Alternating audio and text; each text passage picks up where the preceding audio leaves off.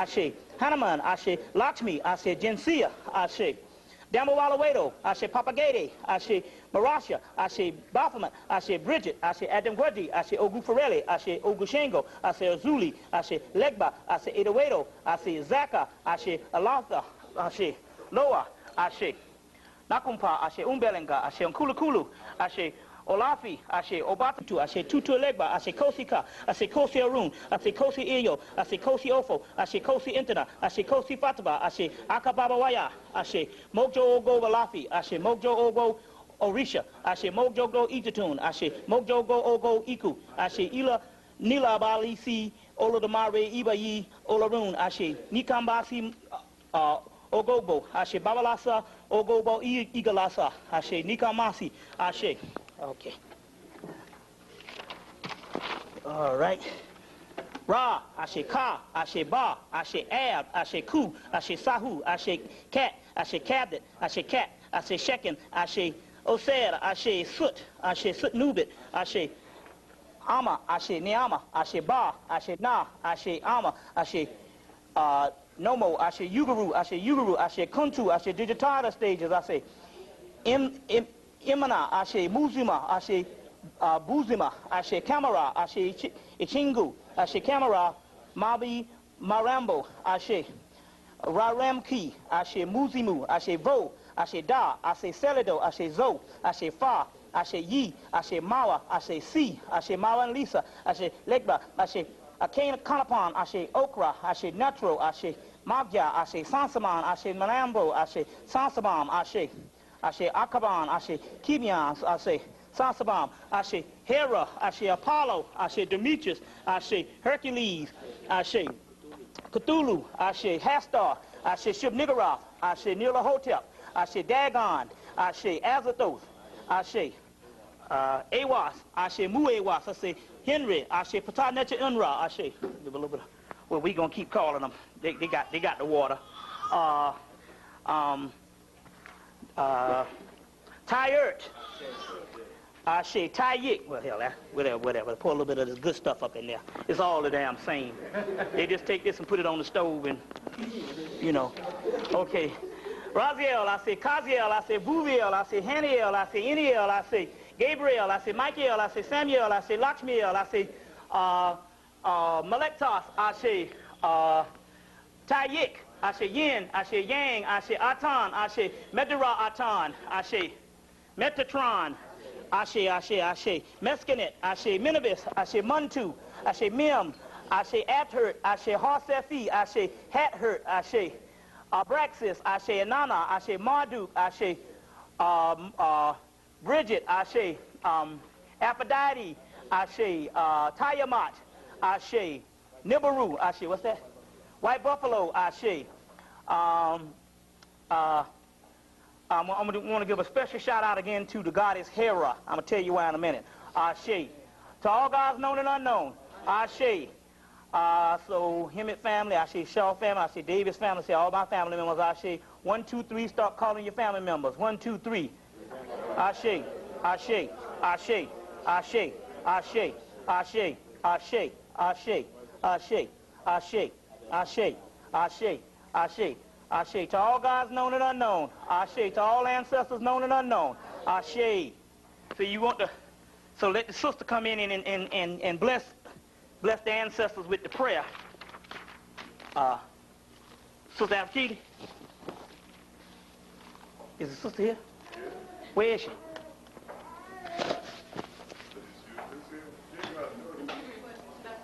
Oh, okay. Oh, okay, yeah. Yeah, come on and do the prayer. Ashe. Alafia. Alafia. So we pour libation. Oh, you want to pour libation while you doing? Yeah, I just finished, yeah. Mm-hmm. Okay. I just need...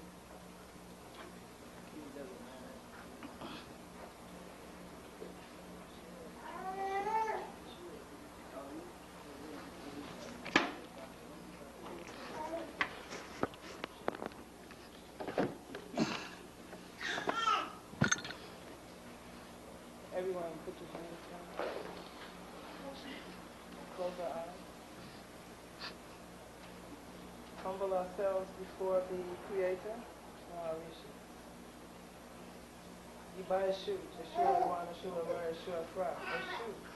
Eshu, Master Warrior, Divine Messenger. Or Eshu, the one who sits at the crossroads, the one who opens and closes all doors, the one who stands on all corners. Eshu, the one who sees all, the Master Warrior, the one who sits at the right hand of the Creator, Olodumare. We ask you for your guidance, your protection. We ask you, Eshu, the one who is responsible for any accident. We ask that there will be no accidents, no incarcerations, no sickness, no interference with our path, Eshu. We ask that you will turn back our enemies, and those enemies who would confront us, that you will confront them on our behalf. Oh, Eshu, we ask that you would take our most fervent prayers, positive thoughts and feelings to the Most High Creator, known to us by so many names, Ashe. We ask for the Creator to look upon us and to hold us always in the palm of her hand, Ashe. We ask that the Creator will guide us today as we try to open our consciousness, Ashe. No, we won't try. We will open our consciousness. We will ask for our chakras to be blessed and illuminated so that we may absorb all that we have come to learn today, Ashe. We ask that we would take and use this learning wisely, that we would not be selfish, that information is nothing unless it is moving, Ashe. That we must teach to our children what we've learned, Ashe. Ashe. And we ask that all the Orishas and the spirits who will guide us and protect us forever will understand us when we become weak, Ashe. Ashe. And that they will be our strength. Ashe. That our ancestors will always be with us, Ashe. Ashe. And that when we make them angry, we will also understand that we must give offering to our ancestors always, Ashe. Ashe. Oh, Dumare, our Creator, we give thanks to you for all that you have given us, for giving us a mind and an Ori which wants to grow, learn, and expand and help our people's consciousness, Ashe. We give thanks for the spirit of Bobby Hemmitt today, Ashe. That he's bringing us information, knowledge, and wisdom, Ashe. We ask that you will protect him from all of the evildoers, Ashe. And that you will keep him on the path of righteousness, Ashe. Ashe, Ashe, Ashe. All right. Okay. That's pretty good. Yeah. Hey, did y'all see that tape, Spirit Lost? The Spirit Lost, the one I gave Sister Apakita. Did she see it? You know, yeah. Well, you know, I guess you can, whatever you can find some more seats or whenever. You got, well, you know, there's one there and there's one there, whatever the deal is. Okay. Well, I guess we can start it. I guess we can start rolling. Like I said, she might get some for it, but if you're interested in doing like mass libations, which I used to do, in 94 and 95, I used to call out hundreds of them. But I had a bunch of materials that I can go in and write down the hundreds of deities, you know, because I understand that is not necessarily multifaceted deities, but actually each deity has a certain energy, and actually what was actually happening was I was polarizing the actual energies.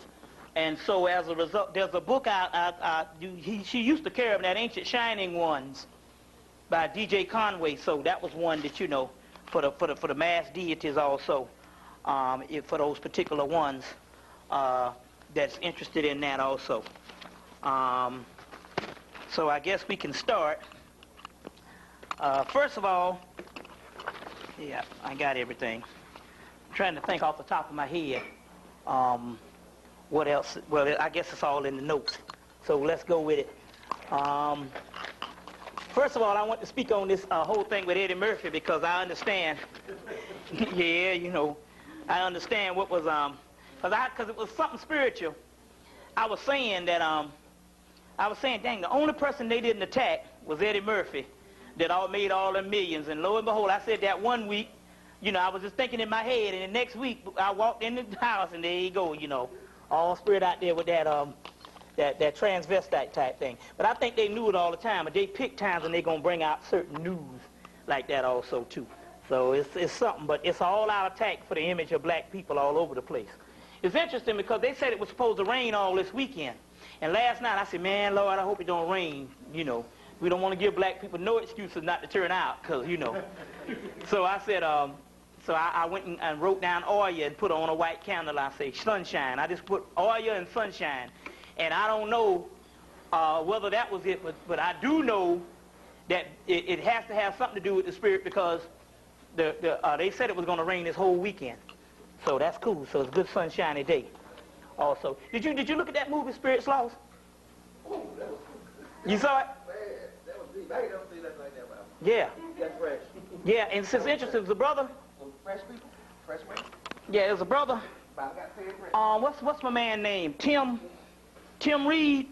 He produced a movie called Spirit Lost.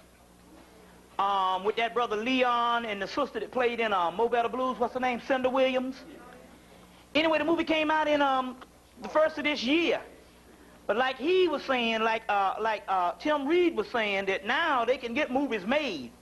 They can get them made, but now the white boy just straight up now talking about, you know, they're not distributing them. Did you see it? No, the same one as in the Second Coming with Blair Underwood. That was that. Right, in the Second Coming and that whole thing, you see. And even though he got a little bit of distribution with When We Were Colored, Once Upon a Time We Were Colored, whatever that was, but this one, this was a show-enough bad video, and I think it was released in January and went straight to video because he couldn't get distribution.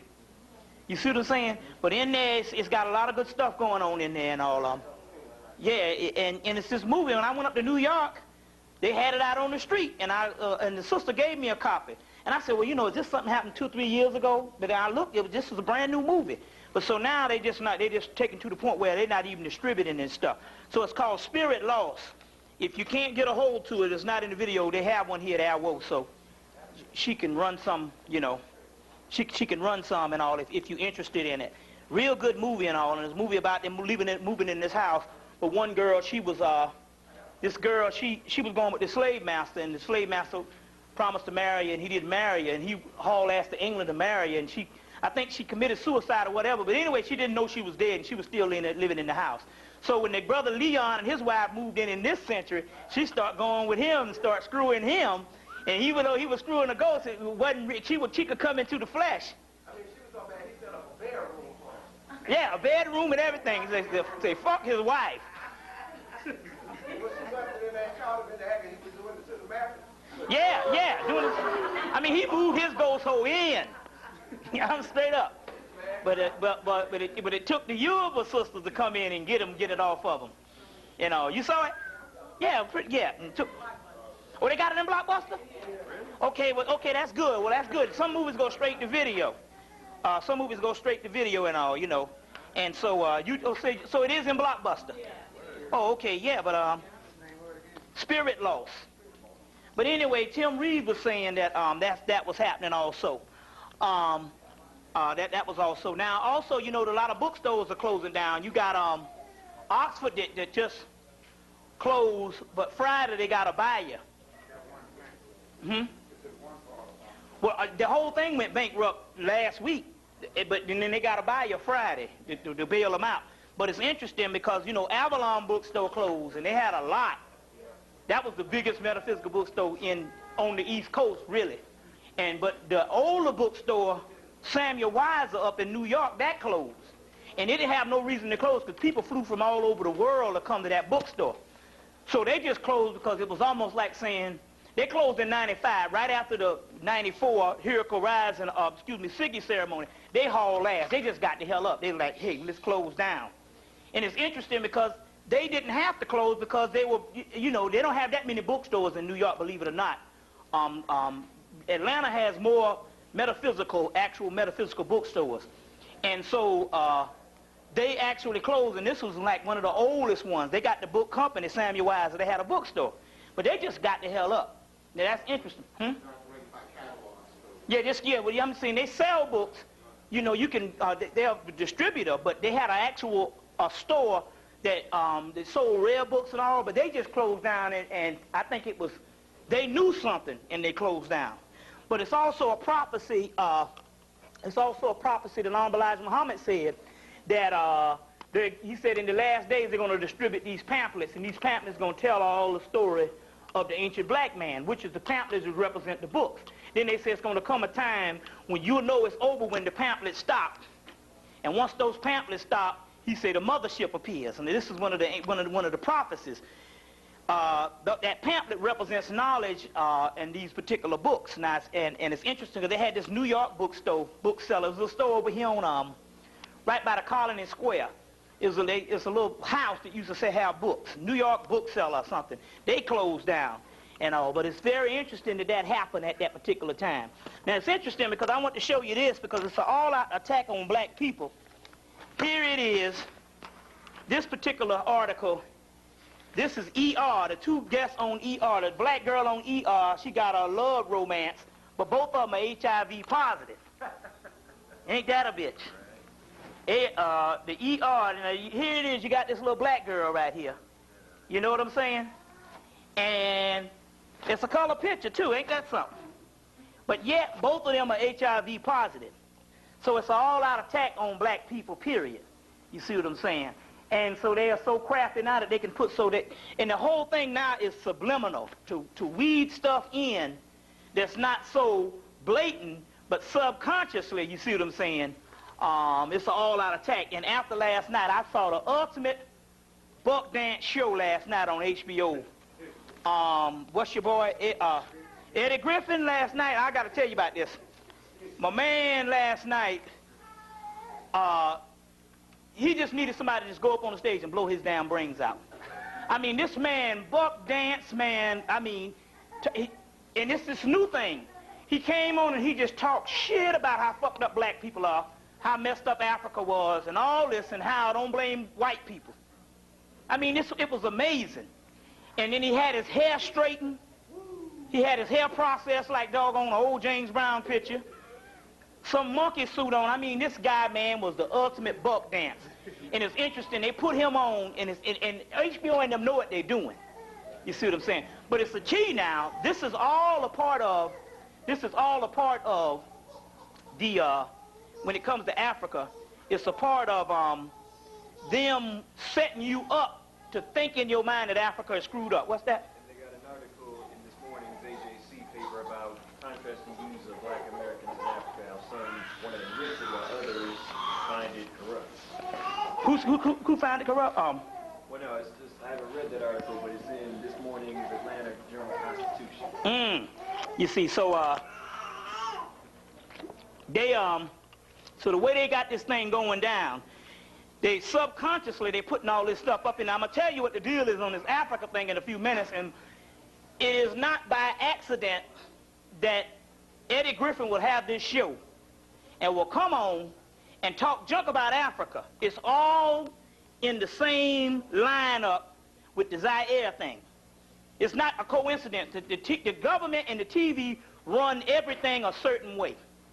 You see what I'm saying? It's not a coincidence the way this thing is lined up, you see. So when I saw him come on and start talking shit about Africa and talk about how the flies be all over the face and I mean it just basically just savage. And then not only that, this fool started making jokes about the slave ships, about the people up under the hull chained up, and he started making jokes about them. And, you know, just started making jokes about them. He made a joke about them sitting in the slave ships and being all chained up and stuff. And I'm looking at this thing and I'm saying, can you imagine the fake Jews making jokes about the Holocaust, or not only that, the concentration camps, and making jokes about the actual ovens? Can you imagine some shit like that? That's unheard of. This cat was actually on TV making jokes, and people was laughing, and the niggas was laughing. I say, this is when you know that black people are fucked up. When black people didn't stand up and walk the hell out of the place. You know what I'm saying? When they didn't stand up and walk the hell out of the shit, you know that they messed up. Or when they didn't bum rush the stage, I say any other race would have killed him up there. He wouldn't have lived. You know what I'm saying? But they were, and these black people suit and ties, I mean the same old Negroes that we look up to, sitting up in there laughing. And they don't realize this thing is, like I said, there's no such thing as local TV. First of all, this is HBO. So right there, that's nationwide. But then again, based on satellite, they're getting the shit in Africa. They're getting it in China. And he was talking about how fucked up the Africans were and how they don't like black people and all this kind of stuff here. And I said, we talk about each other amongst ourselves. But you don't go out in front of the doggone cracker and say nothing, even though the cracker might know it. That's not the point. You understand what I'm saying? That's not the point. You see? But and I'm telling you, man, and when I get into this lecture today, I'm telling you, black people have gone to the apex. There ain't no coming back now. You can forget that shit. There ain't no life beyond this moment. I mean, there ain't no. I mean, and this stuff, you know that this was systematic. Now, what's his name about a couple of months ago, Chris Rock came on. And although his shit was funny, he was telling the truth about how fucked up niggas are. But my point is, yeah, you would go in a black comedian club and you talk amongst yourself, because we do that, talk about how messed up black people are. But you wouldn't say that in front of the crackers, even though the cracker might know it. You understand what I'm saying? The cracker got eyes, but it doesn't make a difference. It's just that we used to have a certain amount of doggone pride or whatever. But now it's almost as if every black person basically got their price. Very key that you understand that at this particular time. All of them got their price. Now, it's interesting because we got off the internet. I don't want to name my sources and all. We got off the internet that the Bilderberg group is coming to Atlanta. Well, yeah, I think they've updated this. It's now May 26th. So they're already here. So, you know, the Bilderberger is like the high Illuminati people. And so whatever the deal is, they're meeting here in Atlanta because, like we said, Atlanta is a key place. You see what I'm saying? It's a key place. So it's very interesting that it says here that it's from date 28th of May.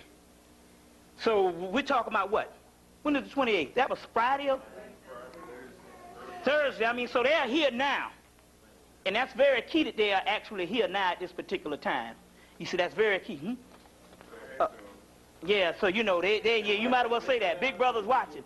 But that's interesting, though. But Atlanta is a very a key spot at this particular time is Atlanta, Georgia. Now, I want to get into this. We got to do the hard copy. You know about these crackers from Gerald, Texas. Now, but now, I want to spell this because to let you know it's not a G. This is how they're spelling Gerald, Texas. Gerald, Texas. Yeah, got messed up the other day. Now, it's interesting because as soon as I saw this Gerald, I said, wait a minute. Now, this looked like a Hebrew word. You see what I'm saying? It looks like a Hebrew word. Because there ain't no J in the Hebrew, but that J would be a Y. Always a Y. So it would be this word here. And I said, wait a minute now. I said, let me look up Yorel. But let me look up this because there's some archangels. There's 72 archangels and all, and there's certain energy. So I got, and so the ones that I got was, there's this angel here, which is the 58th angel, which is the 58th angel. This is the other angel, which is the, no, excuse me, that's the same angel. Hell, what am I doing? Wait a minute, excuse me. Hold on, let me get this right. Here's one. There's Y-A-R-E-L,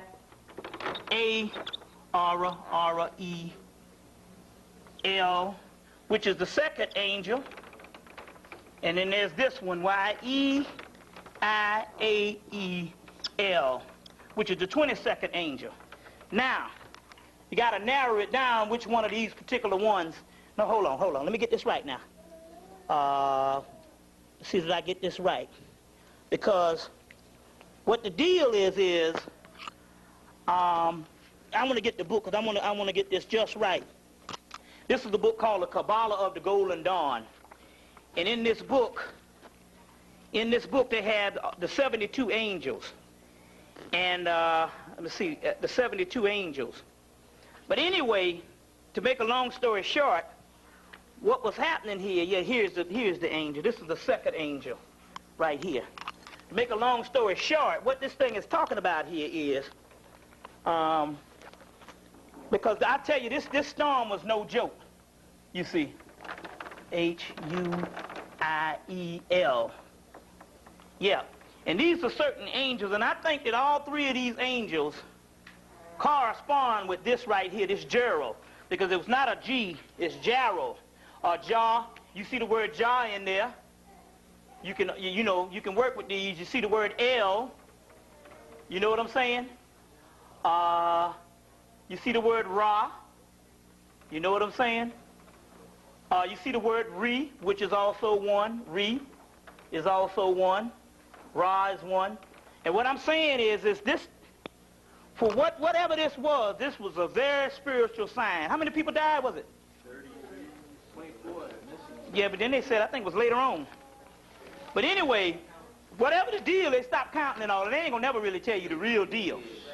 You know what I'm saying? Plus, it touched down in some town, but this thing was all right around Waco, too. All that stuff was the same area. You see what I'm saying? Right, so what the deal is this is very key, but the Spirit told me that it has something to do with the angelic energy also, with the holy, with the Kabbalistic deities.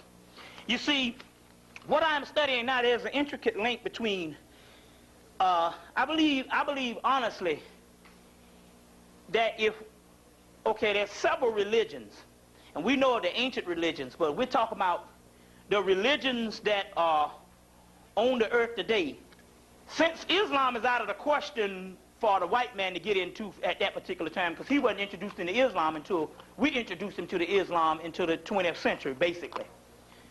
But I believe we would have been better off among the two. Now, we know that the closest link that the white boy came with religions is Christianity and Judaism, basically, Judeo-Christian. But I believe if we would have gone into Judaism, other than Christianity, and I'll explain that, we would have been a lot better off. I mean, among the two. Now, I'm not saying Islam because that was later on, and we know that the white boy, we talk about the ones that the white boys had access to. But if we would have gone into Judaism instead of Christianity, we would have been a lot better off. Because then again, we could have made the connection that those original Hebrews, the ones that they're talking about, are right here in the West. Which is as well as the Egyptians too, but I'm saying, I get into all of it myself, you know that, but what I'm trying to say is among the two religions, we got the short end of the stick. You see what I'm saying? We got the short end of the stick. Because the real gnosis, when we talk about Judeo-Christian, the real gnosis lies with Judaism. If you're talking about lining, if you want to say, I want to access the real part of this Judeo religion, you would come closer with the Judaism. You understand what I'm saying? Than the Christianity, this offshoot. That's why, you know, and it's very key that you understand that at this particular time. And I'll go back into that also. But if we would have gone into that, it would have been a better access. You'd have got closer to the actual knowledge or gnosis of what was going on other than the Christianity. Because there's some stuff, and we'll go into that also too today, on how that stuff is forever messing people up also too. Also too. And it has nothing to do with the Bible per se, but it has a lot to do with the actual Christianity itself. Now, it's interesting because this Gerald, this thing happened on the 27th of May. So that would be 5/27. 27 is also in the Kabbalah represents Heru, as well as 5 represents Heru.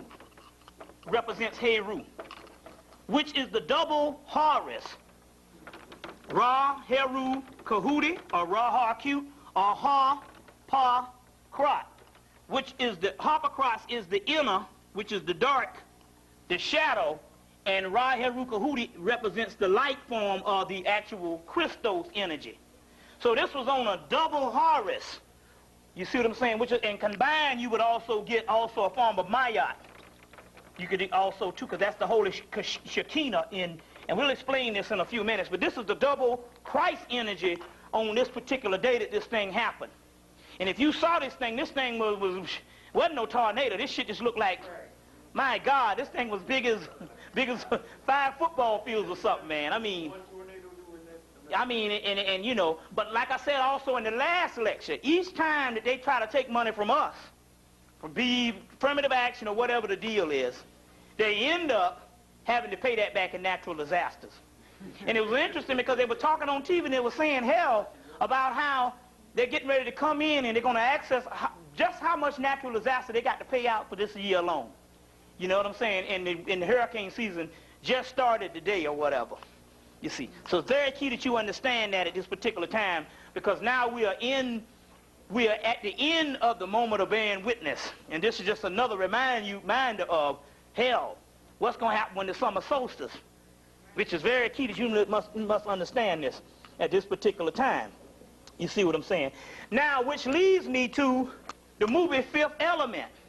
How many people saw this movie? You got to go see this movie. If you didn't see, you can't sleep on, look, you can't sleep on nothing.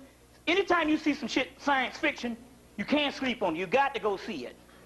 You got to go see it. You got to break down and you have to go see it. You can't sleep on nothing that's coming out at this particular time, because anything that's coming out science fiction this time is not just some little beam me up Scotty, although that had a little bit of stuff too. But anything that comes out science fiction now is right on it.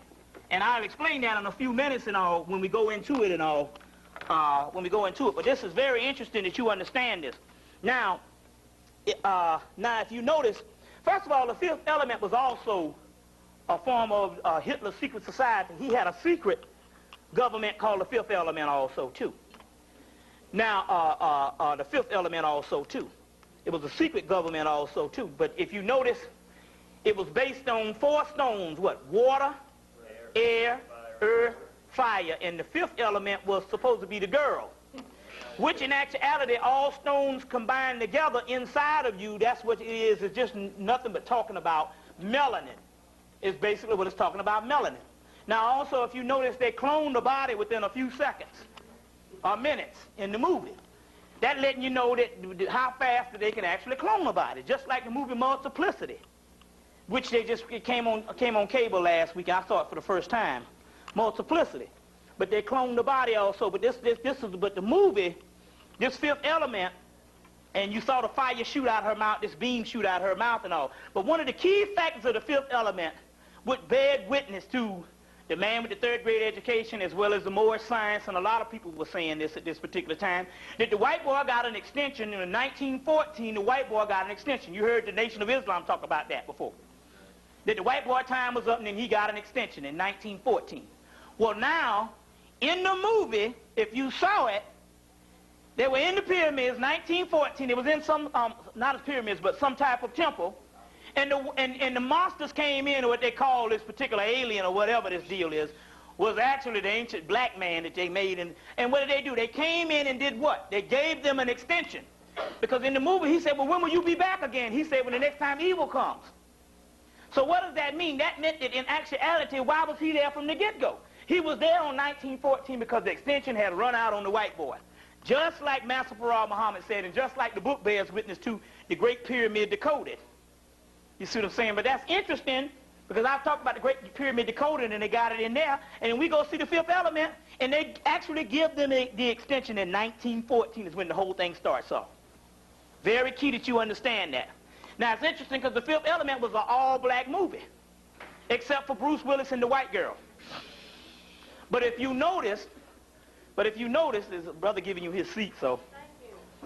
If you know, it was an all-black movie. Because Zeus, big old Zeus, was the president, and they had a lot. Now, the guy was from France. And the reason why he had to put the white people up in there, like Bruce Willis, he said on HBO, is because with the special effects they had, the people said, well, we ain't going to give you the money to fund all this great special effects, not unless you get a big box office star. So he said, was very happy that Bruce Willis said, I'll agree to do it. It was very key on what went on. Even the diva, real key. The diva was a sister. You see what I'm saying? The diva was a sister. And I was saying, is this a sister? When she started jamming, I said, oh, this motherfucker here, that's a sister, all right. But she even had the Fifth Element, these stones and stuff inside of her. You see what I'm saying? And then the stuff that was coming out of her was this blue-looking stuff, and I talked about that, black blood. But remember now, they had that oil running down the face of the people, which represents that melanin. The people, you need to go see it. You need to go see it. You can't sleep on these movies, especially that one. That's one of the keys, because I think that's going to be one of the better ones that come out this year, other than this one called The Spawn. Now, they got the cartoon that's already on HBO, but the movie, sure enough, coming out in August. You see what I'm saying? Is Crowley responsible for, is he responsible for getting that extension for the white man? The Book of Law, I believe, gave them the extension. 1904 is the same as 1914. I think the Book of Law was the extension. I think it gave them. Also, it's just like Dawood said one time. He said, you know, he was making this argument. He said, you know, white people, you ain't gonna get another Crawley. That's it. You not. That's the last what you're gonna get. But that extension and all that they talk about and all, I do believe that the Book of Law was the extension, because we know that they were looking for a time continuum, and it's interesting because we don't get into a lot of stuff today. We just hitting, you know, we just warming up. See, I got to get this gum out my mouth. But I do believe that was the extension in 19. I think they got the extension in 1904, but the deadline was 1914.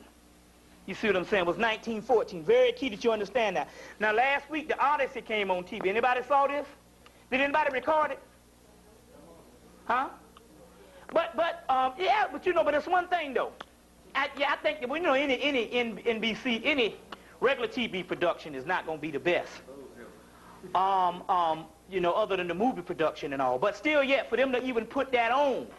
Now, but one key to this movie was that Vanessa Williams was this goddess in the movie. And like I explained about Vanessa Williams was this. We had the Great Conjunction, which was 1994, which was the Siggy ceremony done by the Dogon. That was the Great Conjunction, April 23rd, 1994. 10 years ago, on July 23rd, which is the Heroic Horizon of Sirius, or Leo, what happened on July 23rd, 1984? Vanessa Williams was dethroned as Miss America, the first black Miss America. Now, if you read the Kabbalistic information, you'll understand that the mystery behind the whole Hebrew thing, not the exoteric Judaism, but the esoteric Judaism, the mystery between the whole Hebrew thing is the holy Shekinah, which is the daughter, Malkuth, which is the daughter, is in exile. And until the daughter comes from exile, Israel will still be lost. So now when you deal with the actual, what happened in her being dethroned in 1984, that's a spiritual omen on what happened that particular time. Also, if you notice, she's come out of exile now because now she's the hot shit. You see what I'm saying? With the Eraser movie, that put her back on top. You see what I'm saying? And she had a successful TV career, a music career. Remember, she was all lost with the white men and all this kind of stuff until they kicked on her ass, and then, you know, George Clinton came and got with her, and then Prince got with her, and you know, trying to get her into the music industry, and later on signed a deal with that Wing Records in 1988. But then, you know, they gave her the award with the NAACP gave her the award, and she broke down on stage crying and said, I'd like to thank the black community for accepting me. Because, like I say, the white people are like, fuck you. You know, but the black community is what brought her back, because they bought the first couple of albums and stuff. She had appeared at the King Center for free when the first album was coming out with Right Stuff. Very key that you understand that. And when I go in to explain this stuff, you'll understand that there's, just as there is spiritual things going on in the cosmos, the gods are actually playing a chess game by taking the real people and putting you in this position. Very key that you understand that, because when you go back and look at Clash of the Titans, or look at the movie Jason and the Argonauts, you see the whole thing is being organized with some gods taking you and putting you here and putting you in this position, putting you in this position. Those gods represent your higher self too. That's what the key is. When you see the gods up there and they're playing a chess game, that's nothing but your higher self putting you in certain positions. That's why you are here today, because certain positions, certain thoughts came in your head to migrate a certain place or to get into a certain thing. You understand what I'm saying? Or make a wrong decision to get fucked up, and then ended up going into consciousness because you got down on your ass somewhere for making a wrong decision. All that shit is right. You see what I'm saying? You know, you go and make some wrong decision and it mess you up, you down and out and out on your ass, and as a result of that, you became conscious. You got into some knowledge based on some messed up stuff that you made a wrong turn somewhere. You didn't make the wrong turn. Your higher self sent you down that path.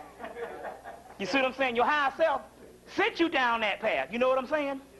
And that's key. So whenever you see these movies, when you see these movies like the movie Jason and the Argonauts, which I just recorded, and it's on Disney Channel this month, you'll see that they do the same thing. And now both movies, Clash of the Titans and Jason of the Argonauts, is produced by the same guy, produced both movies.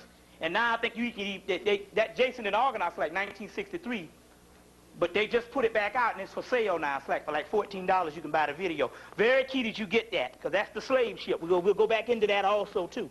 I'll go back into that also too. But these movies, that extension from 1914. Now the key is this: if they show a movie, they give you an extension from 1914, right? And they're showing you this particular movie now, that means that they're worried about this extension running out. You see what I'm saying? That means that they're very worried about that, because they're doing everything through the movies. Everything through the movies. That's the only part of this hologram that they can work with at this particular time, other than getting some war guns and all of it. That shit is over now. You see what I'm saying? So now they're doing it with the minds. And that's what the deal is on this particular thing right now. So now, just give you some more particular where we are at this time. Give you some more stuff on the hard copy. In the porn industry, in the 1980s, they had anywhere from 7 to 10 black women that they used in damn near 400 or 500 porn videos. They had hundreds of white women, because that's their nature, but they only had like maybe five good ones and some 10 and 5 other miscellaneous stragglers.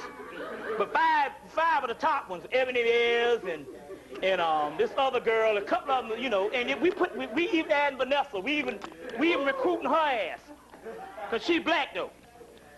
Purple Passion and a couple and all. Y'all know what time it is. Don't front, Mars. And the sisters too. So let me tell you something. Let me tell you how hypocritical women are. A woman to talk shit, you plug it in and say, she's like, oh, I got it, and you cut that shit off, she might go, turn that shit back on. They the first one, they like them shits better than the niggas. I'm telling you, because hardheads, that's all hardheads do is think about that shit all the time. But the sisters, they like that shit better than it, and a lot of them tiptoe. They might front to you, but they tiptoe too. So when Purple Passion and, what's that, Shara, what's her name? All this stuff. Anyway, they had about 7 good ones. Now in the 1990s, they got literally hundreds. Hundreds upon hundreds. And not only that, they got like the homegirl videos now, these new things where you just, it's just like thousands of them. Black women. Now how can you jump from having like 7 in the 1980s to damn near hundreds? That means, not affirmative action, straight up, that's because now, based on this cloning, they can clone them for that particular situation. So that's what's happening in all. They can clone them for this particular situation, and that's what's happening now, is based on there's a lot of cloning now. They have it for that particular situation. And I just want to make that observation on what's actually going on.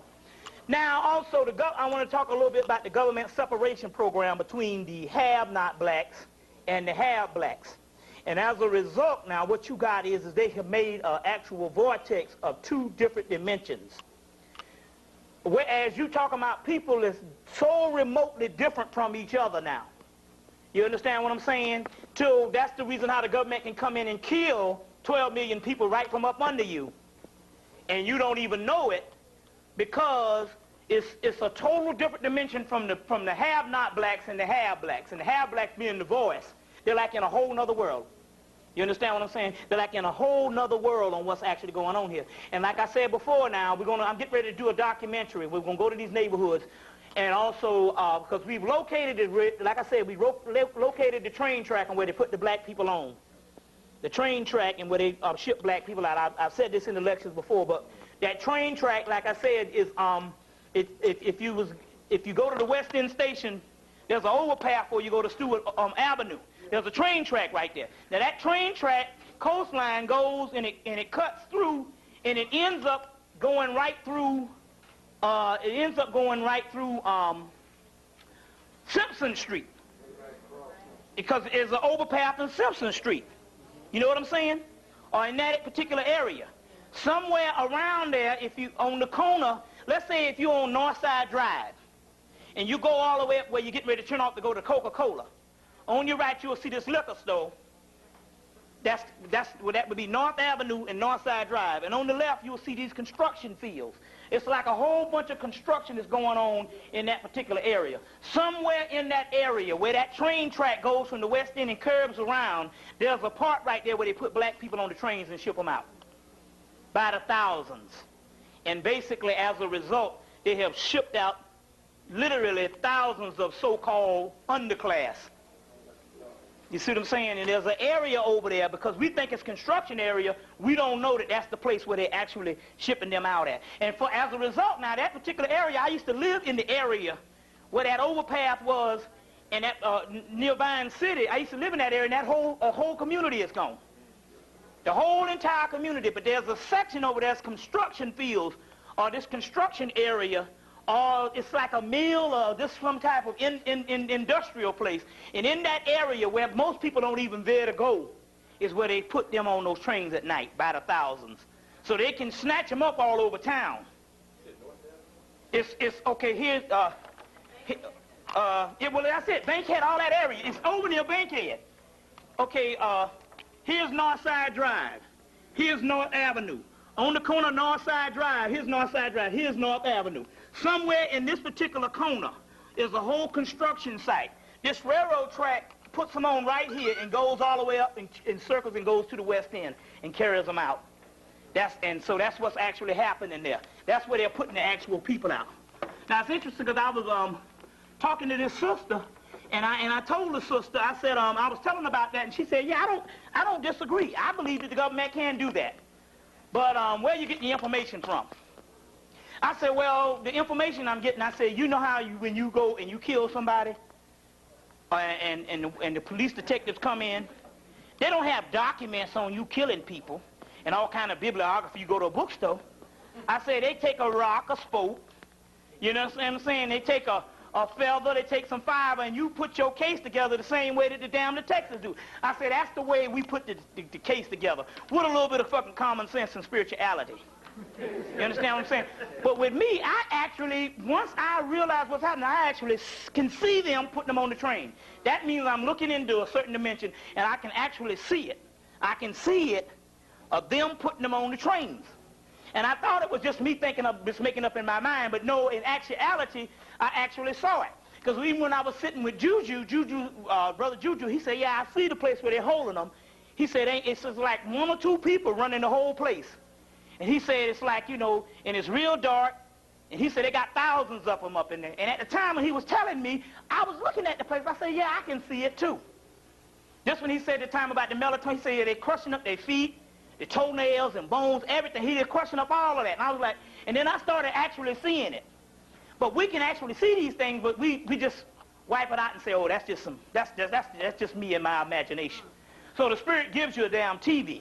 It's just that you got to realize that that's what it really is. So, because I actually see it, so I can actually see them now, and I see the actual place where they're putting them on those trains. So that's how I was able to even put two and two together and locate the place. I said, well, where is this place? And I actually saw them putting on. I said, okay, it's right over there, and I saw the place where they was putting it. Although you got to constantly tell yourself this is true, because that's where it is and stuff. But that's the TV set that the Spirit gives us. You see what I'm saying? And just like I saw this new thing in Africa, I'm going to tell you what's really going on there. So that's what the deal is.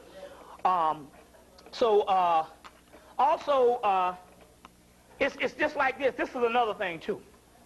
We didn't know that the black woman automatically has in anything you want to do, there's automatically a birth control that you can program yourself to not have babies. If, let's say, if you got a baby that was coming and you didn't want the baby to come, you can actually program yourself and send the signals through the body and through the higher realm and tell the baby not to come, and the baby won't come. And the baby will not come. But the thing about it is nobody ever taught us that didn't happen. You see what I'm saying? That didn't happen. But you can actually program yourself to do it that way. You see, and it was interesting because the Spirit told me through a reader that was a deal in 1994. I was up in Baltimore, and this sister said, I believe I'm pregnant. She said, but I don't think I need it. She said, I can't afford this shit right now. She said, but I know what I do. She said, last time I got in the closet, I was real good and pregnant. All the tests, all the everything. Doctors, everything. She said, but I just got in the closet and meditated and kept saying, go back, I don't need you, I can't afford you, go back, get the hell on, get the hell on back. And then she said, and it didn't come. And so, you know, so you can program yourself that way, and that's the stuff we talk about, using that particular vessel to do that particular thing. Very key that you understand that also, and all. Now also, dealing with the actual, dealing with the hard copy, to commemorate the Moors in the 1970s, the cigarette companies came out with Moor cigarette, a dark brown cigarette. And it was a dark brown cigarette, and they named it M-O-R-E, which is the same Moor. You see what I'm saying? But still yet, it was just the Moor to commemorate the actual Moor. When they made a dark cigarette, they said name it the Moor because the Moor were black people. Very interesting. You see what I'm saying? But stuff is all around us all the time. You see what I'm saying? But that's very key that actually happened. And it came to me, and I said, oh, that makes a lot of sense. Makes a lot of sense. And that's what happened in the 70s also, too. Another thing is this, too.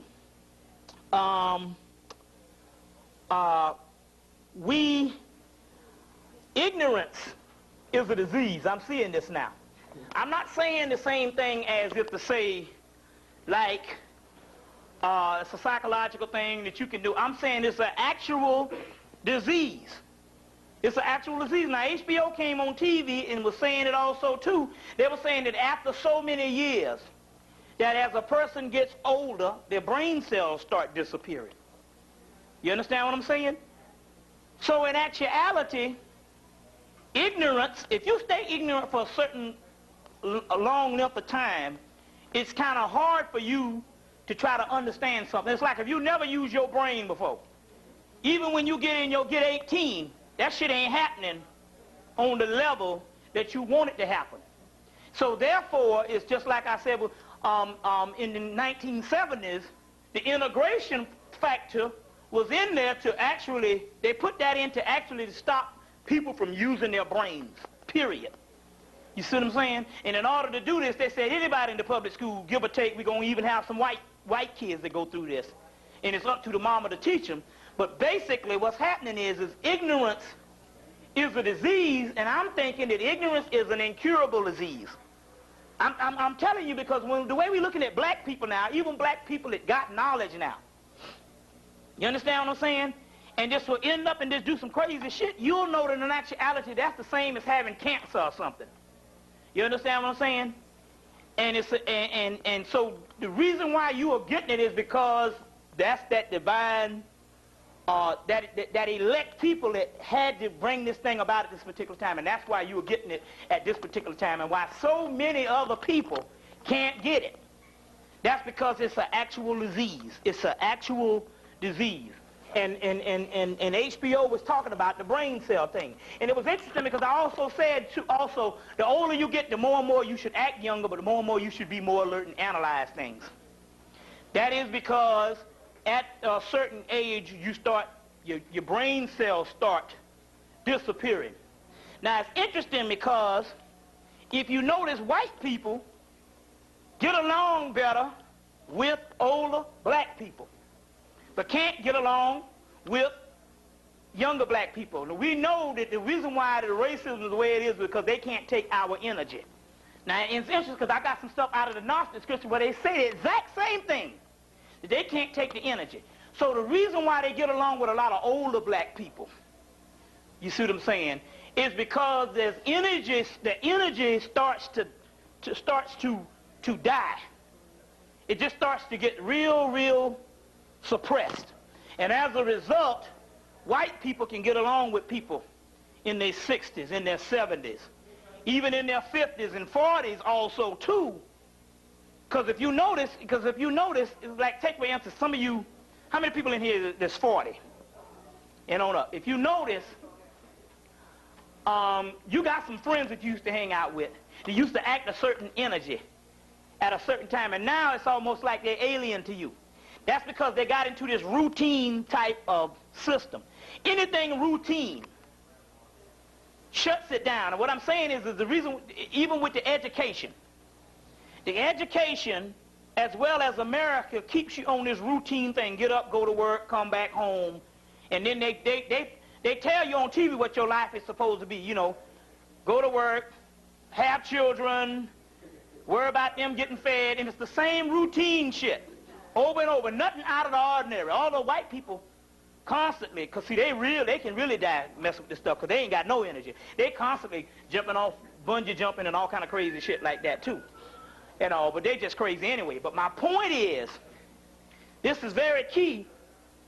The routineness of this society will take this flame or this light or this energy and they basically burn it out. And as a result, the white people now, they like a lot of older black people. And the routine function of basically education and being in an education environment or what they call higher education and what you would call career or professionalism basically shuts down this light. And so therefore they can actually handle that brother than to handle some person from out of the hood or to handle some young person. You understand what I'm saying? Because they can't take that energy. You understand? That's for an actual reason and all. So that's also dealing with the brain cells and all this. That's called, it's a part of senility. You know, senile senility. I'm going to get into some things today also what is called racial senility. I'm going to get into that in a few minutes and also you can understand something,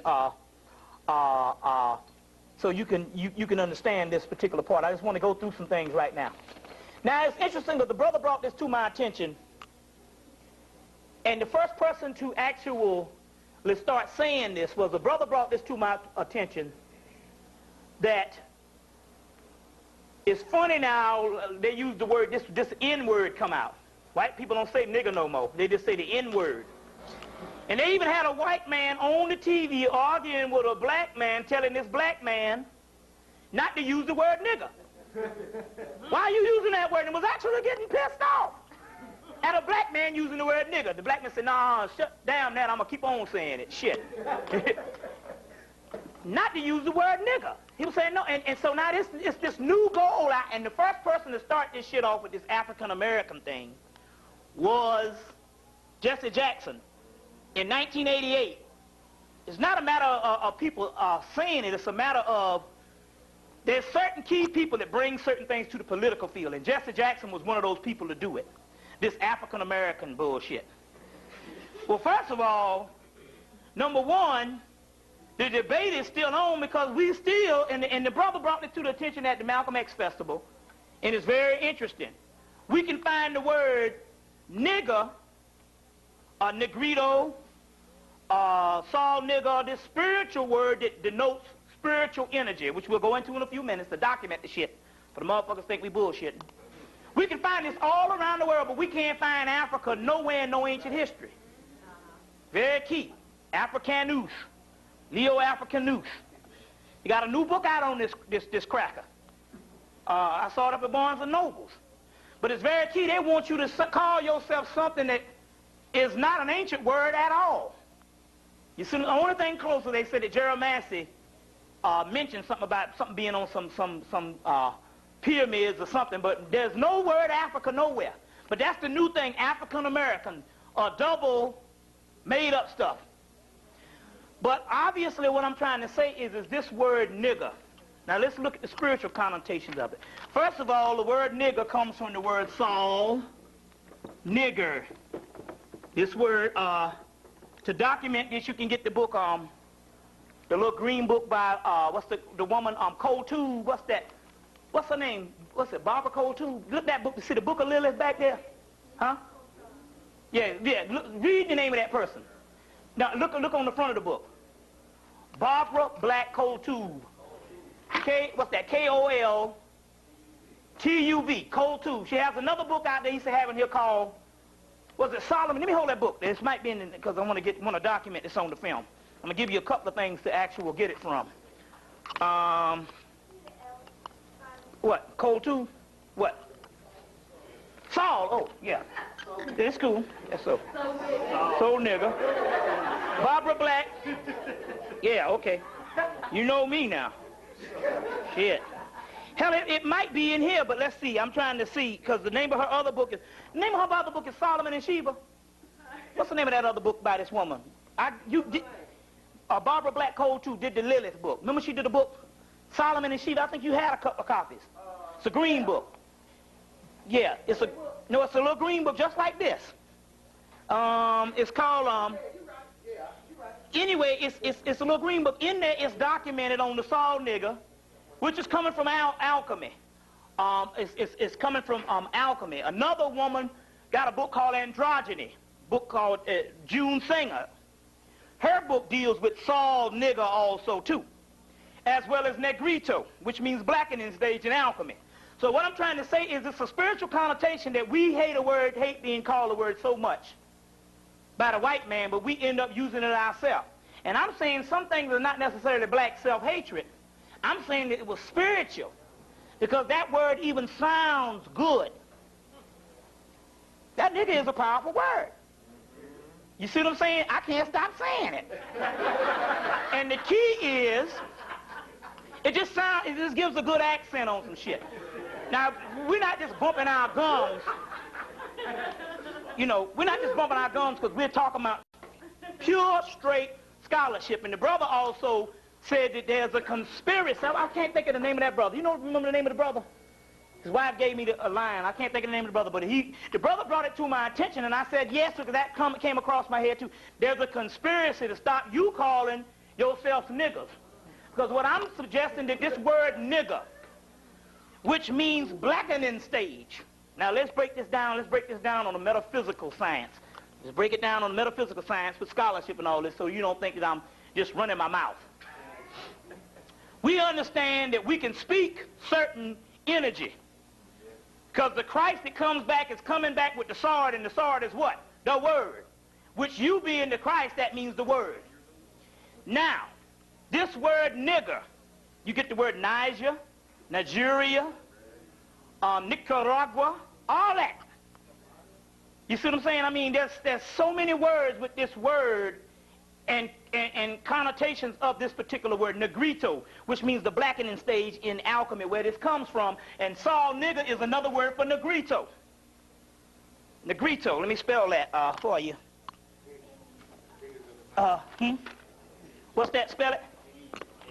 N-E-G-R-I-T-O. Negrito. Negrito and Saul nigger means the same. Saul means son. Our soul, and this nigger means the blackening stage, or Negrito means the blackening stage. It means the black sun, black sun. Black sun is what this thing means, you see. Now, so the key is, this word, I'm saying, has energy that's fucking the cracker up. Really. Not when he says it, because he don't have the power of the sword, as the Bible talks about. What's that? Well, I think I just wanted to relate this off on a tangent, but sol gel material they're making at the Lucent Technologies factory I work at for making glass for the tubes of optic products and so forth. It's called what? Sol gels. Yeah, Sol. See, Sol, Aman. Sol, which means son, Amen, which means hidden. The hidden son, Solomon. See, these words are spiritual connotations that later on they historicalized. See, what happened was this. The ancient black Cushite Hebrews, they had books of mythology. Abraham, Ab, which means son, Ham, which means black. Abraham, the black son. Saul, which means son. Ammon, which means hidden son, means Amen-Ra, the hidden son. They had these volumes of mythology. That explain advanced physics, science, astrology, astronomy, alchemy, metaphysics. After they got in exile, they changed all that to historical figures. But it used to be an advanced system of the mystery system. Just like you got the Netters or the Netaru in Egypt, or the Orishas, which also represents advanced powers and dimensions. Once they made that stuff historical. Made that stuff historical. I got an article by Alvin Boyd Kuhn called Sublime Mythology Makes Grotesque History. And they made it historical. So now, this particular word, Saul nigger, this word nigger is messing, it gives power. Anytime somebody say nigger to you, that's activating melanin, because that's what you are. You are the nigger or the negrito. The black one, blackening stage. You see what I'm saying? So whenever you do that, that denotes power.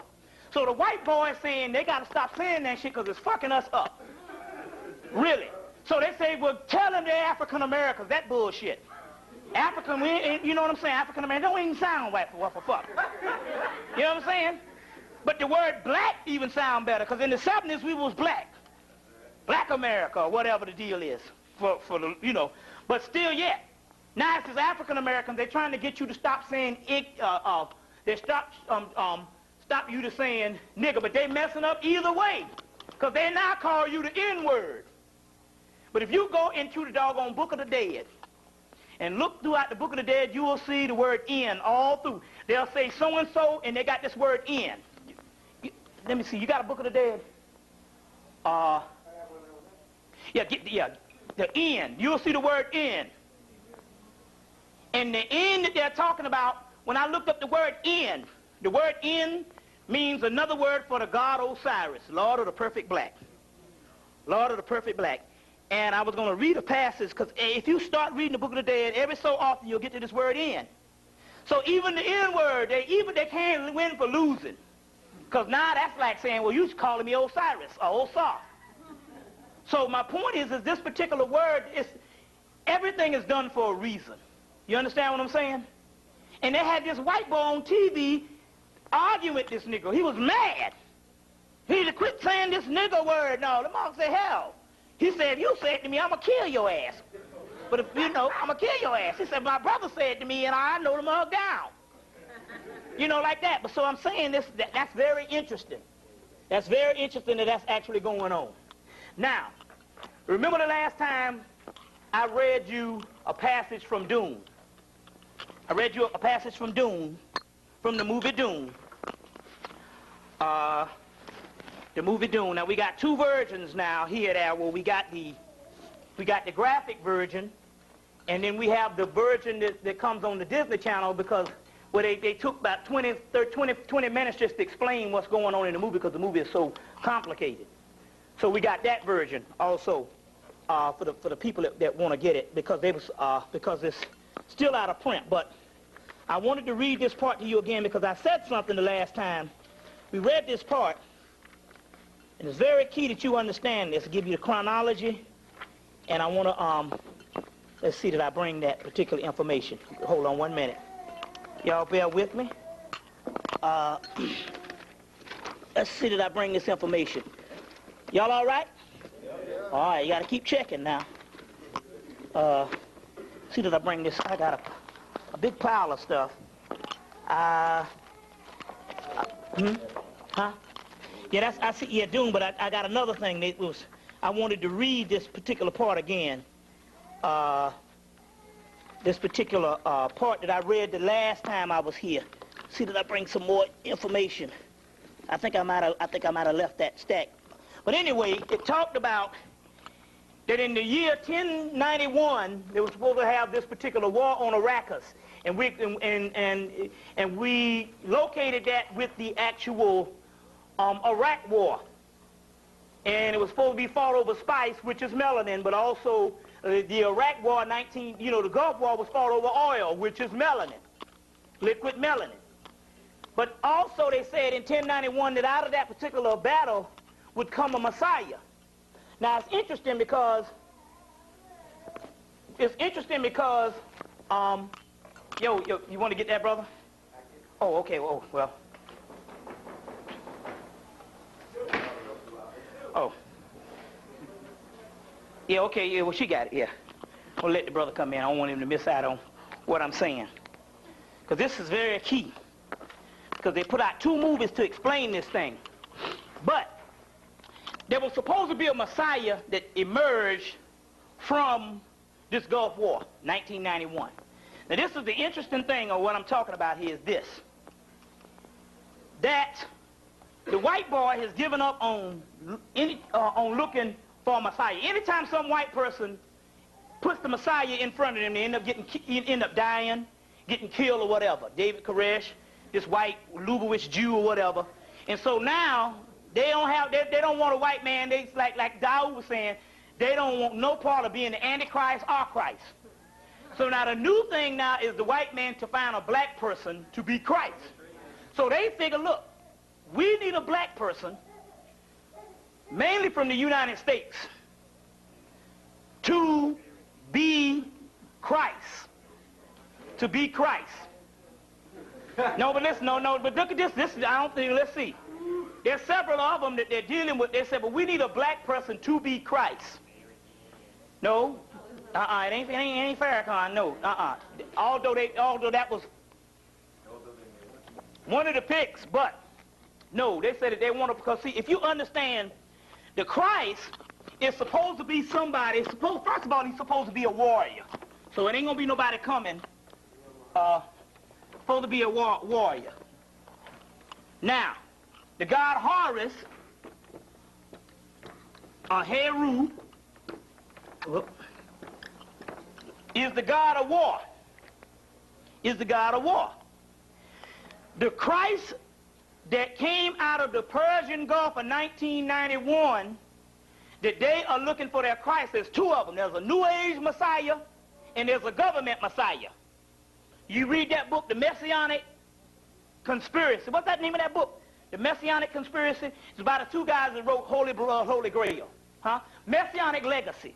And in there they said that the Christ, that this whole thing that's set up right here, with your president and everything, is set up on the same Jesus Christ legacy. That's why you hope to go and run to the polls to vote, because you think this man is going to bring you freedom. You know what I'm saying? Before we was dead, we said, oh shit, we don't want Reagan to get up in that mug. Oh Lord. You know what I'm saying? But my point is, it's all set up on a certain system. So, there's a government Messiah that they're looking for, because they're looking for the double Horus. The government Messiah that they're looking for, that they found in 1991, is Colin Powell. That's the Christ figure. Now, this whole thing with the summit that they just had in Philadelphia, the Church of Philadelphia in the book of Revelations, right? They had a summit, but who was the head of that summit? It was Colin Powell. All of the president was up in there. He ain't the man. The man was Colin Powell. That's the Christ that they're looking for. What the hell they got this nigga back up there? All of a sudden, this nigga, he done jumped parties. This mug like, I'm bipartisan now. But he's a warrior because he's the head of the Joint Chiefs of Staff. You understand what I'm saying? He's head of the Joint Chiefs of Staff. This man is the new government Messiah. Looking for your children and all. This is very key. Which also, that's one of them. That's the outer government Messiah. Now they're looking for the New Age Messiah. Now they know that the New Age Messiah can't be nobody white. But they believe if they can get this New Age Messiah, they can be hooked up. They might be saved. They found a New Age Messiah, although he might not know what the fuck going on. They found a New Age Messiah. And we need to get to the brother and tell, What? Who? No. He ain't the man. No, the white boy ain't like that. That's that youth. No, this white boy is looking for somebody that knows his shit. Now, I'm not suggesting that the brother knows what's going on, but the Spirit done told me, so we need to get to that brother and tell that brother he might do about face. Now, we know that they've been looking for the Messiah for a long time. First of all, the Theosophical Society in the late 1800s was looking for 19th century was looking for a Messiah. With C.W. Ledbetter and Annie Besant, they went to India and got them a little Indian boy named Krishnamurti. Took him over to Oxford and educated him, and this boy, once he got educated, he shipped them and hauled ass back to India and left them with no Messiah, and it almost broke the society. They've been looking for a Messiah for a while. They have come up with a conclusion that the Messiah is going to come out of the great Satan. The America knows it's the great Satan, just like the Arabs call it. So they know that based on mythology, that right up under the great Satan is where the Messiah is going to come from. You see what I'm saying? And that's why it's very key. Now, I'm saying this not to say that this brother is in on some stuff. No. But by you even dealing with these crackers can be around you and can be grooming your ass and you don't know what the hell going on. So when our God come to get them, try to get us too. The New Age Messiah that they're grooming now, and we need to tell, because he's a good friend of mine, but he needs to quit fucking with these crackers, is Delbert Blair. I'm going to tell you why. I'm going to tell you why I'm saying this. If Delbert Blair don't know it, this shit with what's his name? When he came here with this New Age convention and all this type of stuff, Delbert Blair is hooked up, and these crackers is got money. Delbert Blair, you know, everybody know Delbert. Anyway, my point is this here. If he doesn't know it or not, they're looking for a New Age Messiah. They already got the government Messiah, which is Colin Powell. You understand what I'm saying? He big time clone, so you know he down with the shit. Inadvertently, they would not go and tell Delbert Blair for the simple fact that they don't want him to have second thoughts about it. They did that shit with Krishnamurti, and he hauled ass on them. But they would have that energy around, although he might not know what they're using the energy for. So there's several of them. Delbert Blair is one of them. Other one might be this boy that made light of water for spirit. What's that guy? Maladoma Somé. That's another one. Another one is the nigga from India, Ayurvedics cat. No, not Sai Baba. Deepak Chopra. And what I'm trying to say is this here. These crackers are looking for the Messiah. They ain't pulling no punches. They're keeping the Dalai Lama around. You see what I'm saying? They're keeping the Dalai Lama around. They you see Deepak Chopra from India. And I believe now, as of this conference in November, they are working on Delbert Blair, even though he might not know it. They are looking for a Messiah. You see what I'm saying? And even though you don't know it, they use your fucking energy. And that's what the deal is. So the next time next time you see Delbert Blair, tell Delbert Blair, look, he need to get the fuck from around the motherfuckers because they going down and they going down fast. I'm going to explain. Oh, it's going to be some, we ain't even started yet. Oh, I'm telling you, it's dead. We got them now and they on the run and them motherfuckers scared. You see what I'm saying? Because the jihad is on. Right. So what it is they're looking for anybody who can shield him. Although ain't nothing gonna happen to Delbert Blair for the simple fact he can be around him for the simple fact that you can't kill a god. The physical don't mean shit. So even that he's cool. You know what I'm saying? He don't even have to he can just go ahead and make money and get money from them crackers. It don't matter. At this particular time it don't matter. You know what I'm saying? He can fool them and when they still go down the path, they still gonna end up dead. You understand? And ain't nothing gonna happen to him. Ain't nothing gonna happen to nobody. Farrakhan or nobody, because this is the physical. And the physical is not what we're talking about anyway. We're talking about black energy. You understand what I'm saying? So right now it's all good. Everything is working out the way it's supposed to work out. But I'm saying is, I'm looking at this and I'm telling you the hype. I'm telling you what I know. The hype on what these crackers, when I went out to these bookstores, they hype when this new conference they had here in November. When I went to these bookstores, they were so excited about Delbert Blair, till he might not know the rage, but these crackers are looking for somebody. And the reason why I know that, because the cracker stepped to me.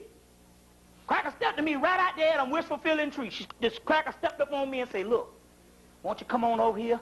We got some people. Money ain't the damn object. She called me and said, money ain't the object. I want you to come lecture. She said, I heard you lecture. I said, what the fuck you talking about? I always play dumb, even though they might know. I don't let them crackers know none of my damn business. Motherfuckers said, I heard you lecture. I said, who know me? Just like the other girl said, I heard you on the radio. I said, that wasn't me. No, I don't know who you talking about. I said, that's another body. I don't know who. She said, sound like that. I said, I don't know. You know, all niggas sound alike. I said, but I don't know who the fuck you talking about. And it's not that, and it's not that I'm scared of them or something that I'm going to get killed because I'm protected. I just said I don't volunteer no information to the cracker because guess what? I ain't never seen them crackers volunteer no information to me. Motherfucker got Africa this. They got a whole section in the Spank bookstore on Yoruba.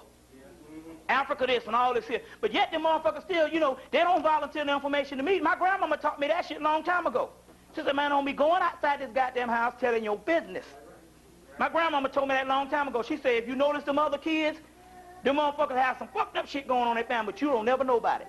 You sit there running your damn mouths and they have your shit all over town. This is a small town, Mullins. So they told me that. I can learn that from my grandmama. You see what I'm saying? Don't go out there running your mouth and stuff like this and, you know, keep your business in the fucking house. We can be maniacs, be Jeffrey Dahmer. But when we walk out here, motherfucker, oh, that's a nice family there. You see what I'm saying? And that's, you know what I'm saying? My point is that you don't volunteer no damn information. You see? So I do that, you know, I don't go running my mouth to no crackers, you know? You know, so, and so what the deal is, she stepped to me and said, hey, you know, we heard you. I said, I don't know what you're talking about. No, I said, I don't be doing no lecture. She said, oh, I just thought. She said, well, you know, you in here all the time, just in case you want to do something. You know, money ain't the object. She's like, you know, we got some high roller white people. So my point is, at this particular time, they are looking for the Messiah. So they're going to step to any black person that can save them. You see what I'm saying? Any black person that can save them. That's the key. You see, that's the key. And they even keeping Farrakhan close. Whatever the deal is, they keeping that close. They trying to get in on any kind of energy. You understand what I'm saying? And that's what the deal is on this at this particular time. So now, let's go on. Last summer, Independence Day came out. And I realized what happened. Independence Day came out on what? July 3rd, the day before Thanksgiving, right? It came out on July, excuse me, I'm sorry. Shit.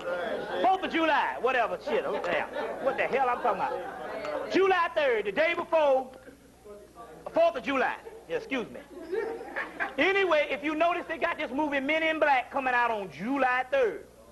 Now, what the deal is this. If you notice, these movies are anti-alien or anti-messianic anything. It's about there's the enemy coming in and we got to stop them. You understand what I'm saying? And they used the black boy in there double. He was the nigga in the last one. He the nigga in the what you call. He represents Colin Powell, just like, you know what I'm saying? Because always some nigga in the army or some tough government shit. Colin Powell is not in the army now, but now he's a government man. You understand what I'm saying? So as a result, they're using him for that. Now this is what the deal is. The deal is this. The reason why this particular movie is coming out on July 3rd, and it's coming out to stop the energy from the summer solstice. Last year they put the other one out and it was supposed to be pro-American, anti-invasion and all this type of stuff. The anti-invasion is not to stop the energy from something coming out that way, but to try to stop the energy that's already invaded that is here. So this year they're coming out with Men in Black, which is these people supposed to be killing the scum of the universe. You see what I'm saying? That's very key that they put this out at the last. The other one was Mars Attack during the winter solstice. Although it was a positive-ass movie, at the end they just killed them, you know, whatever. But it was still a smoking movie, you know what I'm saying? Because they can't nothing stop this flow. But it's interesting that this is the way they're doing this thing. They come out during the summer solstice being anti-black is what this shit is about. You see what I'm saying? Because even Steven Spielberg, who is a part of the system too, said, I don't understand why is it that you want to, first we just now starting to put some real deal movies about aliens, but on the other hand, you make them negative. You see what I'm saying? That's something, you know, you got some paper napkin? Yeah, but, and so that's very interesting on how this thing is, on the reason why they're coming out with this particular thing. But they're using the black man as the battery. That's very key. They're using the black man as the battery. That's very, very key on what they're actually doing. Now, even the Fifth Element, Who's to say that the ball, that big thing that they stopped, you understand what I'm saying? Who's to say that the big thing that they stopped wasn't coming to tear their asses up? Because it was sucking up everything. You see, it's about like what this melanin does with you. It sucks up everything.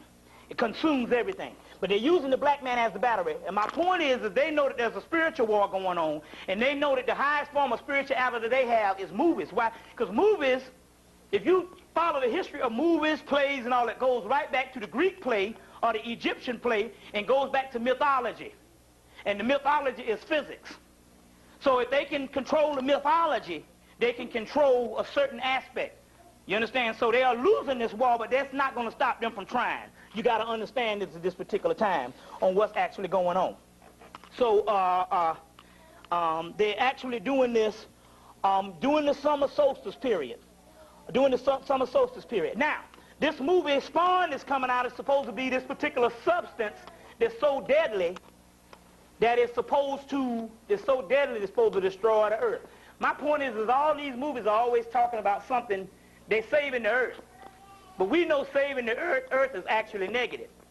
You understand what I'm saying? That's negative in our part. Because every time they save the earth, we the ones that's got to be the janitors, the maids, and all the other fucked up shit. So we don't want to save that. Now, which goes to the mystery of Jurassic Park. Now, we know that Jurassic Park, the first movie, introduced DNA cloning. That's what it was all about. DNA cloning. That's the key, right? Now, if you take the dinosaur and substitute the dinosaur for the ancient black man, you got the whole movie. That's the key. You got the DNA cloning.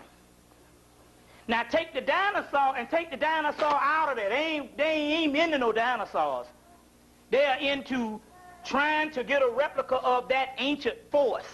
Put the ancient black man and black woman in there, and you got what's really going on, which I'm going to go into later on what's really happening on that particular part. But that's very key. Now, the new movie that's coming out soon is this. One came out in 85. 85, very key year. O.J. Simpson trial, Million Man March. Not 85, see, I'm here. 95. 95. Get the 5 right. Million Man March, right? You had Batman Forever that came out, and I broke the science on that. Now you got this new movie, Batman and Robin, right? Batman and Robin, you see what I'm saying? It's coming out. Now, this particular movie, Batman, if you notice the sign, they'll show this sign. You notice the new sign when you go see you'll see this. You will see a picture of the bat. Then you'll see a picture of the Robin right in the middle.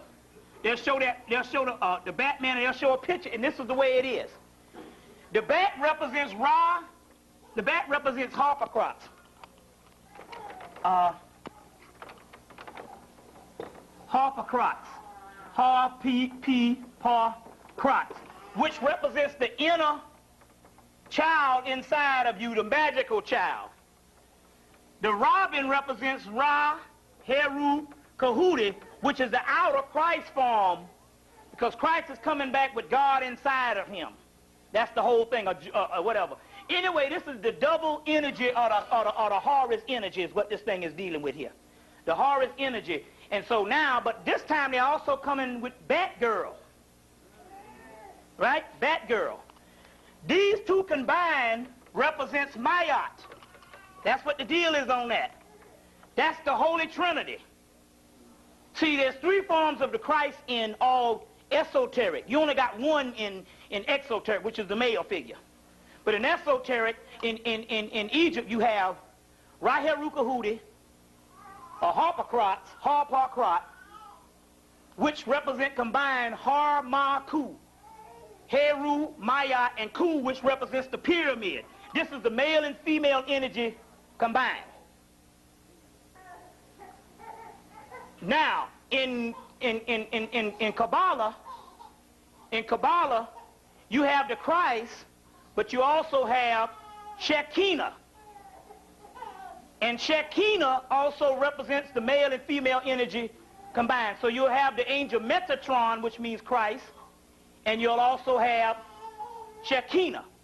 Now, That's why they put Batgirl up in here, because that means, listen, first they came out with Batman, 1989, 1992, 1995, which was the third one. And in 1995, they said Batman Forever, and they introduced the other half, Robin, which is the bird, which is the phoenix.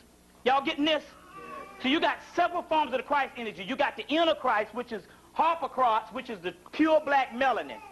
And from the pure black melanin, you have the manifestation of the phoenix, which is the melanin, what you would call the melanin that is illuminated, which would be Robin, the bird, the dove, the falcon. So you got Batman and Robin.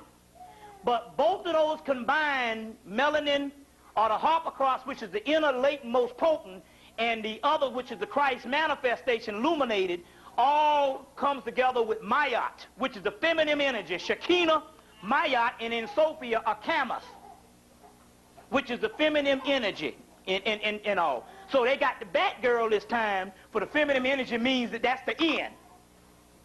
That's the end. They put Batgirl there, means that the both polarities, both Harpocross, which is the hidden energy, which is the hidden God, and Raherukahuti, which is the manifested God, which is Robin, which is the bird. Because the bat represents a symbol of the black bat, which is melanin. Raherukahuti represents, or the bird represents the manifested Christ. That's what you see, these wings. Anytime you see these wings, that means Christ manifested. But in the middle, you'll see a black dot, or right here also you see a black dot, which represents the most potent point. But the end cycle of that is Mayat. Mayat. You see what I'm saying? Which is the feminine energy. So that's very key that they bring that particular way. That's the Messianic Trinity. And so this time, for the mere fact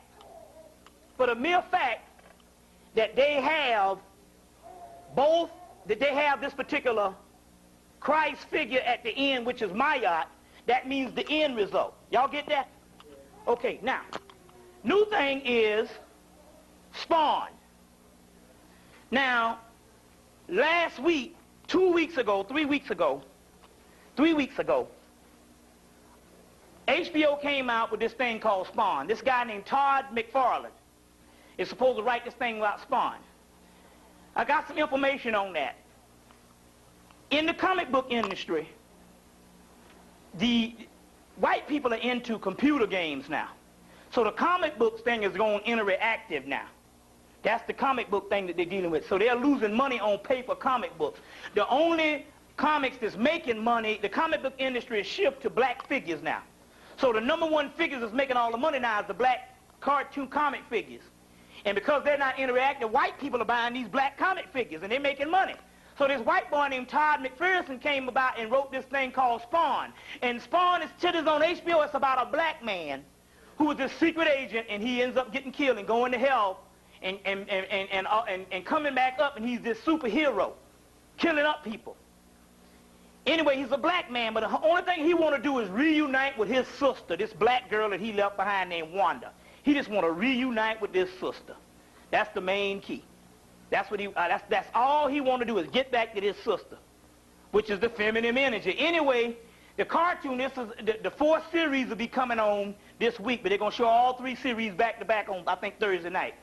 Anyway, I got all 3, but I'm going to get the whole series. But there's a movie coming out in the fall of the year, I think in August. There's a movie coming out in August that's dealing with this Spawn. But it's very interesting that they're going to bring out a movie, this animation, and it's about this doggone black man. Very key. That's very powerful for them to put that on TV. A black superhero, because the original hero means Heru. Now, at this particular time, what we got to do is this. Because don't worry, we got a lot more to cover. We got to go to Africa next. What we got to do is we got to ask ourselves this. This way you can polarize your energy to make it work for you. You learn this knowledge, but maybe it's not working for you because your energy is not in the right place, because your energy is programmed based on your thoughts. So you must ask yourself, why did you get into this knowledge? There's several aspects on the reason why people get into a certain amount of knowledge, but might not necessarily be the right one. Certain people get into certain knowledge because they got beat up out here, and they want this particular knowledge as a piece, as more of what you call a therapeutic measure. Man, you just want it to make yourself feel good. You understand what I'm saying? And it's a therapeutic measurement. Then you got other people that get into it for self-glorification. They want to have this particular knowledge so that they can put it on like a badge, a conscious person.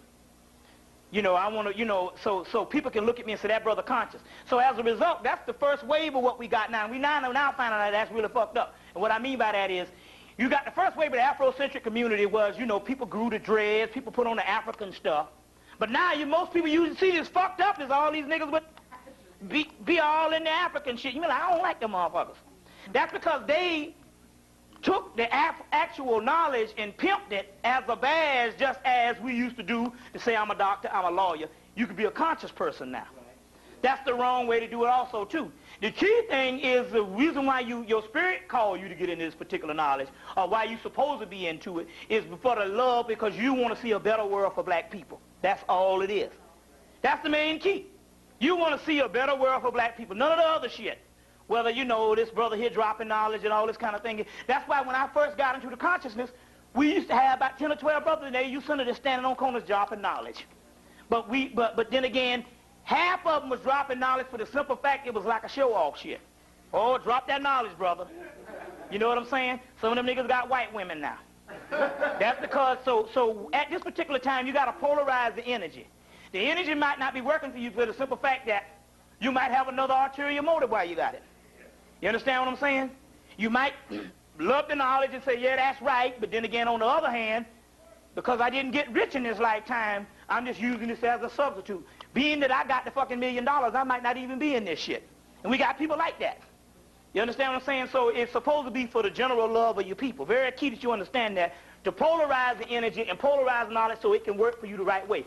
If it's for the love of black people, that means it's going to work for the love of the spiritual manifestation that it's supposed to bring about, as far as there's supposed to be a remnant and a small group of people that's supposed to bring this reality together.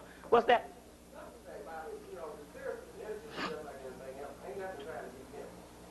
Right. You see, and so there's several things. So you got to redirect the actual energy. If you direct it in the right path of what it's supposed to be made for, it's supposed to be a damn service. A service for the people. Bottom line, a service for the people, nothing more. And it don't supposed to be nothing that you get accolades off of, too. You know what I'm saying? Motherfuckers having dinner parties for you and all that shit.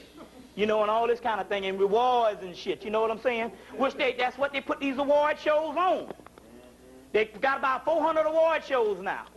And so you look and say, man, I want to be up there one day accepting that award. Them niggas ain't did shit. Ain't none of them motherfuckers ever did nothing to get no damn award. Sing a motherfucking song. You know what I'm saying? That ain't nothing to get no award. Singing and shit. Hell, I went to a college where everybody in the college could sing but me and another brother. We the only two. That ain't nothing to get no award for. Hey, you go on more the bus, a nigga cut loose. What? You know what I'm saying? You know, you can't even concentrate. A nigga singing right beside you. You know, so I'm saying, you know, they're giving these awards for the same thing and all. So that's very key. Now, let me get into this particular part here on what's going on with the Africa thing. The Africa thing is this, because we got a lot more. We got to go to Bigfoot. We got a whole bunch of shit we got to deal with today. Anyway, this is the Africa thing. The Africa thing is this. Now, I want you to program this because you got a TV set. You just got to know how to use it. So I just want you to think of Africa and think of what's really going on. I'm going to put the picture in your head, and once you get the picture in your head, you can actually see it. Now, what's happening is this. You know the book, Richard Noon's book, Ice the Ultimate Disaster, as well as the Explorer Race, he also mentions it. That, before 1999, which is the cracker, hopefully, God, I don't never hope that we get upon the next month. I'm always hoping the shit end tomorrow. I can't even fathom no 1999. But then again, in 95, I couldn't have fathomed 1997. But my point is, I'm always focused on getting the fuck up out of here. You understand what I'm saying? That's what I'm saying. That's what I'm focused on. I live for that. So I don't want it to be postponed. But I'm saying the cracker is hoping for 1999 that he wants all of Africa cleaned off with no Africans whatsoever, so he can retreat and have a homeland. He feels that he can get in the birthplace that he can be saved. And I don't, for some reason, based on the resources or whatever, that's the way he feels. I don't know what his sick mind is, but then again, he's figuring, well, hell, we're going to lose anyway, so why not try it?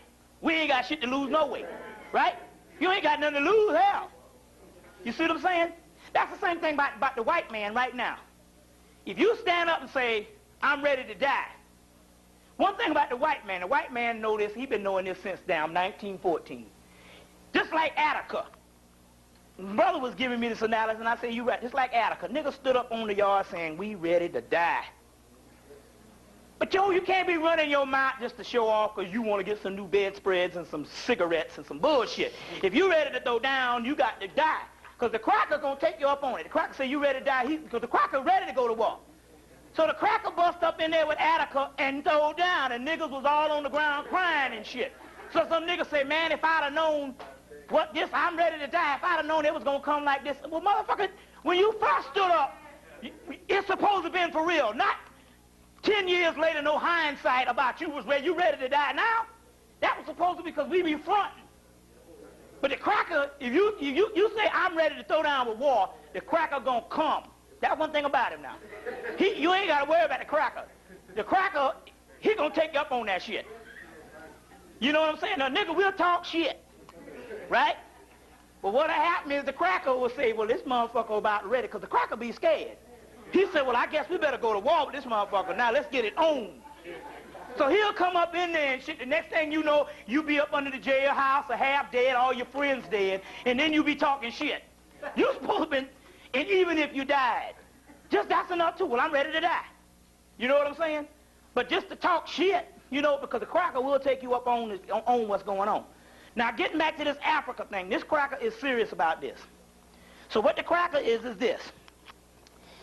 The cracker, if you notice the year that they released Mandela, 1990, January or February 1990.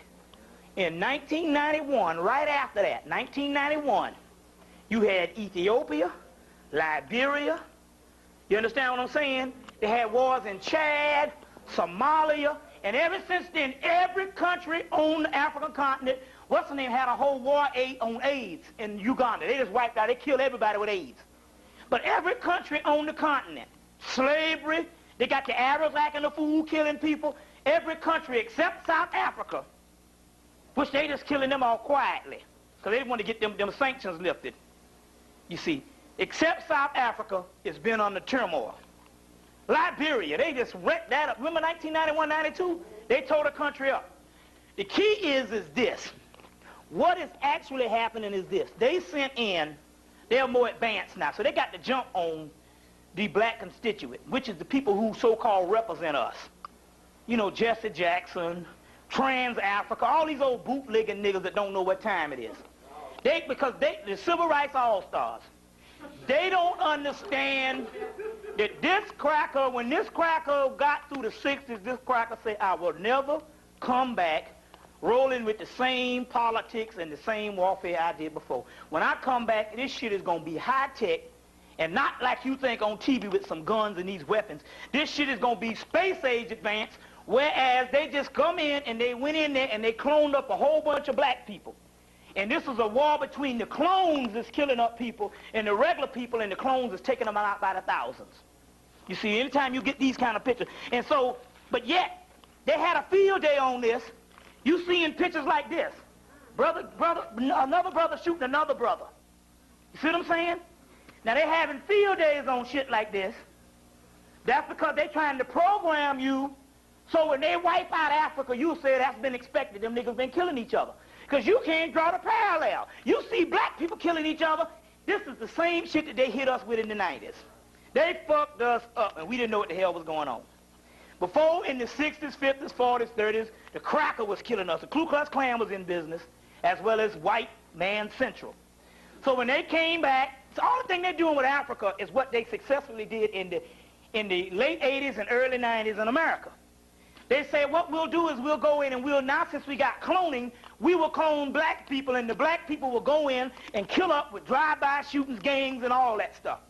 That's what the clone stuff is all about. And their insignia is tattoos. That's the key. It's tattoos. That's the insignia of the clones. Now, I'm not saying that every black person with a tattoo is a clone, but I'm trying to tell you that that's the insignia. Now, you read into it what the hell you want, because they even said it on A&E 20th Century. That's the insignia. The tattoos, that's what you notice about. That's how they identify the clones from the real people. Very key, you see. Now, that means if you was planning on getting one or whatever, if you got one, you got a little one, stop at that. Now, this is what the deal is. This is what the deal is. They have come in and they have cloned up all these people in Africa, and the black people, these clones, are killing the people. Now, this particular information is coming from Zaire is what is called ghost history, ghost story. What means is this doesn't exist. This is what the media tells you what exists. So they will come in and tell you that they got the uprising in Zaire. What's the other place? They killed all them people in 94. Rwanda and all of that. And they'll tell you this. And you are watching this, and all of the black leaders are watching this, and they're thinking it's like a regime. Now they talking about, what's the other place that they had the other day? The Congo, Sierra Leone, and all that. One after another. So they'll tell you this. This doesn't exist as far as ghosts. That's what it's called. That's a media thing. That's an invention. That means that the clone set this thing all up where they come in and they got these people up. Because we know Mobutu wasn't shit. We know that the new man ain't nothing. But that's what they're doing to try to show you that. Meanwhile, I'm looking at it now. Program yourself. Look at this now. All you got to do is program it, because I've seen it. I saw it with my own eyes on my own TV. Meanwhile, they have gone into Africa, not on no little old small thing. They have literally gone into Africa just like World War II. And they are cleaning black people off by the millions daily. There's hardly nobody left on the... I'm telling you. Y'all can sleep on this, but I'm telling you. What they're showing you is that shit. That's in one little remote area in one little part of town, and that's a TV invention that's going on. Otherwise, meanwhile, what they're doing is on every part of the continent is everything black they're wiping off. They're just cleaning off. It's like thousands and millions of bodies stacked up, just like the Holocaust. That's what's going on in Africa right now. They even said that they had 2 million people, refugees from Rwanda in Zaire, but only 80 million got out. They said, what happened to the rest of them? They ran in the bushes. Right. You see what I'm saying? They are killing them up by the masses. Now they including AIDS, Ebola, and all the other stuff they're dealing with. Slavery, they got the Arabs in on this thing. And what they're doing is that they then came in and say, listen, clean off the whole continent. So I'm saying this to tell you that in actuality, that it's even greater than what you think. I'm telling you that everybody walking, they snatching up, just like the slave trade. And they're cleaning them off. But yet they're giving you this and shit. And leave a few little resort areas limited to a few places you can go in the bush when you fly over there. They're cleaning them off.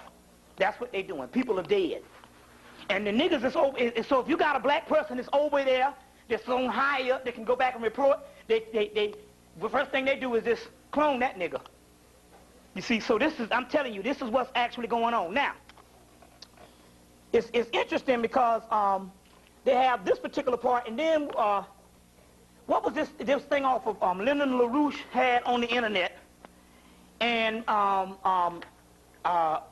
basically this is what is some other thing. It was in this article on the internet about there was some shit that they need to get off the planet with that they needed. Some stuff that they needed to get off the planet with that they need in Africa. Some mineral. So they'll tell you there's a mineral we need to get off the planet, basically, for space travel in Africa.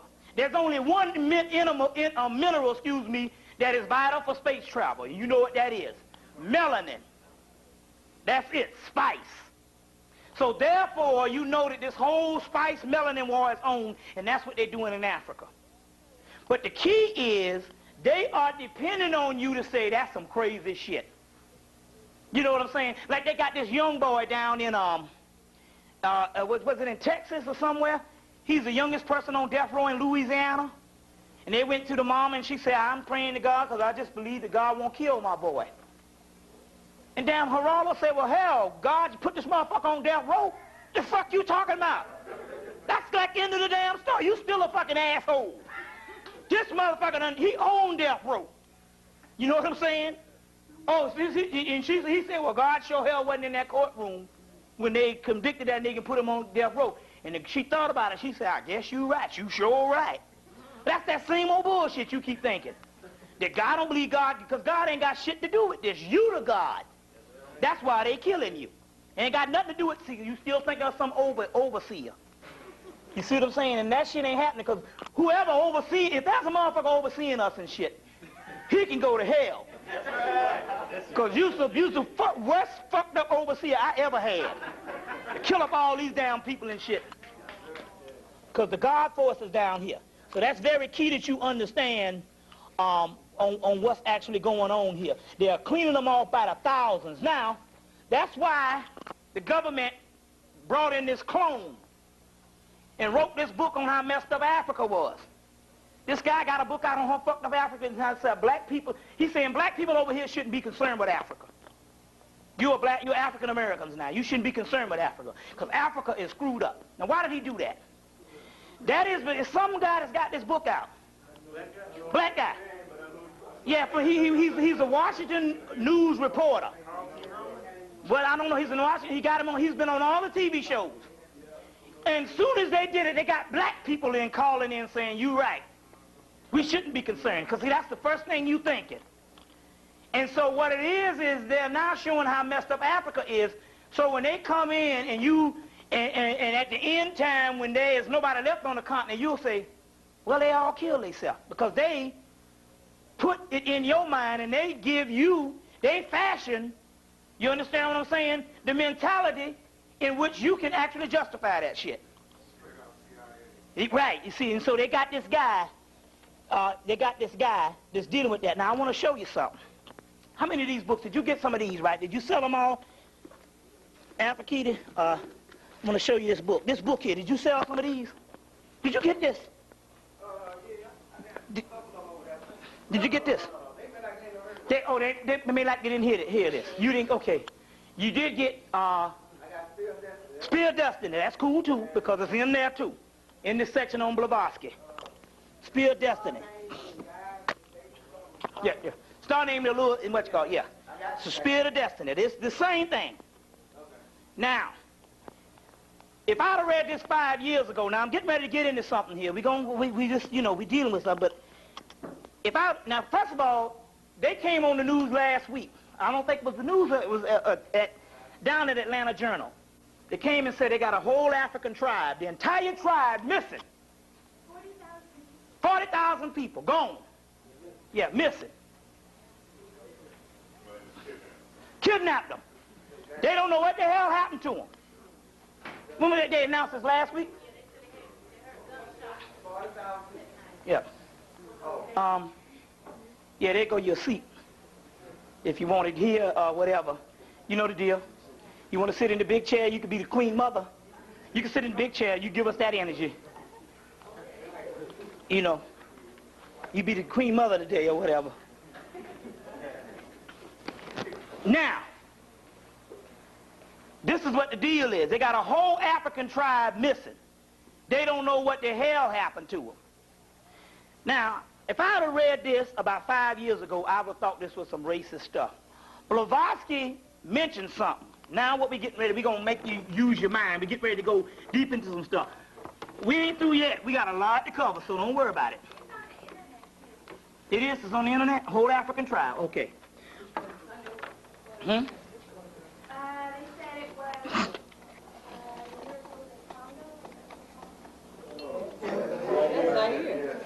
Now what's another, well, it must be, You want to take a break right now? Okay, yeah, okay, what you want to do is, okay. Want to take the break. You want to switch tape? You want to take a break so they can go get something to eat or whatever right now? Oh, it ain't time for that yet. Okay, just switch the tape then. Yeah, yeah. Let's say the 14th or the 5th. Let's say the 13th. No, the 14th coming back on the next day. So you want a morning flight on the 14th? Yeah, probably an evening flight on that Sunday. And now, if you want, we can go in the well. She gets off on Friday. We can. Yeah, well, I'll see whatever the deal is, but try to work with that. I'll call you though. I'll call you tomorrow. Okay? You ready? All right. Now, when I first read this is in the Secret Doctrines. And it says this. Now, if I'd have read this 5 years ago, I'd have thought this was real racist, but this is what it says. Unoriginally, the Theosophists was to place themselves and their Indian allies, Aryans, in all vanguard of humanity, and the alliance of the highest spirituality and the highest physical intellectually, which simply means technically that classifying the groups black, yellow, red races as laggards who have passed their zenith hundreds of years ago. Now, what they mean by that is this. She's classifying red, yellow, and black races as laggards who have passed their zenith hundreds of years ago. Now, what it means is they're talking about an inferiority. Now, about 5 years ago, I would have said this was some crazy stuff. But then spiritually, I understand what's going on. And let me explain this, because this is what we're going with right now. Here, let's say, this is the physical.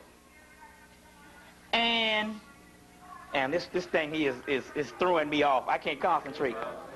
Yeah, close the door, cut the air back on. Shit, I might start jamming after that damn while. Shit, I'm trying to, well, yeah, okay now. This is the physical. And we used to be a part of this physical world. As a result, because we are an older race, we have gone down to what is called racial senility in the physical, which means we are senile in the physical. So when they say we are laggards and we have reached our zenith, it means this. If you are in this particular house and you start from this spiral and you reach a spiral and you reach this particular spiral, that means that you have in actuality already run the gamut of this particular spiral, and the only thing you can do is go to another spiral. You understand where I'm coming from here? So what is happening with black people here, and what they're saying here is, this is the physical. And because we are so old, we have what is called a racial senile, which means the energy with us is burnt out in this house, which is positive. And when I go on, I'm going to explain some more when I get into the chapter on alchemy. It's positive. That's why we can't function in this house, because we have already used up this house.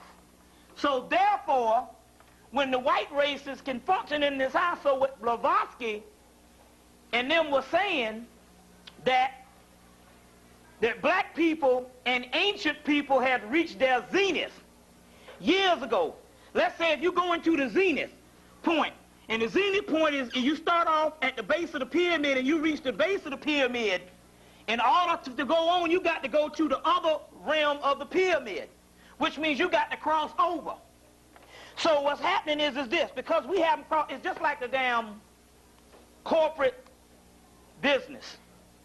You either go up or you got to get the hell out. And even when you go up, sometime for so many years, ain't no place else to go but out. Well, we have reached the zenith point, and that's the reason why white people can function better on the physical and other younger races. Because, you understand what I'm saying? That doesn't mean that you are inferior as per se, but you are inferior to the physical. We are inferior to the physical. We are laggards. You understand where I'm coming from? That's good. Try to understand this. we can't function on this thing. Everything we do on this realm is fucked up. Even when we so-called even tried to even recapture what we had done in the ancient time, it just don't work for us. You understand what I'm saying? I don't give a damn what you say. Oh yeah, you might can patch up the house for a little while, but we're not talking about individuals. Just like they had this cat on NBC Friday night on Day One or whatever that thing is. What is it? Not Day One. Dateline. And had this crack on there, and he was supposed to be from one of these groups, these militia groups. And they said, "Do you believe? Are you a racist?" And he was like, "Look, I believe in racial equality for both people." He said, "But I do not believe that you're supposed to take a black man and put that motherfucker in a damn corporate suit and a suit and tie and try to make him into a damn Caucasian." He said, "That's wrong." You understand where I'm coming from? He said, "That's wrong." So although we do have individuals that can function on that level, an individual don't constitute for a race.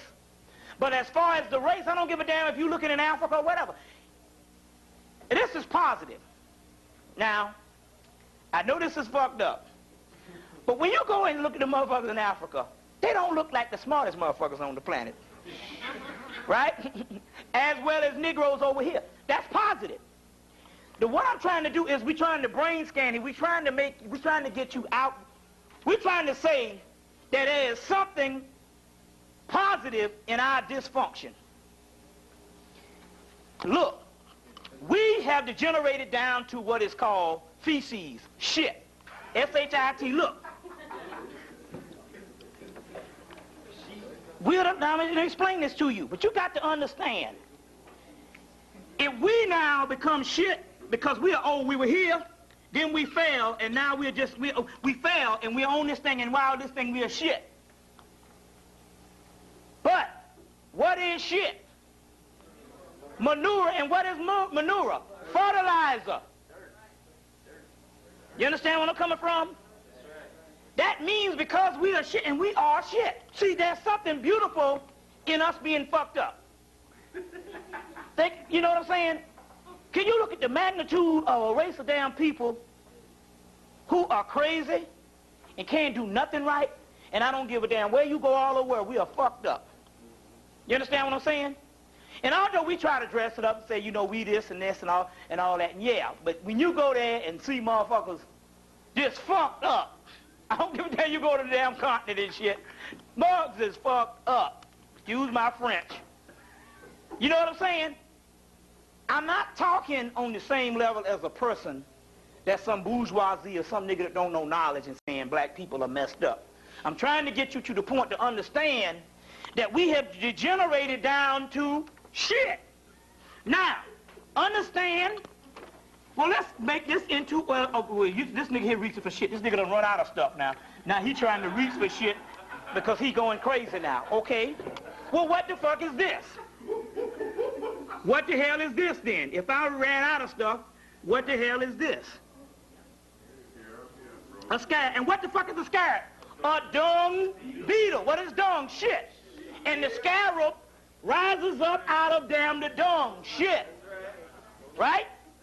That's what we are. Recognize that on this level, you are shit. You understand where I'm coming from? Which means, see, let's put it this way. See, the key is we got to do what is called regenerative thinking. We got to deal with the alchemy of thinking. Once you realize that it is all over on this plateau, you will get out of this everlasting spiral of making the same damn mistake every 30 years. You understand what I'm saying?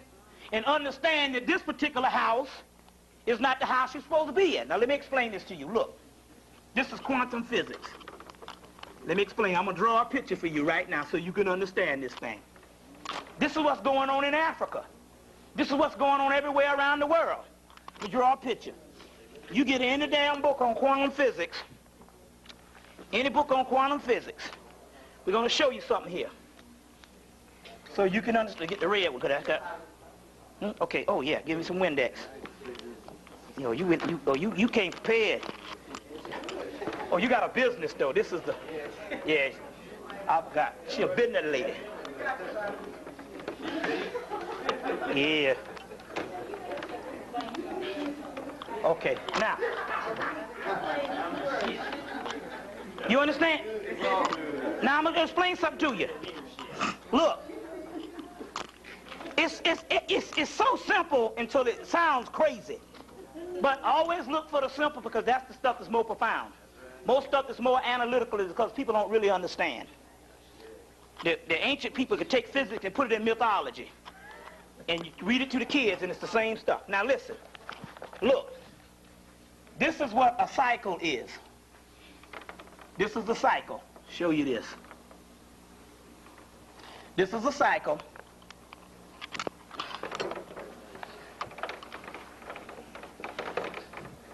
This is space-time continuum. This is the cycle. This is where we were in this cycle, going in this cycle. As a result, this is what we're looking for. This is what we're looking for. We think that the best thing we can do, and this is what all the black intellectuals, and this is what every black person in the world is trying to make a better life for themselves, is trying to find some kind of way in making it in this circle along with the new races. They're trying to find some kind of way in making it in this circle along with the new races. They don't understand how the universe works. It's not to try to make it in this thing because you built this damn cycle. The thing is to do this. Look. There's another dimension waiting, which is the newer dimension over here. You understand? The key is to slip through the wormhole, wormwood, that's in the Bible, Revelation.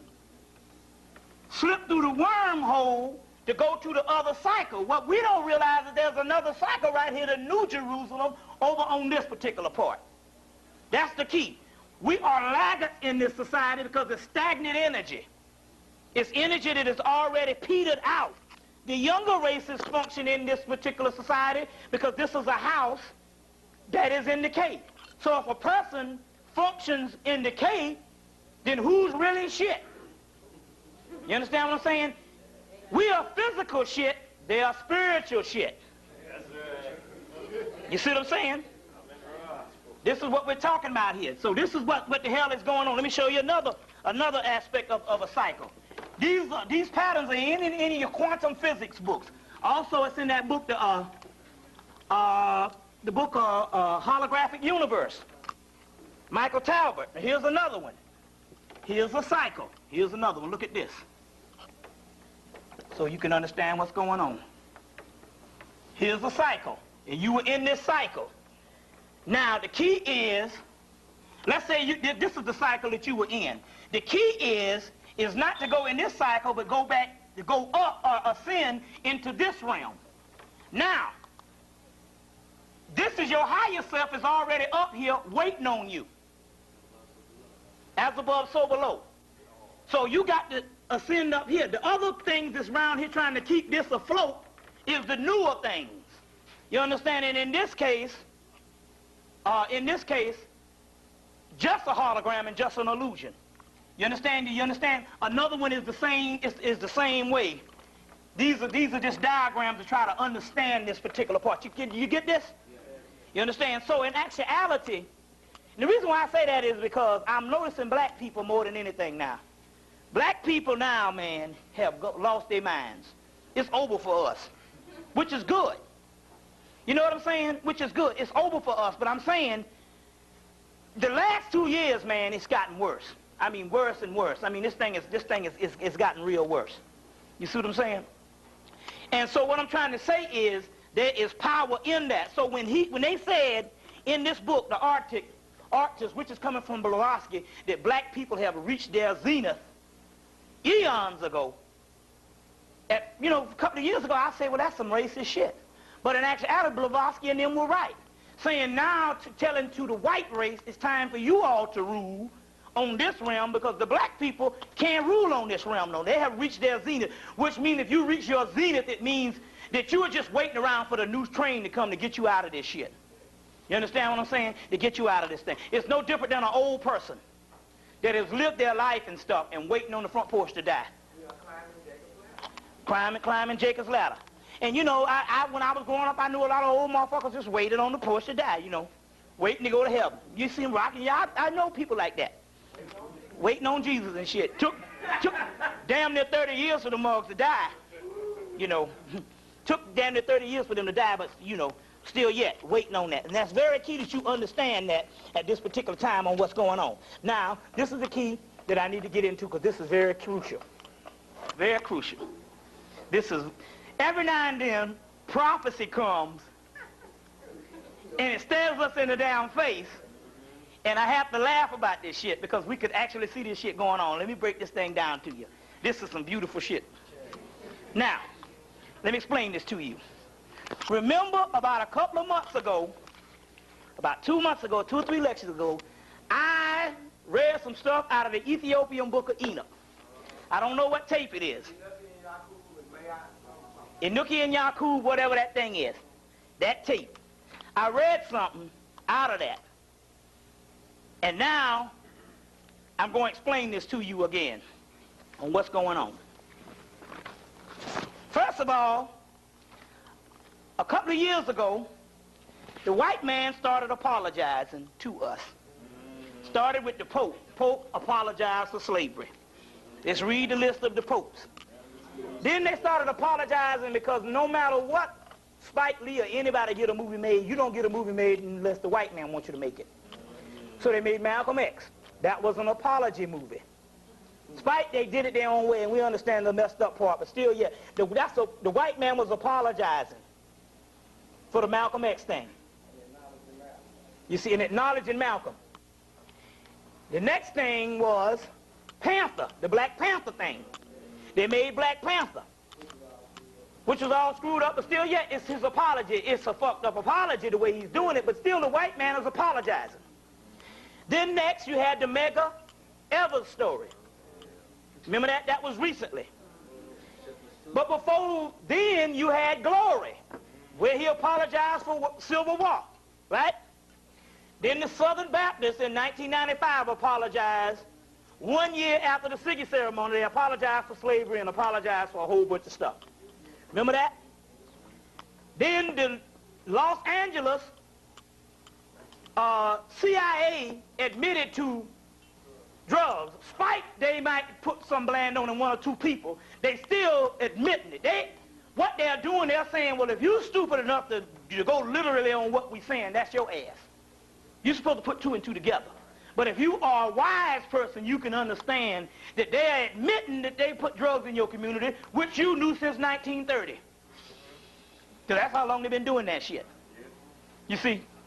But they admitted it, right? Okay. Then they made a movie, Rosewood,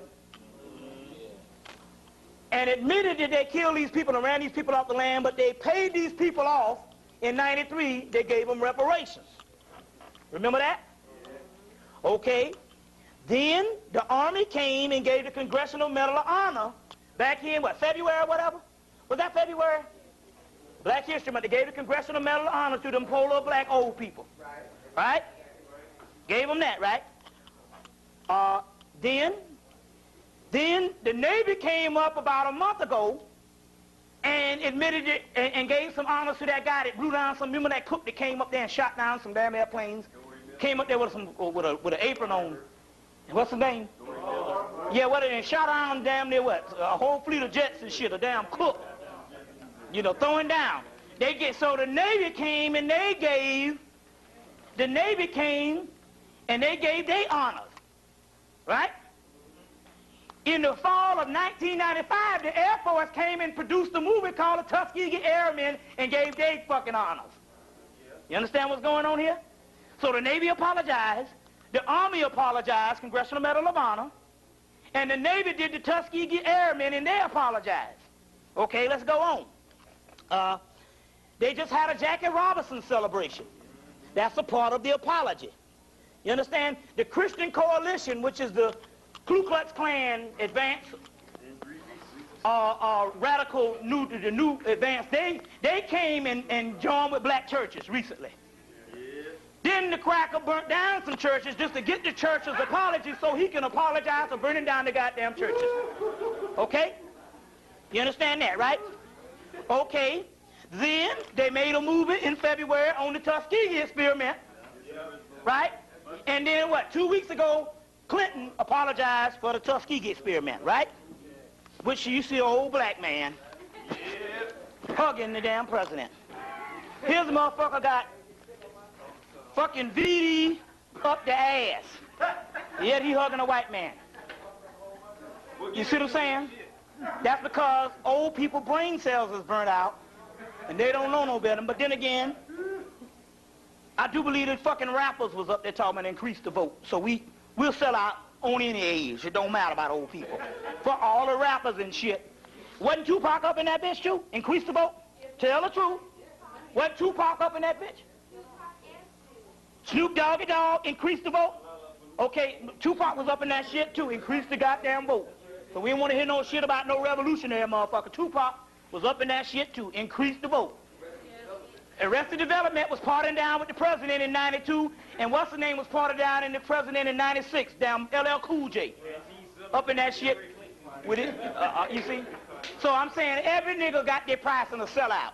Ain't no revolutionaries, because the physical revolutionary shit ain't the shit anyway. It's the doggone spiritual. You see, and the spiritual always go unseen. They always go unseen. So I don't know, hey, I don't know what the hell you talking about. I don't know what you're talking about. I don't speak nowhere. You see what I'm saying? Now, this was their apology. Okay. Then they came out last month and they apologized for the Martin Luther King thing because his son went and met with damn James L. Ray. Then last week or 2 weeks ago, they tested the rifle and they're waiting for the results of that shit. You see what I'm saying? They knew since '68. You see? Now, then, government set Texaco up. Come on now, wait a minute. Are we fucking idiots? The cracker been talking about black people and making fun of black people since we've been here. Now all of a sudden, some damn mysterious damn video, some tapes, some black people gonna get a hold of some tapes. Come on, get the hell out of here. You believe that shit? Even if it is, that's all a part. That's the setup for Texaco. Apologize. Now Chevron got some shit fucked up with them, and they apologizing. Why is all these people apologizing? You believe that shit about some damn, now come on, now, are we idiots? The cracker been talking shit about black people, making fun of black people daily. You never know about it. And you think for some reason in the white man's circle, he gonna make a joke about Tiger Woods and that shit gonna get out. You believe that damn shit? That's all a part of the damn game. And the next thing they apologizing. That shit is all set up. You can't believe nothing on that damn news. Come on now, Fuzzy Zella, big time crack up in this shit. And all of a sudden some shit gonna get in the newspaper. Yeah, right, you believe that shit. Like the newspapers really investigative reporters. You understand what I'm saying? We need a lot of shit investigated and it never get investigated. You understand what I'm saying? But anytime they want some shit with some money and shit, they'll investigate your ass. You understand what I'm saying? Come on, you believe that bullshit. Like the, my girl worked down at the paper. And, no, my girl worked at the paper now. Yeah. I ain't putting the name on the shit. Work at the paper. And she said they have a meeting, right, they have a meeting, every time, they have a meeting to decide what they're gonna get put in the paper. So if you come with some real shit, that don't get in the paper. That's why it's always the same old bullshit. They have a meeting before all the news and decide what's going to get in the paper. You understand what's going on here? Now, this is what the deal is. This is what the deal is. Okay. Now, the plot thickens. Y'all ain't getting out of this. The plot thickens. This is what the deal is. Okay. And I know this is going to hurt some people, but y'all, I said it first, that we must ask ourselves, why are we in the consciousness? Why are we in the consciousness? Right? And let me explain this thing to you. Now we got a shit to get off the pot. Let me write this down so, well, okay. This is what the deal is. I went to the Malcolm X thing, and the Spirit always is working. First of all, I never went to the Malcolm X celebration. And this day, we got on the bus, and the Spirit kept telling me, go by the Malcolm X celebration at, what park is that? Was that thing at? West End Park, whatever. Go by the Malcolm X celebration. Anyway, we ended up at the West End Mall, and some stuff went down. We had to go back, get on the bus, and go back home. And when we got back home, we decided to go to the West End, a part to this celebration. When I got down there, I felt this energy because black people was happy. They were happy because the father of reparations was in town, Dr. Brock, with some damn good news, right? With some good news about the reparations. Now, before we would argue about the reparations, because we figured there ain't no cracker gonna give us no reparations, so it really didn't really matter. But Dr. Brock was in town with some good news. And the good news is, the day that he announced whatever he did with his meeting, how many people went to the meeting? Anybody went to the meeting? Did they have some good news? Yeah, it sort of seemed a little, you know, it was kind of shaky. Well, let me tell you what the deal is, but it's some very good news for those people that want it to be good news. But it's the positive because he knows something. He knows something and all because somebody done told him something. Somebody done told him something. The same very day that was going on, that meeting about the good news concerning reparation and what they call solventry. That's the book on the Saul nigger right there. Solomon and Sheba. That was the same day this was being printed in the paper. Torn by racism, can a Southern president bring us together? This was a couple of days after he gave the award to this black man here. You see what I'm saying? You know. Now, my point is this here. Now, you know you are a laggard. Motherfucker put something in you to kill your ass. But he can satisfy all the shit by giving you a damn trophy. It's a sad day, boy. I ain't making fun of him because, you know, he don't know no better. But I don't give a fuck about them either. Hey, but you know what's sad? The Uncle Tom community, you know what I'm saying? Huh? Because Major Jackson was saying the same thing. He said, and you know, now he wants to apologize for it. He said, get up off some money. Which basically says what? Well, let me tell you. An apology is money. Let me tell you what the deal is. Now, this is the deal. This is what it says. Torn by racism, can a Southern president bring us together? And I told you that this man here is no bullshit. You skate on this motherfucker and you don't miss the thing. This man here is the baddest thing ever. This man here, I bet they got this cracker here in prophecy. Bill Clinton. You might think that motherfucker Jethro Bodine. That motherfucker is the real deal Jimmy of all presidents. Now, if they had all these presidents, they ain't gonna have no combination of putting no man in the office a second time gonna take him in the year 2000 if he wasn't the top shit. This is the apex of all presidents. He's so bad, you know he done screwed around. You see what I'm saying? Feeling up women and screwing women and all, and they still elected him. That's the power this cat got. You see what I'm saying? This cat is no joke. And the reason why they elected him is because he is the man that's getting ready with this. It is not coincident that this perspective of the Atlanta Journal and Constitution would put this in the paper the same day that this meeting is being held in the black community. The same day in the black community is meeting on reparations. Because this man is getting ready to give reparations. Give reparations. Now, I just showed you a list of all the apologies that they did. And a lot of the apologies came when this man got into office. Most of them, the majority of them. You see what I'm saying? But they're getting ready to give these particular reparations and stuff for one reason. Now, I'm going to go back because we're going to break this thing down with prophecy so you can understand what's going on.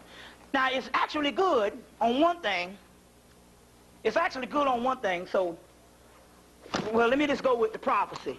Remember, I read this. Look. This is a prophecy in the book of Enoch. Now, you can get any book of Enoch. They got the book of, it's the same translation. There's no such thing as the Ethiopian book of Enoch, because all book of Enoch came up out of Ethiopia. They even got a book of Enoch comes from Yugoslavia that the Moors brought up to Yugoslavia. And that's how they got it. As a matter of fact, and it's the most amazing thing, I was in the Sphinx Metaphysical Bookstore, and this light-skinned woman came up to me, and at first, you know how you have to look to see whether they're black, and they get up on you, you can tell they're black. And this was actually a black woman. She was light, but she was black. And she said she was from Hungary. I said, wait a minute, you don't know you moved? She said, no. I was born and raised in Hungary. And my family from generations is in... She said, I'm black. I'm black.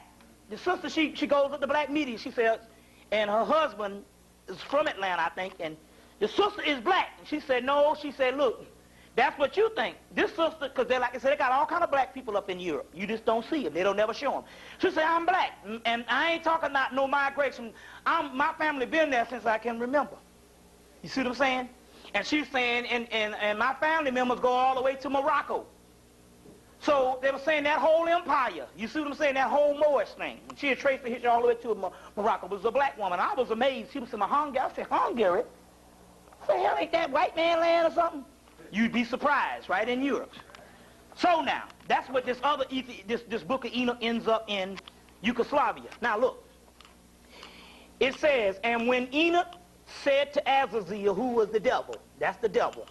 And in this case, we talk about spiritual energy, which would house as the United States government. You will not have peace. And says, a severe sentence will come out against you, and you should be bound. And you will have neither rest nor mercy, and the granting of any petition, because the wrong in which you have taught, and because all of the works of blasphemy and wrong and sin, and when you have shown, and you have shown the sons of men, so actually you have put all kind of shit down on the sons of man, which is us. Then I went and spoke to them together. This is the spiritual entity, which is fear Enoch. I went and spoke to them all together, and they were afraid. Fear and trembling seized them. And they asked me to write out a record of a petition that they might receive forgiveness, and to take the record and their petition up to the Lord of heaven. For they themselves were not able to form, not able from then to speak, and they did not raise their eyes to heaven out of shame of the sins in which they had been committed. And I wrote a record of their petitions and the supplication and the regard to their spirits and their deeds of each of them, and the regard that what they asked, and namely, they should obtain absolution, what that means, and forbearance. Now, what this thing says is this. What it means, I read this to you, and it's talking about, let me explain what this is. When you read this, you might think that, because when you read this stuff literal, you think that it's got to go by every precise word for word. So that's what happened with the Nation of Islam, Moorish Science, and all the other groups. The leaders came and gave them a truth. But the basic truth doesn't have to be an exact science. It's multidimensional. So once they had the truth, they thought that it had to go down exactly like the Honorable Elijah Muhammad said it, or that's false. Or this is the way Noble Drew Ali said it, and you're going to realize there is no such thing as truth. There is no exact truth, because we're talking about chaos. We're talking about that you can only get but so much truth in the physical, because the physical can't transmit the divine truth of God. It can only have variations. So you talk about principles. So these leaders came and taught principles, but the people in these organizations because we are so much of followers, it's got to be word for word. I don't want to hear it. That shit ain't what our leader said, word for word. But if you look at the overall concept of what they were saying, you understand? It fits all of what's going on now.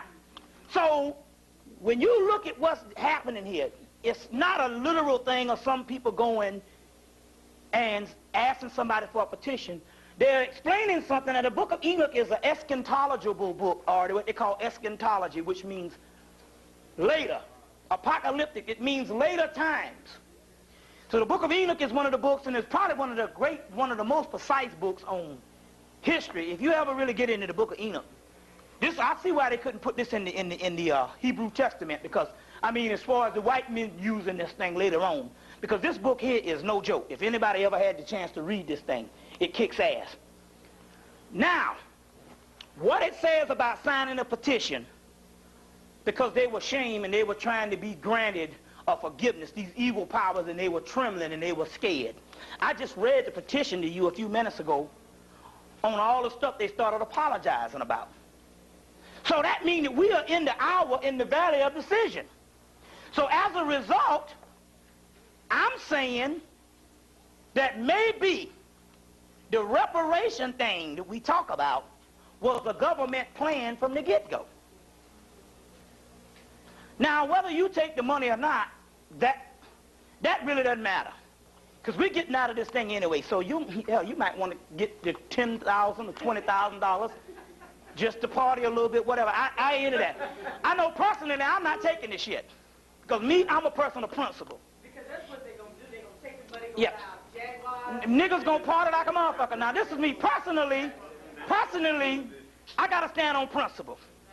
I'm not taking this shit. Because to me, the people who died in slavery, $20,000, $1 million is not enough. The only thing is worth of people dying in slavery is the cracker's ass. So don't give me no goddamn money. I can go and work for you and get that shit.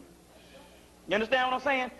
Now, speaking of that, if you take the $20,000 or $10,000, no more going working for Mr. Jones and Mr. Philly no more, because they're going to do it where you take the reparations and that's it. No plus this here too. Not only that, you take the reparation, you can't come to them and talk no more shit about nothing. Because, hey, based on what the cracker can do other than giving his lives, hell, that's some great shit. Although they print the money, they got the money, they got enough to give each black person $1 million. You understand what I'm saying? But my point is that really it ain't nothing. They print all that stuff. But my point is this. Ask yourself, now being spiritual, now being political, analytical, intellectual, I can say, yeah, I can take the money, I can see paying off some shit. But being spiritual, I got to stand on principle. Because I notice now by black people, we ain't got no more goddamn principles. Fuck the dumb shit. We ain't got no principles. We'll sell the fuck out in a minute. Now, personally, look, I'm saying this is, rocking the hard place. If you're about to get put the fuck out, take the money. I don't know. I can't really say what your situation is. You understand what I'm saying? If I can't sit up here and say for you because, people gonna do what they're gonna do anyway. And it's not as if you take the money, you're not gonna make it. It's because this is not about a moral thing. We are the gods. So can't nothing happen to you if you take the money. You understand what I'm saying? I'm just saying what I'm not gonna do. It's the principle of it. I can't go to the devil and the devil, because in the book of Enoch, I got to go through scripture. The book of Enoch say that the gods go see the petition, read the petition, go over the petition, and turn them down and doom them to hell. So got to be one or two motherfuckers to do that shit. I'm going to be one of them motherfuckers doing that shit, still dooming them to hell. So my point is this, because the reason why I say that is this. Now, try to understand what I'm saying here. Listen to this. First of all, this is what I know about slavery, and I know about time dimensions. Do you know that they got some of our people still in the Atlantic Ocean, trapped in a vortex and a time thing, and their souls still go through the shit that's going on in the slave? It's millions of them trapped over in there right now.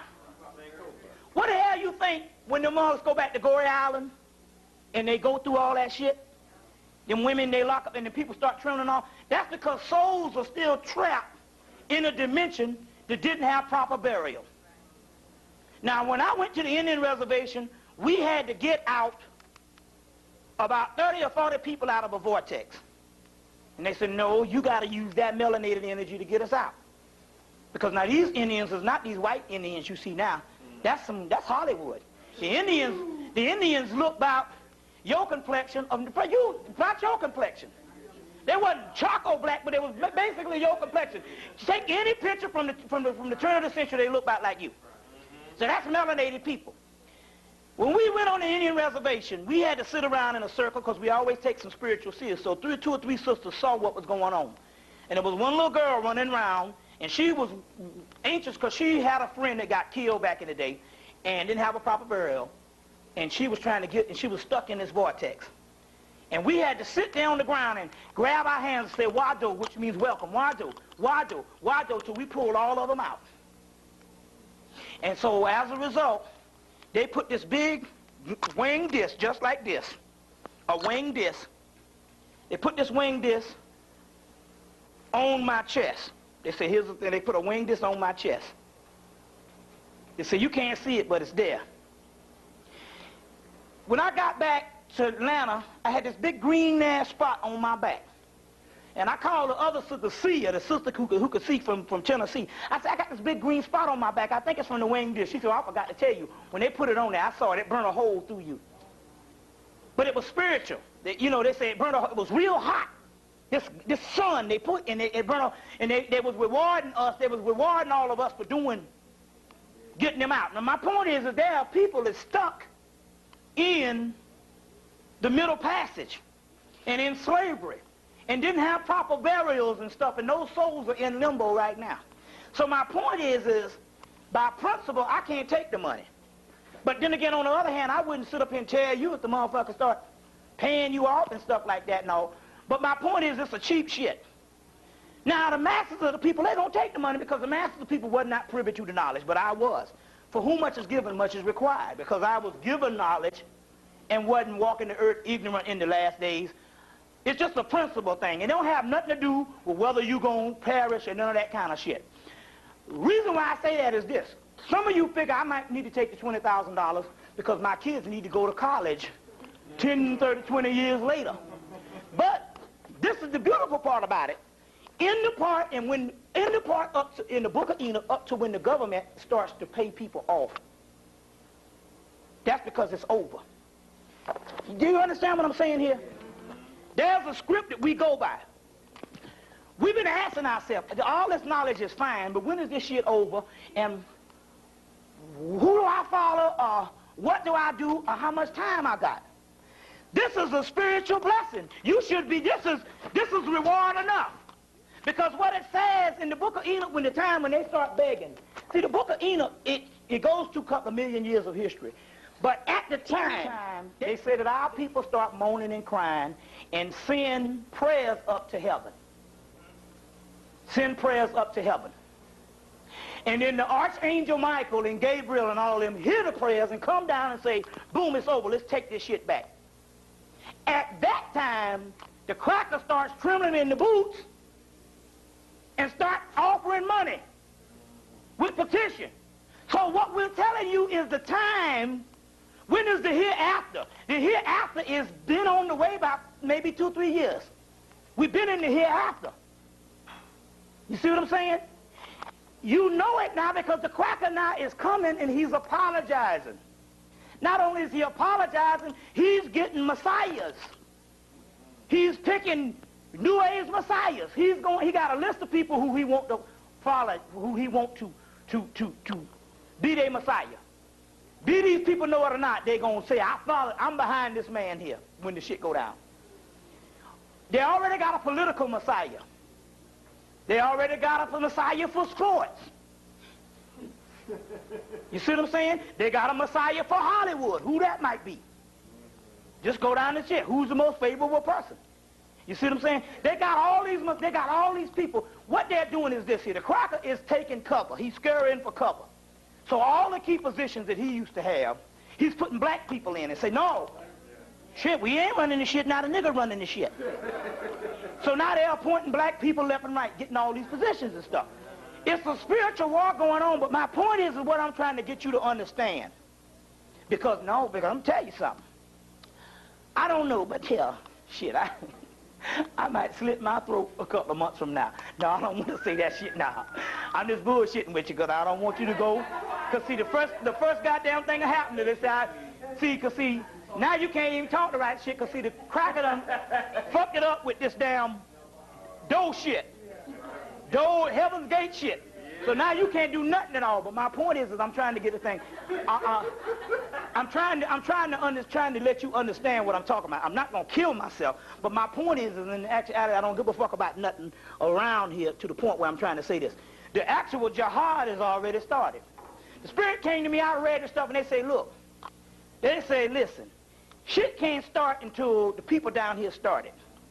Now, as we know that motherfuckers ain't ready to go nowhere. Everybody trying to get paid. And if you notice, most of the conscious people and most so-called messiahs is either we can make America work, or we want to go back, and even the ones that call themselves conscious, they want to go back the way it was in Africa. They want to get all this back in, all this type of stuff. But yet there ain't no spiritual thing say that we were supposed to go back to nothing like this. It say that we're supposed to go to a new realm hereafter. I don't give a damn what religion or what spiritual system you in. They talk about a new universe. Same earth, different dimension, right? Now, they say that in order for this to happen, there's got to be a Gnostic, which Gnostic means gnosis, a call. You got to call for it. So I say, well, shit, I'm calling for mine right now. I say, nobody follow me. I didn't start no groups or no kind of shit like that. I said, no, I don't want nobody to follow me. I just give out information, and I disappear for about a month or so. Then I come back out, give out more information. I ain't got no phone now, so you can't even call me. But what I do is, I give out the stuff, and I said, no, I'm going on the radio last week, and I said, I'm calling for the damn jihad. Now, you got it? Ain't that a bitch? Now, look. What it is we got to do it. So I said, hey, I'm calling for the damn jihad. Fuck it. They said on the paper, they said that jihad was supposed to start between 96 and 97. I said, fuck the dumb shit. I'm calling, and I said, what better way to call for the jihad on these crackers' ass than 100,000 watts? Plus, they beam it up through satellite, so they're getting it all over the damn world now. Right there on Potential Vibes. It's being played in goddamn China. They jamming to some Bob Marley and some black man, and all that shit. And some Hail Mary, all that, right in China. So I said, wait a minute. The Spirit said, man, call for the damn jihad on the damn radio. And I said, we calling for these crackers ass jihad, but it's a spiritual war. It's a damn spiritual war. So the jihad is on, at least in my damn book it is. Now, based on what this is saying, the book of Enoch is damn shown because the cracker is running scared. The book, Secret of the Andes, Africidi, is that book still in print? It ain't in print now. The Secret of the Andes, in that section, he says, it's amazing. Now, here's a cracker that's in 1950-something. 1950-something. And in that book, he says the same thing that Elijah Muhammad said, that the cracker will be shaking in his boots, but he'll still build buildings, and he'll keep civilization going on like ain't nothing happening. Meanwhile, he'll be scared as hell. Honorable Elijah Muhammad said it. Fall of America. This cracker said the same shit in his book in 1950-something. In the book, now you got to understand the magnitude of this. The crackers didn't know that America was so-called evil until they shot Kennedy in the head, and all kind of stuff started going down in the 60s. They got a glimpse of it in the 50s with McCarthyism. But basically, America was the great birthplace of freedom. Everybody in the motherfucker a slave, but it's the birthplace of freedom. Until their cracker children got away from their ass in the 1960s. Okay? But what happened is this. How is it in this man's book in 1950-something, he writes that the most evil country on the earth is America? I said, that's some profound shit for a man to be writing in the 1950s on this. You see what I'm saying? In the 1950s. So what I'm saying is based on this, they are now apologizing daily. They knew about the Tuskegee experiment. I mean, all of a sudden, now, wait a minute now. Why wait to apologize in the 90s? You could have started apologizing in the 70s. You know, okay, we fought for civil rights and all that shit in the 60s, and they start giving niggas shit in the 70s. You know what I'm saying? Why not apologize in the 70s? You see what I'm saying? But this is the anniversary, the 10-year anniversary of the first apology with Roots. 20-year anniversary of the first apology of Roots. You understand what I'm saying? All we know, Roots was about shit. Roots was, if the white man gave it to you, Roots was great. We talking about the devil here now. In the 70s. You see what I'm saying? So my point is saying that they say this. They say they give these petitions and all this stuff. Then they say that the gods reject them, and right after the gods reject them, they throw them in a pit of fire and kill them and doom them to hell. So we're talking about right at this particular point right now, I'm going to show you in a few damn minutes why them crackers kill themselves, them 39 crackers kill themselves in a few minutes. What's getting ready to go on and why they had to give up all these apologies and stuff already in a few minutes. Y'all all right? Let's go on. Okay. Let's deal with some stuff here. Okay. Number 2. The cracker knows based on 20 years of conservatism. Well, let's say 17 with Reagan. They put this conservatism party in, and the white man saying that the black man is getting too much. That's the white supremacist view. We ain't got shit, but we getting too much. I'd hate to see what really too much is.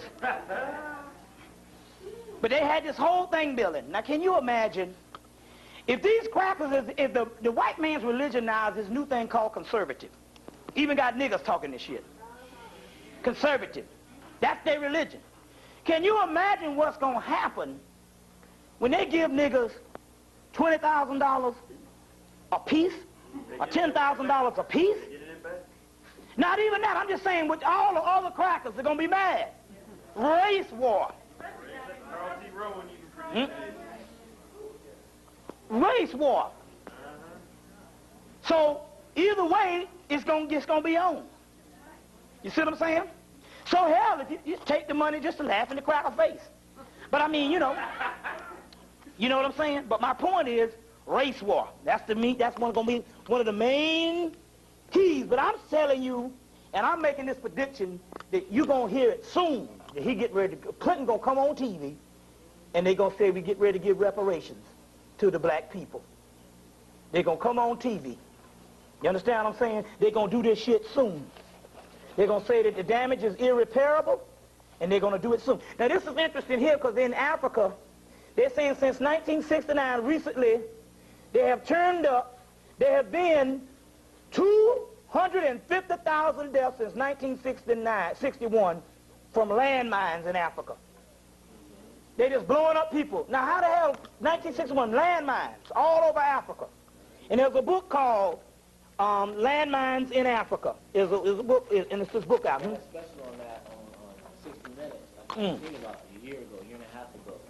Right. I was going, it's like 2 million landmines, and they had they use yellow color to detonate them. Right. Set them off. Now, dealing with the mythology, we understand that the Bible is nothing but a composite of ancient mythology that they put together and historicalized. The reason why you can't get nothing out of it because you're thinking there's some shit that happened in the history when there's some stuff that happened in the mystery and it's ever going and it's happening right now. So when you hear the Judas and the 30 pieces of silver, that didn't happen or no person getting turned in because that never happened. They're talking about a prophetic thing of them paying a government paying a group of people off and people taking the 30 pieces of silver. You see, what I'm just saying, I'm just saying that particular thing, you know, we've been taking stuff, but I'm talking about the apology. What's that? Ain't that a bit? Now it's interesting here because if you go back to the Moses incident when they supposedly was released out of Egypt, which we know that Egypt is now, or they was coming, they wanted to go back and they didn't want freedom. They wanted to be near to Pharaoh, which means near to the cracker. And when Moses went up to get the Ten Commandments, and we'll go into the mystery of that in a few minutes, which is the Akashic records, what happened was they say, build us a god, which the golden calf, although we understand half thought, but the golden calf just represents the money and monetary physical stuff. When he come back saying, God damn, y'all motherfuckers, that's just gone a few minutes ago. Y'all motherfuckers already done sold the fuck out. That was not something that happened in history, because that never happened in history. That never happened in history. That actually was something that was supposed to go on in the future, that they turned into history based on a political thing. Mainly because white people wanted to write themselves into history. So they took an ancient mythology, which is the ancient black Hebrews, and historicalized it. You see what I'm saying? The priests never use it that way, you see. So that's very key that you understand that at this particular time, what's actually going on. Now, let me get into some other stuff here. So now, what I'm saying is we are at the hour of decision, because they are apologizing all on the TV. So we know that we are close, and I'm going to show you how close we are in a few minutes. First of all, I want to get into this mystery. The cracker, I told you in A.E. Powers' Astro Body, they got one copy left, which is the Bible. Everybody should have the Astro Body. A.E. Powers' Astro Body. In there, they talk about the human artificial, which is the white man, and they said there was a genetic link, and there's a missing link. And this particular missing link of the human artificial, when he gives a footnote, A.E. Power gives a footnote. He said, well, if you want to understand what the missing link is, you need to go to Blavatsky's Secret Doctrine. So when we went to Blavatsky's 2 volumes of Secret Doctrine, the genetic link, it said ape, or ape-type person. Now let me explain this thing to you on what's going on. What's happening is this. The cracker is losing time. He's tried to go into the black man DNA and tried to access some stuff. I'm going to show you some other stuff in a few minutes, to try to save himself, and he realized he can't do it because he's a mutant. He said, well, the only way we're going to have to save ourselves is we can't go, if we are a mutant, something that is subhuman, something that's a mutant, we can't go to God and try to bridge the gap. That's too far of a doggone, that's like 180 degrees different. We got to go midway point, which is a missing link, to do this. They've been trying to study with monkeys and stuff. Remember they burned up them hominids, them monkeys in Philadelphia. And all right, they've been trying to do it with monkeys. They say, but no, a monkey is not what our species is. The monkey is only part of what our species. We are half ape, half pig, half human. Or that's got some human DNA in there. In the same way you clone shit is the way that the actual ancient scientists was doing it in Atlantis. So as a result, what happened was this. They say, well, look, we got to bridge this gap. And they say, we got it. So let me go into the history. First, the ancient priests of Atlantis got together. They even talk about it in the book of Enoch. They talk about it in the book of Enoch. His name is Azazel. Let me tell you, Azazel is Yaqub in the book of Enoch. Azazel is Yaqub in the book of Enoch. And in here, this is what it says. They came together, and they took, first they were learning genetic engineering or genetic gene splicing in the schools in Atlantis and Lemuria, or ancient schools. They took part of a pig, part of an ape, and part of a human genes, and they meshed it together. Because if you look at a white man's skin, it is the exact skin of a pig. You don't see no other animals with that skin but the pig. Right? Even if you shaved the ape, it still wouldn't have the same kind of skin as that pig, that white skin. So they took this and they meshed it all together. So they went and studied the ape, couldn't find nothing. They studied the pig, couldn't find nothing. They studied the black man and couldn't do it. But what happened is this. In the first, now, for the people that don't believe this shit, we got more than enough evidence now. We got Guthrie's book, We got the human artificial book, which I took all the other stuff that the crackers did. So there's so much of this shit now until I just stopped dealing with it because it's not really important on where the white man came from. We already know that. You understand? Some things you just automatically. You should just know that a motherfucker that's like that can't be a part of you. Damn. I mean, you know. I mean, he would have some sympathy and all. You know what I'm saying? Now, my point is this. Dealing with this shit. Look. There's so much information on this. The white boy, at first, when they first did the genetic engineering, the incubation place we now found out was in these caves. Those were actual laboratories. The first thing that came out was not the white man. The first thing that came out was a Sasquatch or Bigfoot. That's the damn missing link, was a damn Bigfoot. And then they grafted down, it's some funny shit. They grafted down to the white man. Bigfoot is more advanced than the white man. Go and get the movie Multiplicity. Anybody saw Multiplicity? In the movie Multiplicity, they did clones, but then the clones went to the cloning place and got them a clone from one of their DNA, and them bugs was damn near stupid. You see, you know, he was just straight up stupid because you can't clone from, you can't graft from something that's grafted. It gets dumber. So the white man is a step down. He went straight into barbarism, and it took thousands of years for him to evolve into the sense that he has now. And he really is on a low plane. It's just that you have fell low yourself, and you think he is that. But if you was to go to an ancient black man from Egypt or ancient Africa or ancient Atlantis, they would look at you and say, that's a goddamn animal. You think that they are on the same age because you done sunk down to a low level. You the spiritual shit. But they are made shit. What's that? No, I was just going to say, Art Bell has on his website about Bigfoot sightings. Bigfoot sighting. Let me tell you what the deal is. Okay, that's the real shit with these crackers. They're serious about this. The first thing that they made was a Sasquatch. That's why in Blavatsky, when she said our spiritual link has got something to do with this ape, they've been looking for the missing link. What happened was they made these group of Sasquatch. Then they said, but nah, that shit there look more like the ape. They said, well, we got to graft it down so it looked more like man. And they grafted it on down until what they got to this white man. But remember now, the white man is dumber. So Sasquatch and them immediately went into exile. They would not hang around the white man because the white man was eating shit and, you know, just couldn't even talk and shit. So Sasquatch and them haul ass. They very advanced. They so advanced till they know how to keep out of sight to this day. You see?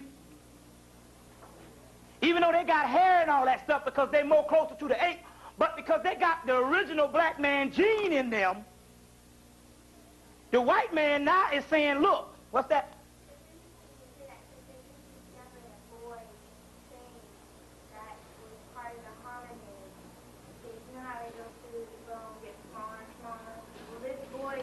Smaller than the ape man that they show, and it's, you know, like well, the next level down. Well, this thing here is this here.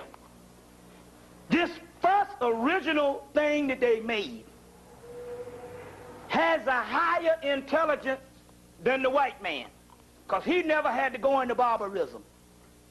The white man went straight into the barbarism and stuff because it was like, you go see the movie Multiplicity. When you see the movie Multiplicity, when you rent it or whatever, it's on cable now.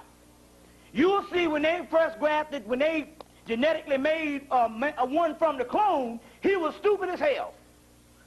That's how the white man, he went into barbarism, and it took years to get him like that. And I believe that the Moors and a lot of other shit, the Egyptians, went back up in there and said, look, we got to do something. And they went back up in there, and I think that they brought them up to par. And I believe that they used some alchemy and some other shit to get them right, because they was real fucked up. And they brought them up to par. You see what I'm saying? And so what happened was is this. The Crocker said recently They had two white boys go out with some in '92 with some advanced video equipment, and they spotted one. They got it on film. And the government say, now wait a minute. If these two white boys can go out here and really take a picture of a Sasquatch, they say, look, we got damn satellites that we can see people shitting from the moon. We got stuff like this. They're saying, look, instead of trying to use this shit for war, they say, find Sasquatch. They say, find Bigfoot. They say they got over 200 in America, North America. Now, how did they get, because when they were made, the earth was damn near one landmass. One landmass. So they traveled, but they were very advanced. And they isolated themselves. And they say these things are so advanced that they could keep out of sight all these years. They said what we need to do is we need to take the technology. So the government is now taking a plan. Their big shit is to get Sasquatch and try to study the genetic material so they can have a link and somehow they can become gods and get off the damn planet in this fucking damn apocalypse. You see what I'm saying? In this apocalypse.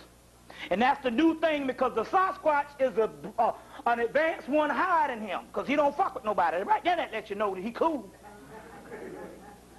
You know what I'm saying? They live, you don't hear nothing from them, they don't fuck with you. You can have all the land. They don't care. But they're an advanced people. You see what I'm saying? So they're trying to get Sasquatch, and that's the new thing. Now, unfortunately, they are now coming and giving these bribes and stuff, because I believe that any news we get is not current event. That means they done found Sasquatch and find out there ain't no hope for their ass. You see what I'm saying? So as a result,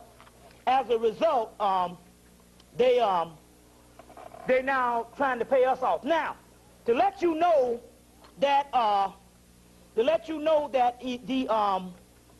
it's 2,000 in the United States. To let you know that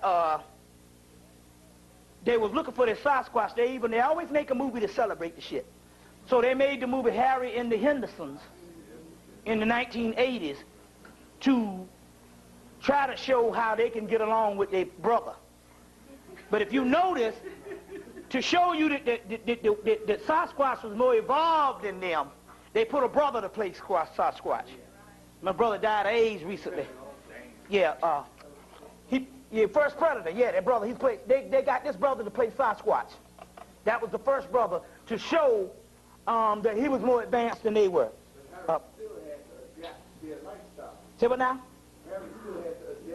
Yeah, right. Right. You see, so that's what the deal is. That's what this whole Sasquatch shit was. It's real big to these crackers, but I think they done lost the war to that also too.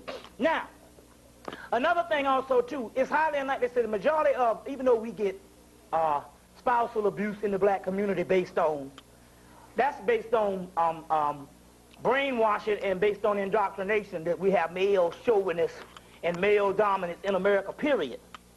Based on that. But 98% of all interracial marriage, the black man always whips the white woman ass.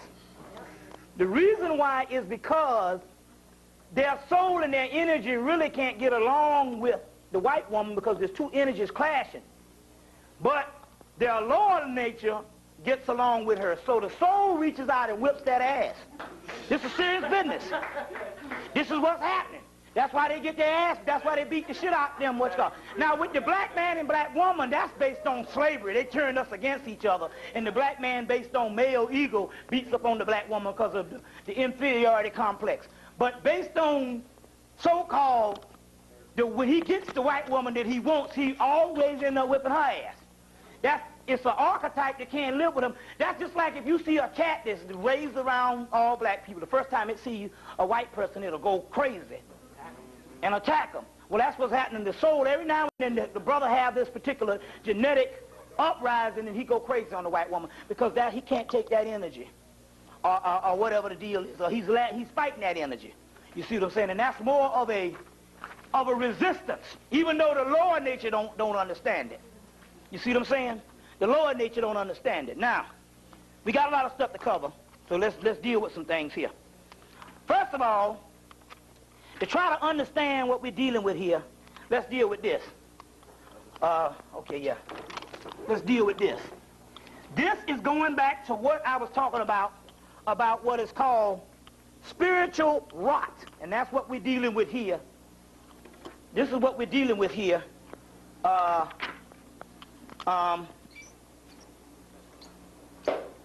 you remember I show this a lot in the lectures. It says the first stage is Shemitic, which is amethyst spirit. The second stage is pagan, and then monotheistic. The pagan only means the people. And it's a spiritual word. On the back of this, they put pagan, which just means black people. Anytime you hear the word pagan, it just means those people, black people. That's spiritual. So we are neo-pagans. Motherfuckers say, what religion? I'm a neo-pagan. I'm like, oh, shit. But that shit sound good. I'm a neo-pagan, goddammit. But I got a friend up in New York. He understands the mystery of Satan. He said, I'm Satan. No, the motherfucker be like, he said, they be running. He said, no, you don't understand. The Satan that you know of is my son. I'm Satan's daddy. Boy, he said, you should see them getting the hell up out of here. But he understands the concept on what he's dealing with. He said, no, you don't understand. I ain't talking about the Satan that you know of. That's my son. The one that you think is so, he said, I'm Satan's daddy. And all right. Which he is. He's God. Even if you understand the fallen, Lucifer, Matrix, or whatever, if he came from us, then I am Satan's father. Because if you understand that we are gods and we are part of the original creator, then I'm Satan's daddy. Say, I'm the father of Satan. I'm the mother of Satan. You know, I got to go and chastise my son, but I'm the mother of Satan. So now, then we go to this atheist and nihilist or rationalist. That's where the white man come in. He really don't believe in nothing. You see what I'm saying? He don't believe in nothing. He just saying, hey, I'm God of the physical realm right now. And then we going into chaos or pan-demon, which is what? Pandemonium. And black people are in what? Pandemonium. The word pan is the Egyptian, is the Greek god, the Baphomet, which is the Greek god of Amun-Ra. And the Greek god Pan is where the actual Christians got their, they took the ancient Greek spiritual pan, and they made, when they wanted to put a picture of the devil, they made it out of this pan with the goat horns, which was later on. But the key is, the original word panic comes from pan. So we are in a state of pandemonium, which is good, because this is the state that we got to get back to. Because only the pandemonium or the pandemon or the pandemonium or panic can break up this physical realm. So chaos and anarchy and all hideous shit is good. So when I talk about how fucked up black people are, that's good. You're supposed to be acting fucked up. Really? Seriously. You see what I'm saying? If you're in a house and everybody's trying to get out the house and the obedient people in the house is acting all right, it's got to be some motherfuckers that's disruptive. Right? So whatever you're doing is good. You remember damn Eddie Murphy on the damn movie, Vampire in Brooklyn?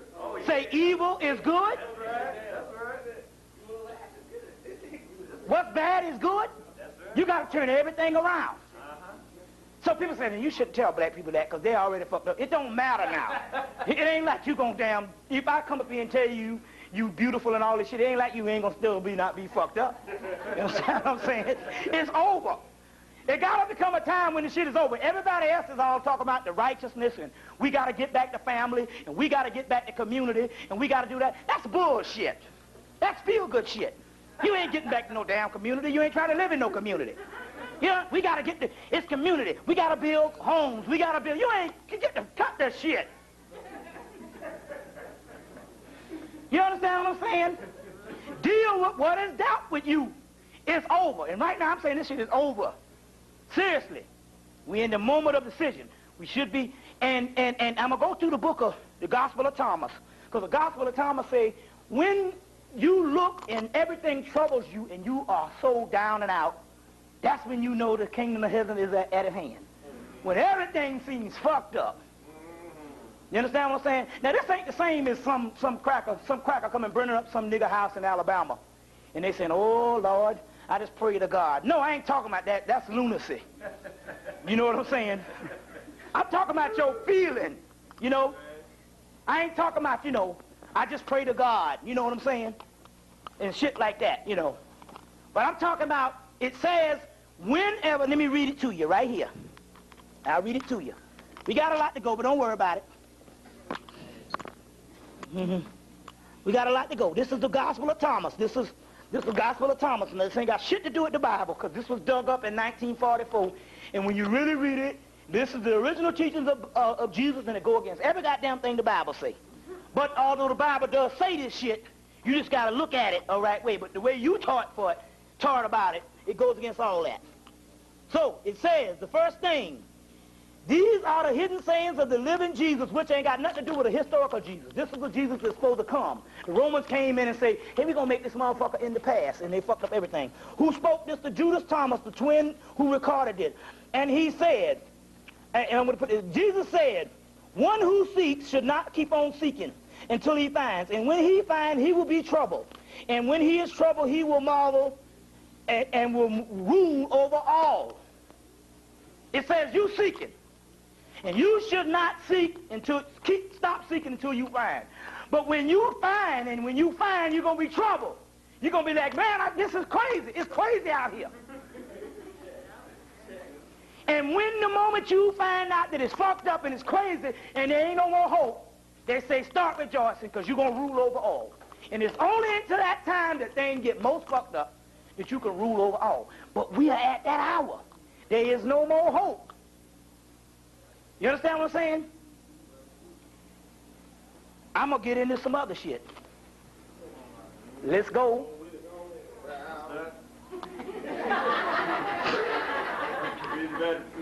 I guarantee you right now, there are more black people that you don't like than white people. That's spiritual. That's spiritual. I'm going to tell you why. That's spiritual. See, when you figure things, see, we reversing all laws now. Now the shit's starting to sound crazy. Because, you know, I first come out and we talk about the love, and we talk about this, and we talk about that. And so all the people come in, and they talk about this. But when you get higher up, then you understand what's going on. Let me explain this to you. Black people are getting on your nerves now to the point where as it's unbearable. Niggers. Right? What's happening is this. You are spiritually starting to hate the physical aspect of black people because the physical must go. You get it? You understand where I'm coming from here? Anybody new in here that's thinking that this shit is sounding crazy, we will go into this and what's called. Question and answer. Try to understand what I'm saying here. I don't want to sound preachy, but try to understand. Because I'm going to tell you, I've been dealing with this shit. I had all this love. I just love black people. Love black people to death. Wouldn't take no money, lights getting cut off, phone getting cut off. I just love black people. I just love black people. And then about a year ago, I started hating black people. I started hating goddamn black people. And I said, please, Spirit, what is wrong with me? Am I getting off the path? And I would go to the cars, and the car say, you own the path. I said, well, wait a minute. You said it's supposed to be love under will. You're supposed to love black people. The Spirit said that's the initial thing. Yes, you were supposed to love black people. That's the initial thing. But as you go into the spiritual, you're supposed to hate what you see of black people physically. Because as long as you in the physical, you ain't going to be shit. You're a laggard. You have already transcended this. This is old news. You've been in this shit some odd million years. You understand what I'm saying? And the Spirit wants freedom. So the more spiritual you get, the more and more you can't stand black people. You understand what I'm saying? This is not the same kind of theology. You get where I'm coming from. Certain things we can't talk about, but the people that's in advanced consciousness, they've been having their ass whipped for the last couple of years and going, man, I don't know when this shit is over with. I'm so tired of this shit. I done heard all that conscious shit, and it's still fucked up every day. You see what I'm saying? In the Kabbalah, it says, as well as the Gnostic scripture, it says that the light must be sifted up out of the shells, which is the physical bodies. So now, and more in the last year, I have been starting to hate niggas.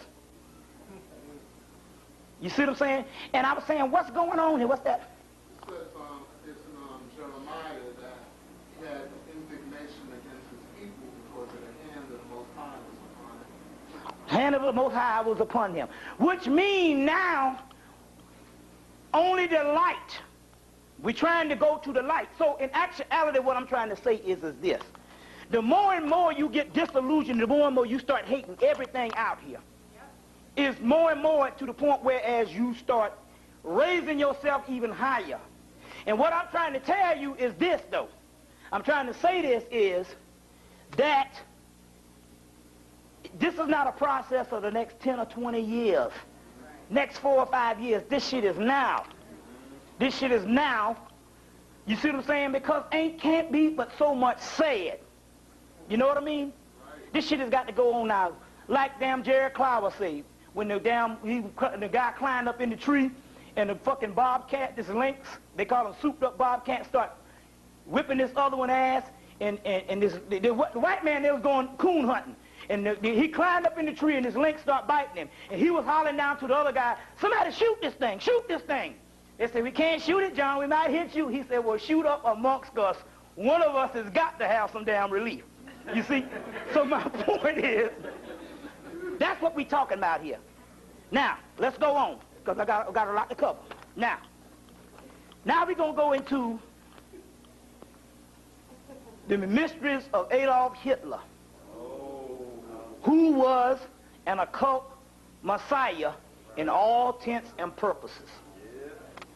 Try to understand that the only people that hate Adolf Hitler is white people. We should have a picture of this cracker on our wall right beside Martin Luther King. Let me explain why. In slavery, the Jews were involved. England was involved. France was involved. You understand what I'm saying? The Arabs was involved. If you study Adolf Hitler and the motherfuckers he put scunion on and whipped their ass, they all had a hand in slavery.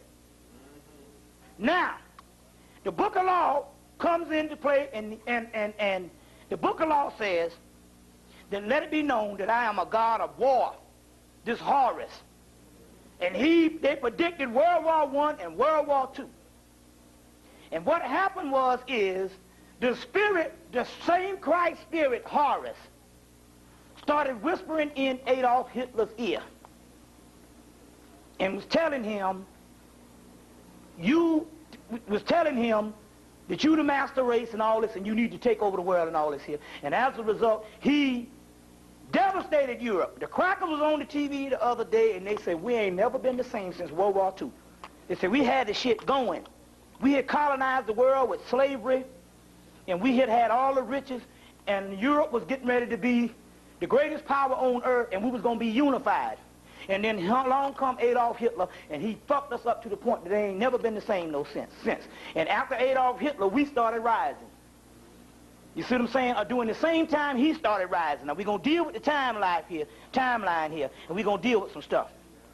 Now, the book you need to get is The Spear. You need to get this book. How many of you got? 2 left? Spear of Destiny.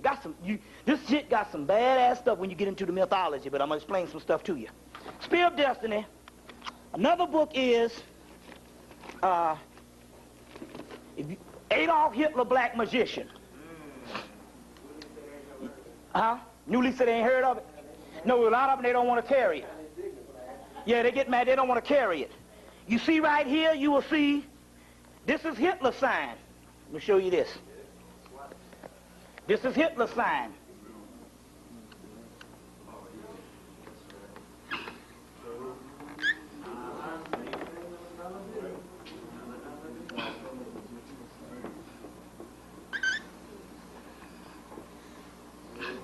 Try to understand this. Now, the swastika is called the whirling cross. It's the most spiritual symbol in the world because it's in all symbology. The Indians, the Mexicans, the Egyptians, the Tibetan, all of them. In that book, Signs and Symbols of Primordial Man, Albert Churchward, they talk about the swastika. Now, Adolf Hitler was a part of a group called the Thule Society. The Thule Society was the spiritual branch, and the Nazi was the political branch. You just hear the Nazi, but the Nazi was ruled by the Thule Society. Now, Adolf Hitler had studied under Rudolf Steiner. I told you about that. He also had another guy that wrote a book called The Coming Race, and I'm going to explain something to you in a few minutes. This and this is the same thing. You've seen this before. This is Horus. This is the symbol of the Christ. These two symbols are one and the same. What happened was this particular energy fucked Europe up and whipped Europe ass for the slave trade. That's right. The messianic shit. Now, this is the key what's going on. He was a part of the Thule Society. Now, the Thule Society believed this. They studied some mythology by the name of a guy called Lytton, L-Y-T-T-O-N, Lytton. And he wrote a book called The Coming Race. In his story, he said a man discovers that beneath the caverns of the earth exists a vast civilization far superior than our own in every respect, which is talking about us, which developed a superhuman psychic power known as V-R-I-L. V-R-I-L equals melanin, the black dot. That's what that shit represents. It's another word for melanin, in which can result easily to perform what we could call miracles, this melanin. One day, this race of supermen will emerge from the earth and rule and destroy us.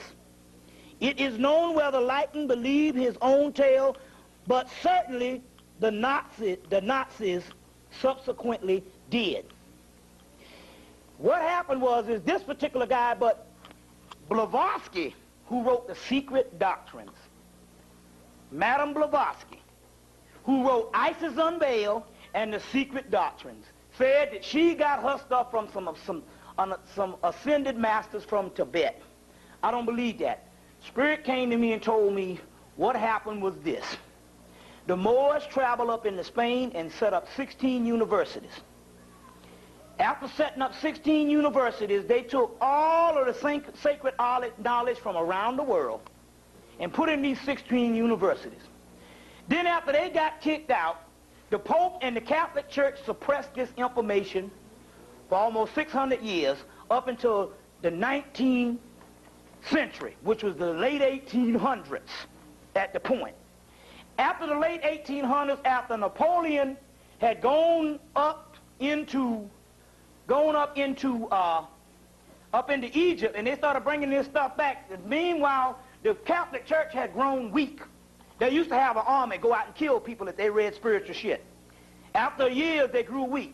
And these people were able to access stuff that was long suppressed by the Catholic Church. And they went back in these ancient universities that was now in museums, and they got up all our shit that the Moors brought and start studying that shit. And as a result, they broke out with the Theosophical Society, the Rosicrucians, the Golden Dawn Society, and other ones where they combined the stuff from the Moors and the stuff that they got out of Egypt. Blavatsky went in and just plagiarized that shit and wrote that stuff because it's all Moorish science. And she talked about the ancient Aryan race that came out of the fifth root race that came out of Atlantis. What she didn't realize that the ancient Aryan race, the original Aryans, were black people. Dravidians. Black people.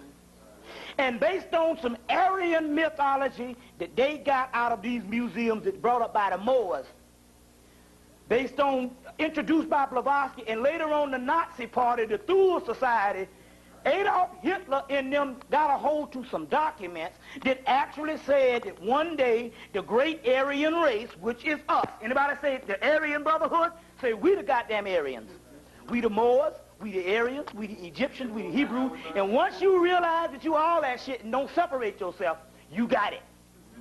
Because we ain't really none of that. We are God Almighty. No other word to describe us. What's that? Higher learning. Yeah. Remember in this, one of the scenes where, right where the white boy from the Midwest, on the edge, skinheads and working with him, they almost finished with his initial brainwash. He's sitting in the room reading a book when his, I think his Jewish roommate comes in or somebody, and he starts reading about the Aryan, the history of Aryan, and how the Aryan, how his race had become diluted and broken down by mixing with other races. You know what I'm saying? But you know that the original Aryans were black people. So now, Adolf Hitler read this and misconstrued it and was thinking that it was the white people in Germany, because the Germans had not been socializing with a lot of the other ones. They like them real Germanic crackers. You see, the mugs, the German is like the purebred white shit. Unmixed cracker. But the same as the motherfucker down in Alabama. Unmixed cracker. Same shit. Real cracker. King of the crackers. Now, but a more advanced. They ain't stupid. These motherfuckers was no joke. So Hitler came in and they did, if you go see the guy Albert Speer designed the place that Hitler was trying to build. If you ever see a picture of the model of the place that Hitler was going to build that was supposed to be the new empire of the Aryan race, the shit was out of this world. It was just as bad as Egypt. The shit was laid out. If you ever see these pictures, they are unbelievable. But they thought that they had an actual mythology that said that some people was going to take over the world from up under the earth. But they didn't understand the up under the earth, the polar myth and stuff is in actuality, the earth that they're talking about is there's some race of people that's inside your head, basically, which is your higher self that's going to come up. You see, and that's what that is. This is the underworld. Right here. This is the underworld. We'll go into that in question and answer. But now let's deal with some things here. Let me see. I'm gonna read you some spiritual sayings and check this out. Show you these spiritual sayings and see what these people see what Adolf Hitler was on. What Adolf Hitler was getting into. See if I can get one of these spiritual sayings for you. I should have marked it. Let's see if I can find one, just one. Let's see. Anyway, in this particular book, they're getting spiritual sayings from Adolf Hitler's book, Mein Kampf.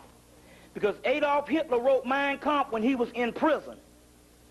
And, I might get one before it all because I don't want to waste no time. But anyway, I want to read some stuff. Let me just go ahead and read some stuff from this particular book that's dealing with this particular reign of Adolf Hitler to show you what's going on about this particular energy that hit the earth.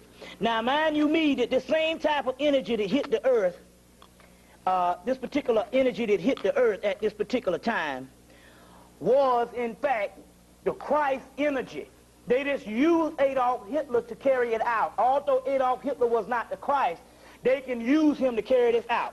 It says from 1945 to 1969, which after Adolf Hitler broke this particular information and issued this particular age in, from 1945, which is the end of World War II, to 1969, several years around the globe, the total duration of conflicts exceeded up to 250 years.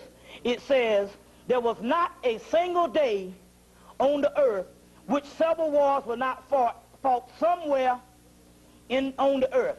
Death toll amounted into tens of millions. At the present moment, it is difficult to remember exactly how many wars are in progress. And at this particular time, this is the 80s when he wrote this book. Exact number of places where it seems likely. It says not does frequently these wars show the slightest sign of diminishing. Anyway, what he's saying is this, because I want to get to the point. What he's saying is this, that this particular energy of this Christ figure, Horus, came on the planet around 1930. If you take the science of around 1930 was the same time that, because he came to power in 1931, I think. The same time that this stuff rose up, on this realm of this side of the earth, Honorable Elijah Muhammad was coming up, Noble Drew Ali was coming up, Father Divine was coming up, and a whole lot of shit went down in 1930. Marcus Garvey, he was in the 20s, he was ending up, but still at that time, if they didn't stop him, he was getting to the height of his power. Then you had the 1960s. It's a 30-year cycle. You had the 1960s. Same shit happened again. Malcolm, even Martin, in spite of all the other bull, you see what I'm saying? That's all a part of it. Malcolm, Martin, you see Black Panther, all that. And now, the third eon is what we're talking about now. Now, the reason why I even talk about Adolf Hitler is this. Because although he did represent the Christ energy on the physical that fucked them crackers up. You see what I'm saying? Oh, yeah, he said he was racist. No, I won't hear all that shit. He's supposed to be racist. He's the white man. His nature ain't no more than no other white man nature. You understand what I'm saying? That's his energy. The key on what I'm trying to say is this. Adolf Hitler represented the physical manifestation of the Christ energy of war. So you can't get out of the emotional shit on what you taught about what's evil and all that shit. Stuff come down on the earth. The gods are playing chess games. You see what I'm saying? Now, if he represented the physical aspect of the God realm of war, because they ain't seen nothing like Hitler in the 20th century. This shit was, Hitler was no joke. You see what I'm saying? No joke. He devastated Europe.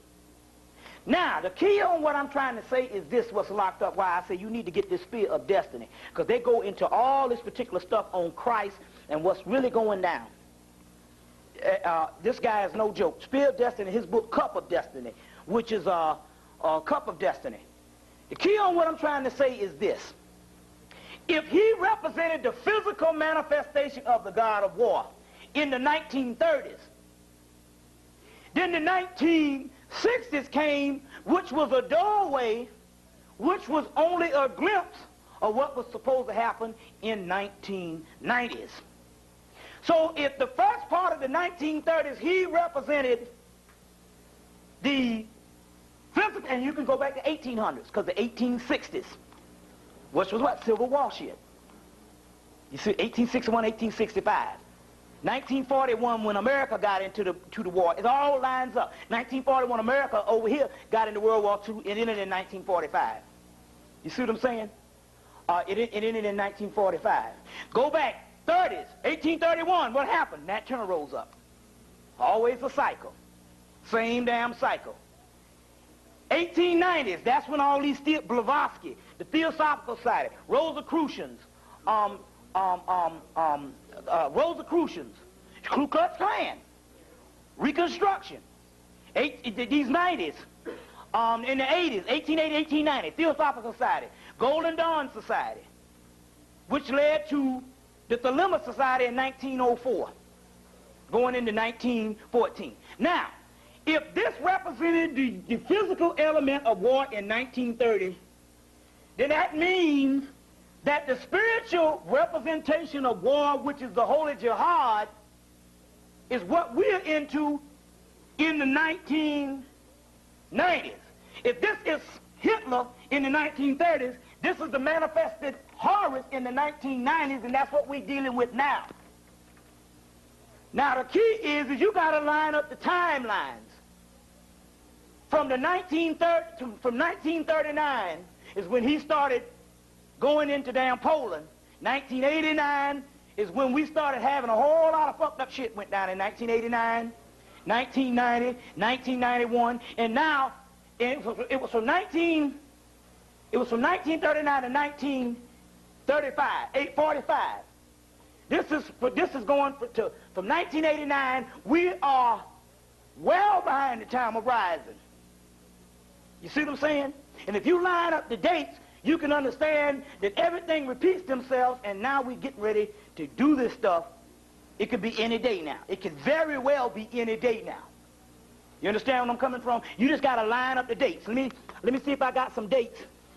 Did I bring these dates so we can line this up right quick? And we're going to go to some other stuff. Y'all all right? Let's see if did I bring some of these dates. I don't think I brought them. But anyway, it's all, if you study the time and study this crucial period of World War II, World War I, 1914, which is the extension. Then World War II, you see. Then you got World War III, which is what we're going through now. But you're saying when World War III we going to start? World War II was a physical war. World War III is a spiritual war, and you're going through it now. And you're about to come out of it. It's just that you're going to have to look back and see the war after you on the other side. But you in the shit right now because it's going on in your body. You had a spiritual war. You're going to the spiritual rot part. The spiritual decay in the rot part, when you get to the shit feces part, that's fertilizer. And now, we through. You see what I'm saying? Ain't nothing virtuous in black people. You see, it's just crazy. Now, let's go on. It's interesting. First of all, in this book, it's called the Arctus, the Polar Myth. Science, Polar Myth in Science and Symbolism and Nazi Survival by Jocelyn Godwin. They didn't have this one either? They'd be bullshit. You gave them everything on this. Some crazy shit. Some crazy shit. You have to, you know Samuel Weiser got out a book company. Just like New Leaf. Yeah. But no, Samuel Weiser got a book and a catalog. I got it at the house. I'll bring it tomorrow. It's got a whole catalog, and I believe you can order shit from them too. I think that's where they got a whole catalog like New Leaf, and the same kind of thing, same kind of 2-day stuff. So, I just got one from Kessinger, but I ain't looking. Yeah, Kessinger got some, all the out of print stuff is in there. All the out of print stuff. Now, in this book, they go on, they even go into H.P. Lovecraft, which was the Cthulhu mythology, or the Necronomicon. They're saying that the Nazis were studying that shit. And then there was a thing and then there's something that happened here that's very spiritual. You remember the last time we was talking about J.R.R. Tolkien, who wrote The Hobbit, Lord of the Rings 1, 2, and 3, a book called Silmarillion. Return of the King, that's the third part of that. And I told you what in the hell, in the third part of Return of the King, they're going to put an appendix, bibliography, and damn index, and a glossary. They got ancient writing, and I told you that what these crackers did was these crackers took all the shit that the Moors left behind and all the ancient history, and they said, now let's fool these niggas. Let's give them that bullshit in college, and they learn about the hominid man, and Egypt with 3,000 years ago, and then Greece and all that. Let's fool them. This damn earth history is millions of years old, and the black man been ruling for every bit of the million years they've been on there. They said, now put that shit, get people like H.P. Lovecraft and J.R.R. Tolkien, the English writer, he was the #1 man. Do you know that J.R.R. Tolkien's Silmarillion, which is his particular books, they talk about it in here, that this was some of the shit, the same, they say the same stuff that he wrote, The Hobbit, Lord of the Rings, and the history of the Middle Earth, it's the same shit Adolf Hitler and them was doing. And they write the shit and put it in the doggone science fiction section, and over here on Chashire Bridge Road, they got a science fiction bookshop and a science fiction bookshop with all our damn history in this shit. It's a shame. You go in there and cry. Pictures with, I mean, they got all our history in the science fiction bookstore on Chashire Bridge Road. And we up in here thinking we educated and reading this little bullshit here and talking about Africa. And we and hunting, we came from the hunting gathering stage. And then we went up to Egypt and we built the pyramids and all that shit. And this history is totally different. Talking the same stuff I'm talking about 66 trillion years ago, and we were gods ruling. So one brother was in and said, I want to know what happened when we were gods ruling. It's in the J.R.R. Tolkien books. Return of the King. It's called The Lord of the Rings, Volume 1, 2, and 3. The first one, this is our history. The first one is called, and check this shit out. Let me show you how they do it. They got it for all their family members. They got it all over for the adults. They even got it for the cheap ones. You got Lord of the Rings, which is called Fellowship of the Rings, Volume 1. The Two Towers is Volume 2. Lord of the Rings is the third volume, which is Volume 3. Then you got The Hobbit, which is the first volume. Then you got The History of the Middle Earth. Then you got one called Similarium or something like that, which is talking about earlier history of the world. And they're reading this stuff, and you can either get the little paperbacks for $6, or you can get a set or the paperbacks for like $20, or you can get the big bound cover for $60, all four versions plus the Hobbit in this big bound thing. Then you can get hardback Hobbits. You can get the shit on CD, all 4 versions on CD for $40. You can get the cassettes. Well, these crackers is telling this shit on the cassettes. All the versions for like $70 for the cassettes. Do they have J.R.R. Tolkien? Yeah, they got books of Lost Tales Part 1 and Part 2. Those are good too, all of that shit.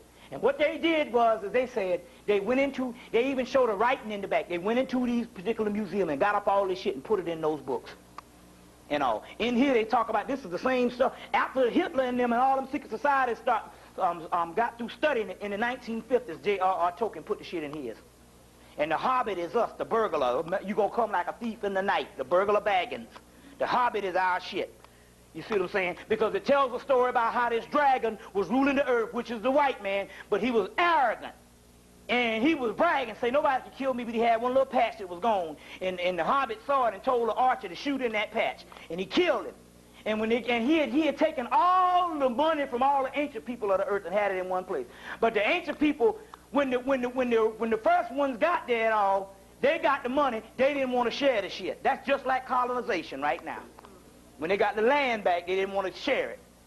And they had a big fight and a big army, and all of them start fighting and stuff. Niggas start fighting and all, because none of them, they was greedy at that time, because during the course of their doggone exile, they became doggone degenerated and got greedy. All that shit is in the Hobbit. The shit is bad. But they telling it, and that's how you learn the shit. Not in none of this education stuff. They say, get a nigga's education. And we go to the damn science fiction bookstore on Chashire Bridge Road. They got 2 of them. They got science fiction, and they got one right across with video games and all that stuff, and comic books right beside it. And that's where the damn knowledge is, right here. Or you can go to the science fiction section and all these other bookstores, Barnes and Nobles and all of them. But the Sufi Bible, he studied Sufism for 6 years. He said, I'm going to write about the Messiah in the Sufi Bible, and he wrote it and called it Dune. Frank Herbert's first book, Dune. Check it out. Okay, let's go on so we can see what's going on here.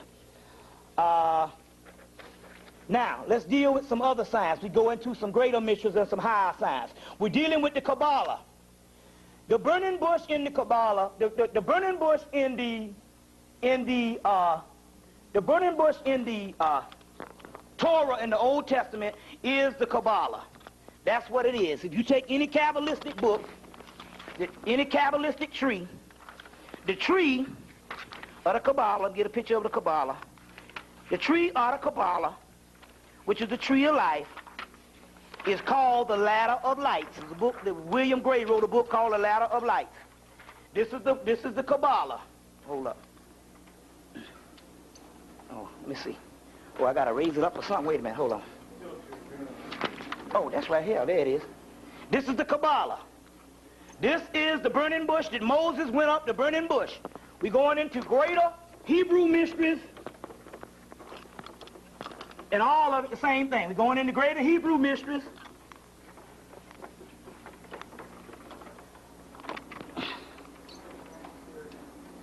This is the Kabbalah. This is the burning bush. Moses got the 10 Commandments from the burning bush. This burning bush also represents your body. So when Moses got the 10 Commandments from the burning bush, the 10 Commandments was the 47 negative confession. Also the stone tablets, which also represent the Akashic records inside your brain. And he went to the burning bush, which is the tree of life. Later on, you got a watered-down version of this with Jesus on the cross. Jesus on the cross. But you also see the same Jesus on the cross in the Kabbalah, Waite's Kabbalah of the same thing. This is the cross. And the cross is what? That's the cross. Your physical body. The arm, the leg, the head, the other leg, and the other arm, which is Allah. This is the tree of life, which is the ladder of, which is the burning bush. Let's go on. Bondage of the body. Now, you're going to get a couple of copies of this. This is the, I didn't have it because I had to go, I stole it from Barnes & Noble, so I, you know. This is called the Kabbalah and Exodus. Now, if you get the book for $14, there's one page in this book I'm going to read is worth the whole damn $14. Shit. Especially if we go to, huh? No, the book is kicking ass, so get the whole book.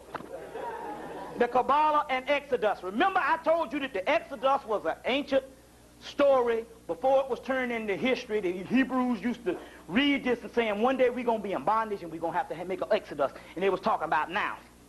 So the Egypt is America. Okay? Is America. Now, I want to read this stuff to you. This is on page 31 when you get 32, 33 when you get the book. Bondage of the body, which is Exodus. The book of Exodus opens with the names of the 12 sons of Israel who came down into Egypt. Egypt in here is representing your physical body. The 12 sons of Israel would be 10 spears of this Kabbalah plus 2 damn more, which is the 2 DNA strands. You heard Deborah Blair talk about that also, which is 12 signs of the zodiac, which is the 12 disciples, which would be 12 dimensions of consciousness. The 13th man would be the Christ consciousness, and the 14th piece would be inside of the Christ, which would be the pineal gland, which is the penis, which is the 14th piece, but it's not talking about the physical penis, it's talking about the penis that's inside of the brain of both man and woman, because both man and woman got dicks up here, though. That's circumcised, because uncircumcised dicks is uncalcified pineal glands that don't secrete melanin. You get it? So there's the 14th piece is the penis. I talked about that, which is Osiris penis, but it's the pineal gland. That's the mystery, or the obelisk, which is inside your brain. The book of Exodus open up with the 12 sons of Israel going down into Egypt, which is 12 spears going into the body. This is 12 basic types of humanity as expressed in many traditions. The 12 spiritual archetypes come down into Egypt, whose Hebrew name is Mizraim. Mizraim means limitation of bondage, the affliction and the circumscription of the original Hebrew. Goes on, and it says, and all souls came out of Jacob's loins were 70, and 12 sons and their children and descendants out of the Bariatic world of the spirit, through the Yezeratic world of the psyche and the physical world of the body and the land of Egypt. The 4 worlds. But anyway, it goes on to say in this particular section about the bondage in Egypt, and if you understand the bondage of Egypt and understand what is going on is also talking about your body. Just like you are in the bondage of America is also talking about bondage. Because Egypt here is America, but you are also in bondage in your body.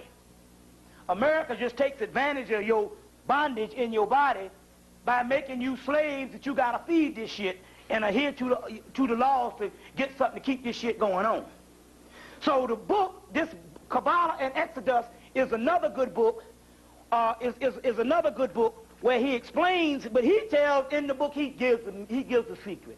He said the ancient Hebrew priests, you thinking that the book of Exodus is talking about some people who was in Egypt back then. He's saying this shit has more of a prophetic meaning, which is dealing with now and us being in America now than it got to do with that, because that didn't happen. He said, whereas they used to tell these stories, but the priests knew better than that shit.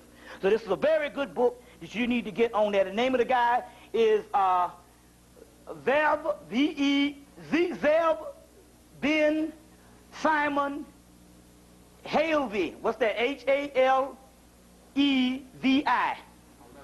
Halevi, whatever that deal is. He got a couple of books. He got he has the tree. He has several of them. He got the Universe and the Kabbalah. But this one, I feel it is very important at this particular time because we talking about an Exodus. But we talking about an Exodus. These are for the scholars that access this particular thing. I realize now that everybody can't access this kind of shit as far as all this reading. It is a bit left brain. You know what I'm saying? And everybody can't do it because when I do it, it's almost, I have to go to work. I have to really, you got to really be in a certain thing to do this. But this is for the ones who really get down with the scientists. But that's cool because everybody don't supposed to be no scientists. You see, everybody don't supposed to be one thing. We got scientists and then we got people that just spiritual. They just say it is and it is. And that's what we got to get back to. You understand what I'm saying? But this is for the ones that scientists, you see. And you know who the deal is, the ones who always seem to want to buy these books and access this material. Need to change the tape? Okay, go ahead. Change the tape so we can keep on. Was it the last time? And it was something very interesting in this book. Now this guy here,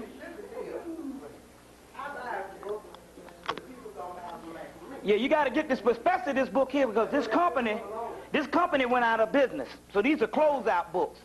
So best to get these. It says, this guy's writing this book. In 1986, however, scientific evidence for the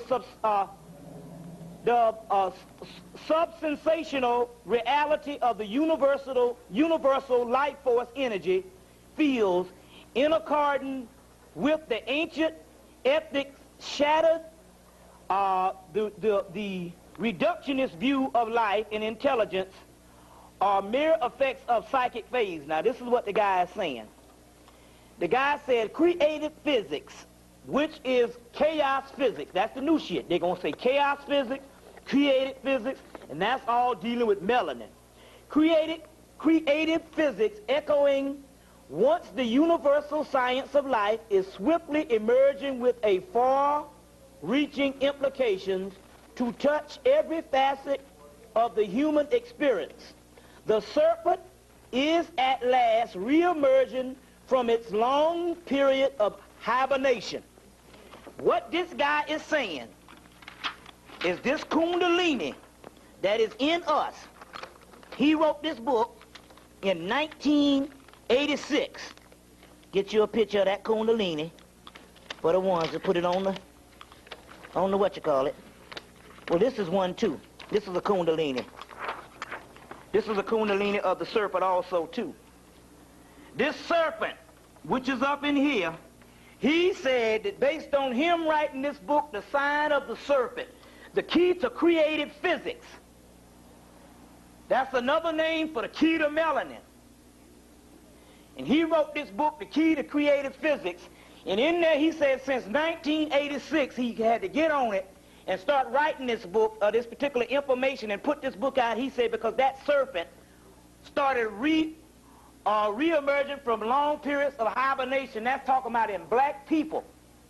1986 is that Halley's Comet. You see? And so he's talking about this creative physics and this sign of the serpent. Mark Balfour is his name. And he's talking about that Kundalini energy that is rising at this particular time. So this is very key because they writing this, they put these particular things out and all. And in here, he gives mention to a guy by the name of Henry Corbin. Now, the real Moorish science is called Sufism. What has happened is this, like I said the last time, the word Moor used to be the Moorish science. The white boy came in and said, well, we can't call this science Moor no more.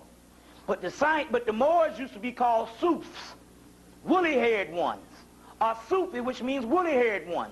So what they say we need to do is, we just take what used to be called the description of the Moors, and we'll say that's Sufism, and say Sufi Muslims, which means Moors. Woolly-haired Muslim, which means Moors. And anyway, if you get a lot of Sufi books, they have a lot of poetic stuff. Sufis don't like to give out a lot of their knowledge just straight out. So they give out what is called poetic stuff. The key is, one of the guys to get, if you ever get any stuff, works by a guy by the name of Henry Corbin. Henry Corbin. He has one book out and it's got a lot of advanced science up in there. And he talks about melanin in so many words.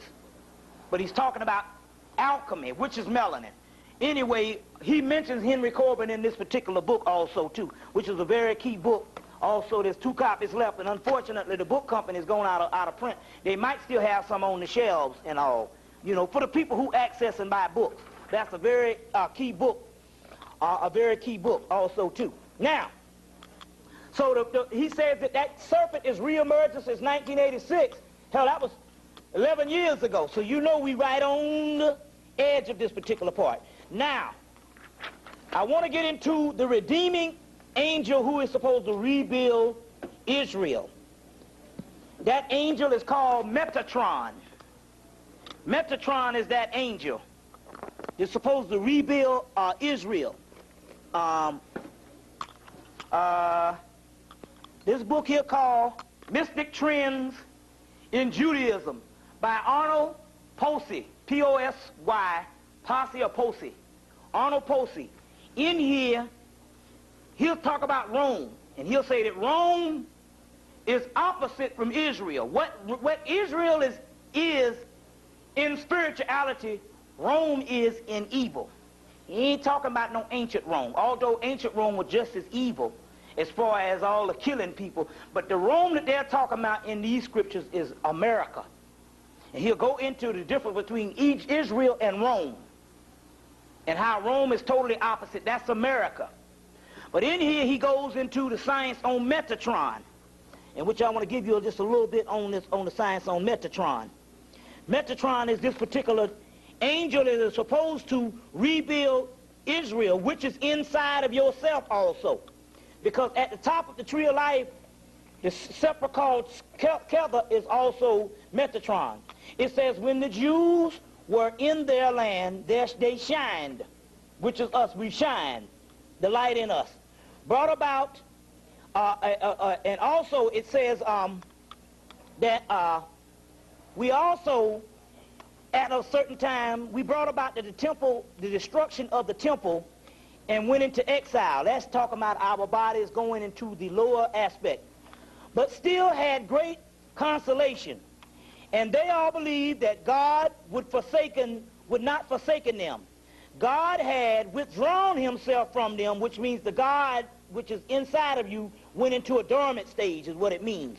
So it says God had withdrawn himself from them, but he had left them with Shekinah, Metatron, who watched over God's children and the children of Israel.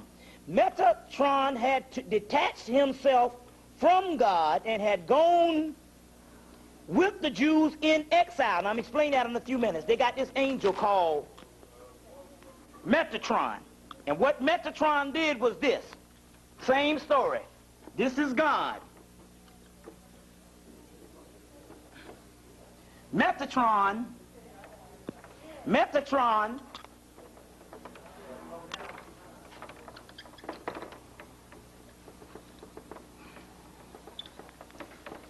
detached itself from God and went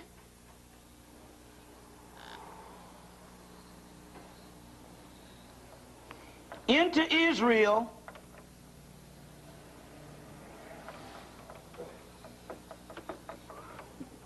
went into bondage with Israel.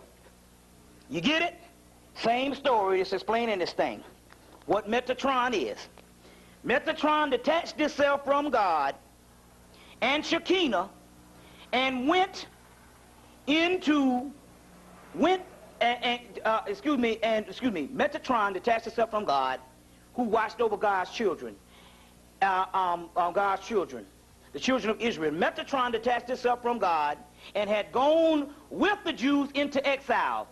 He accompanied them from exile to exile, from land to land, and suffered all their pains and shared all their torments. But it would not always be like that. In the end days would finally come the redemption of the Messiah. Now, what they mean is the reason how he suffered everything because he was inside of them. Now, who is Shekinah? Shekinah is the fallen daughter. Can y'all still see this? Move it over this way. Shekinah is the fallen daughter. Shekinah is down here at the root chakra. That's the fallen daughter. Metatron is up here. That's the crown chakra. Metatron is up here.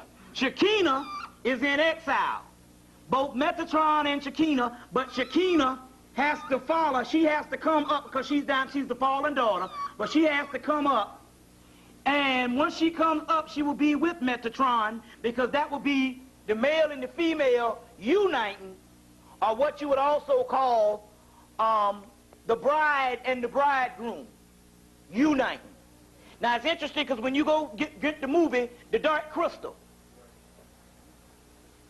you're going to see that they got a little boy named Jin. He's supposed to be the one that's supposed to, because these Skeksis, he's the Gephilim, which is the Nephilim. These Skeksis, is these evil ones, is trying to keep them from rising. Anybody saw The Dark Crystal? You got to see this thing. It's called The Dark Crystal. It's on Disney right now, but you can go to any Blockbuster and rent The Dark Crystal, or you can buy it. It's worth owning. The Dark Crystal, there used to be a crystal, which was God. But the crystal got a crack in it. And there was one little piece called a shard that was missing. And at the end, this little boy named Jin, who was the only one, was supposed to go after the shard and get it. But where is the shard? The mystery to going after the shard is right here, which is the black dot. That's the piece of the crystal that's missing from up here. You got it? So he has to go after the shard, but what happens is that they have killed off all the Skeksis. But what he finds out is on his way he meets his other half, which is a female, and she's the other half. Just like in Luke Skywalker, his sister, they tell him at the end of the movie, he says that, they say, only you can save us. He said, what about if I don't want to save you? I heard that you said it was somebody else, and say it is somebody else. It's a female, your sister. And if you don't do it, your sister will. So that's also representing the both male and female energy. Both male and female energy. But you will find that even when you get the movie Doom, he's the Messiah, and then his mama have a little girl. And then she is one too. And stuff like that. That's the root chakra. And so she's down here at the base of the Kundalini, which she's called the whore of Babylon. And she has to rise up. You see what I'm saying? So she has to rise up, the holy Shekinah. She has to rise up and be with this particular one. And that's what it's talking about. And in actuality, the key to this mystery is we're talking about the Kundalini rising as the book said that the serpent did. As the book said that the actual serpent did in Israel. Now, This is the point I want to get to right now. Look at this. In this particular book, The Mystic Trends of Judaism, on page 86, Metatron showed Zerubbabel a stone figure of a woman and said, who that this woman will lie, Satan will lie with this woman. And in the union will be born a great wicked one with this word, A-R-M-I-L-U-S.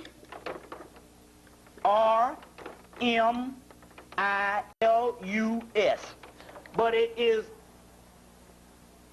goes on to say who this wicked one is, and this is so, you know that who this wicked one is in a few minutes. The great wicked one, what's that? Armilius. This son of the evil one, of the stone figure, will be a terrible in appearance, hairy all over with red hair. He will be 12 cubits high, and his arms will reach to his ankles.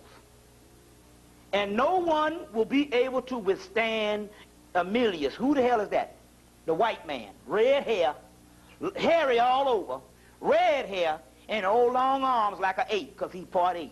This is coming out of our sacred scripture. So anything opposite to us got to be black. So can't be no goddamn Jew over there fronting, thinking, no white Jew over there fronting, thinking he the real deal. Now, y'all ready? Okay. But they say it right in here, hairy all over with red hair.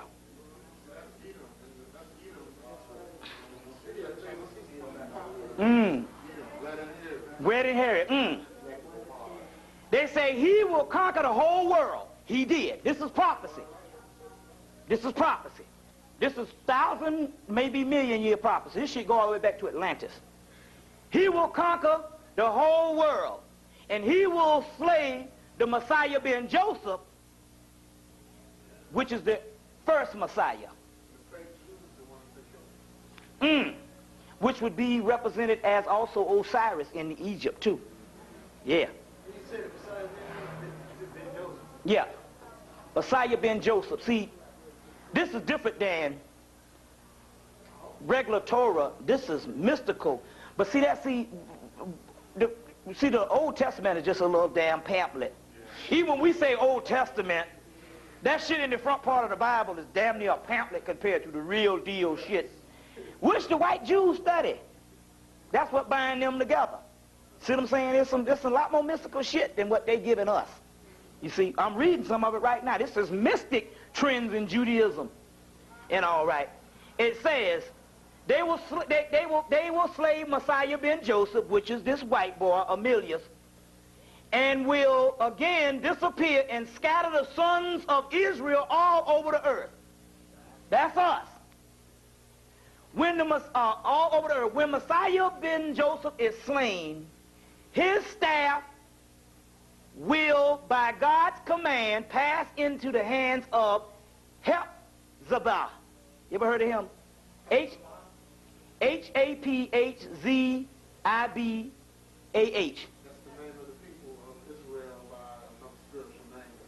Okay, yeah, okay, that must be another generation. But look at it, they say his staff. Guess what the staff is? The staff is the Kundalini, the staff of Tahuti. When you kill it, it passes on to another one. They're going to have the movie coming on damn cable. The movie, what's the name of that movie with the guy in the purple? The Phantom. Every time you kill him, it passes on to the next generation. That's us. The Phantom, he had on purple, which means melanin, black skin. And he had a ring, and the ring will represent the black dot, or the scarab. Bad, you better recognize, it's coming on cable, the people who didn't see the movie. The mother of the Messiah ben David, that's supposed to be, Messiah ben David, is that supposed to be I think Messiah ben David is supposed to be the Messiah coming. Messiah son of David. Yeah, and all this is our lineage of our people scattered about the earth. But see, we get this shit to them Jews, and they studying our shit. And is the name miraculous staff, this staff which with Moses divided the Red Sea. The Red Sea is also the Kundalini. That's the Red Sea. Also, too, they divided. The staff afterwards came to King David, who belonged to Adam and Seth and Elijah, and they keep going on about this particular, they keep going on about the different generations. And it says,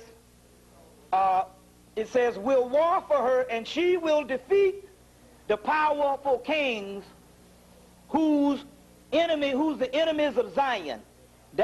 Whose enemies of Zion. That is also Shekinah, which is the feminine energy also of the Jewish mysticism. Now, of the actual Jewish mysticism. But it also goes into, this book, Mystic Trends of Judaism, goes into, by Arnold P-O-S-Y, whatever, Posey or Posse, whatever, Posey, I guess, I don't know. Or Posey or Pohe or whatever the fuck, you know. Yeah, but it's a bad little piece. It's a bad little piece. But anyway, that's dealing with the Metatron. Metatron, the most important deviations of the main current is Metatron. The mysticism revolves around a person of Enoch, who after a lifetime of piety was raised according to the legend to the ranks of the first angel, Sar-Ha-Panam, literally prince of the divine face and divine presence of God, took from the mist of the race, and the flood carried me on the stormy wings of Shekinah. That Shekinah also is a form of melanin, to the highest heaven, and brought me into the palace of the high of seven heavens. And it goes into the throne of Shekinah and the Merkabah, and it goes into this particular Shekinah and how it all has to do with Metatron. Now, to show you that this is all one race of people, Meta is also an Egyptian name. A Meta, a Medu, what's that? Yeah. Yod is the name would appear is quite superb. Now, okay. Yeah. Yeah. So you want to cut that off right quick? Want to get that going so we can... Okay. Brother gonna drop off.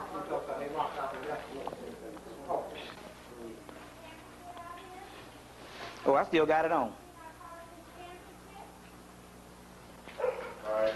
All right. Let's go on. Okay. In this book, Kabbalah of Gershwin Shrulim, this is a hardback version, you can get the other one. On this book, on page 153, it talks about this. It says, at the opposites poles, both man and God encompasses when within their beings the entire cosmos.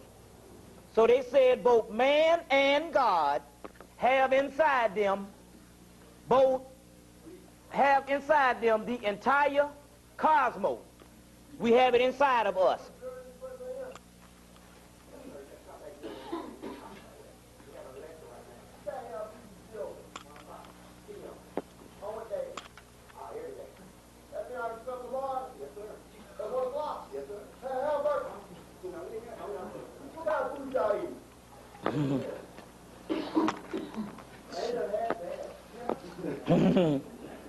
So you both have inside of you, both man, you have the entire cosmos inside of you. However, whereas God contains all the virtue of being, is the creator, and this is a very important chapter, I'm going to show you something right here. And the initiator whom everything is rooted, all potential is hidden. Man's role is to complete the progress, being the agent through which the powers of creation is fully achieved and made manifest. So what they're saying, everything that God has, the creator, is hidden.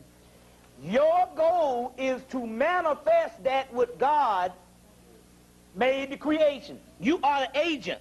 You bring the creation and manifest it. That exists similarity in God unfold that what exists similarity in God unfolds and develops in man. The key formulations of the outlook can already be found in the Kabbalah, in the Zohar. Man is the perfecting agent in the structure of the cosmos. Like all other created beings, only even more so, he is composed of all 10 sephiras, which is the 10 spheres of the Kabbalah, and all spiritual things in the supernal principles, and has the full attributes of the Godhead. The essential correspondence between the inward aspects of God and man or creation, and what it means is this. It says that the highest level of manifestation radiates in the original source to the Neoplatonic formula. Anytime you hear the word Neoplatonic formula, that's melanin. That's Hermetic melanin, which the process of the creation involves the departure of all from the return of one is the crucial turning point in this cycle, and the place within man. The moment of being developed in the awareness of the essence yearns to retrace both the path of the multiplicity and the nature of oneness is originated. What they do is basically what he's saying here is there's a Neoplatonic process in which God sends to man to manifest God. Man is the perfecting agent or the TV screen of the signals to God. But see, they double talk. Instead of saying Hermetic or melanin, they'll say Neoplatonic. So you got to know what Neoplatonism is. And Neoplatonism comes out of the Hermetic schools of the Tahuti material that they got out of Egypt, became the Hermetic material, and came Neoplatonism. So when he says that man is the perfecting agent of God, and he is the final manifestation of God, he says this process takes place in the Neoplatonistic or the Neoplatonic. Well, you see, they are masters on words. So if you don't know what they're talking about and you don't know what that means, you don't know what that means melanin. So he said that man is the perfecting agent of God. But this process of becoming God comes through God through the melanin. It's basically what he said in the whole damn intellectual sentence when he said Neoplatonistic. So what it is about a lot of these books is they say a lot of elaborate words. Usually these words are always an offshoot word that means something that is more simple that you can understand. So Neoplatonism comes from Hermeticism. Hermeticism comes from the god Tahuti, and all that's talking, and the Tahuti is the god of alchemy, and alchemy means melanin. So if you don't know to trace these words back, you don't know what these people are talking about. And basically what he just said in a few minutes, man is God because of goddamn melanin.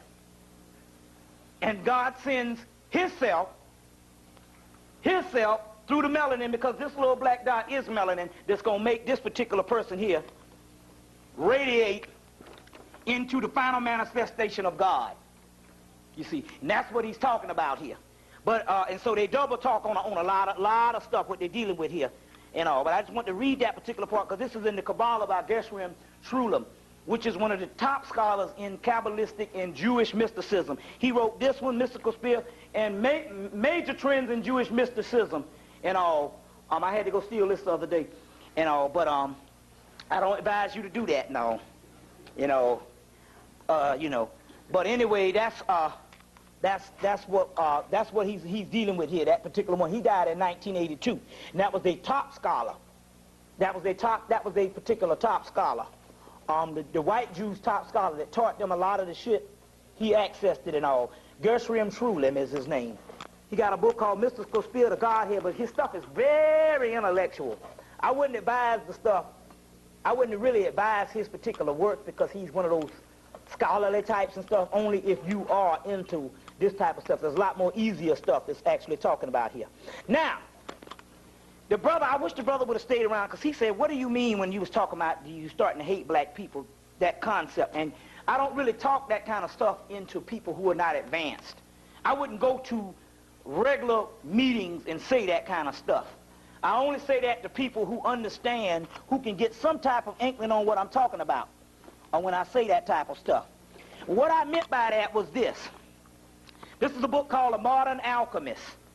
And in here, on page 35, they got a chapter called The Negrito. Am I talking about the nigger? The Negrito. That Negrito, and it says the Negrito, or the blackening phase of the alchemical process, implies a gloomy time of depression. The time of life feels unconspicuous. You may feel unlucky, caught in a black mood, a worse origin that seems difficult to pinpoint. This is because your current ego attitudes are outdated and lacking the adaptability to, and you feel stuck. These feelings may come about in an overload of stress in everyday life. They're saying if you got this melanin, you feel fucked up right now. That is because this, when you get to this blackening stage, that is the spiritual rot.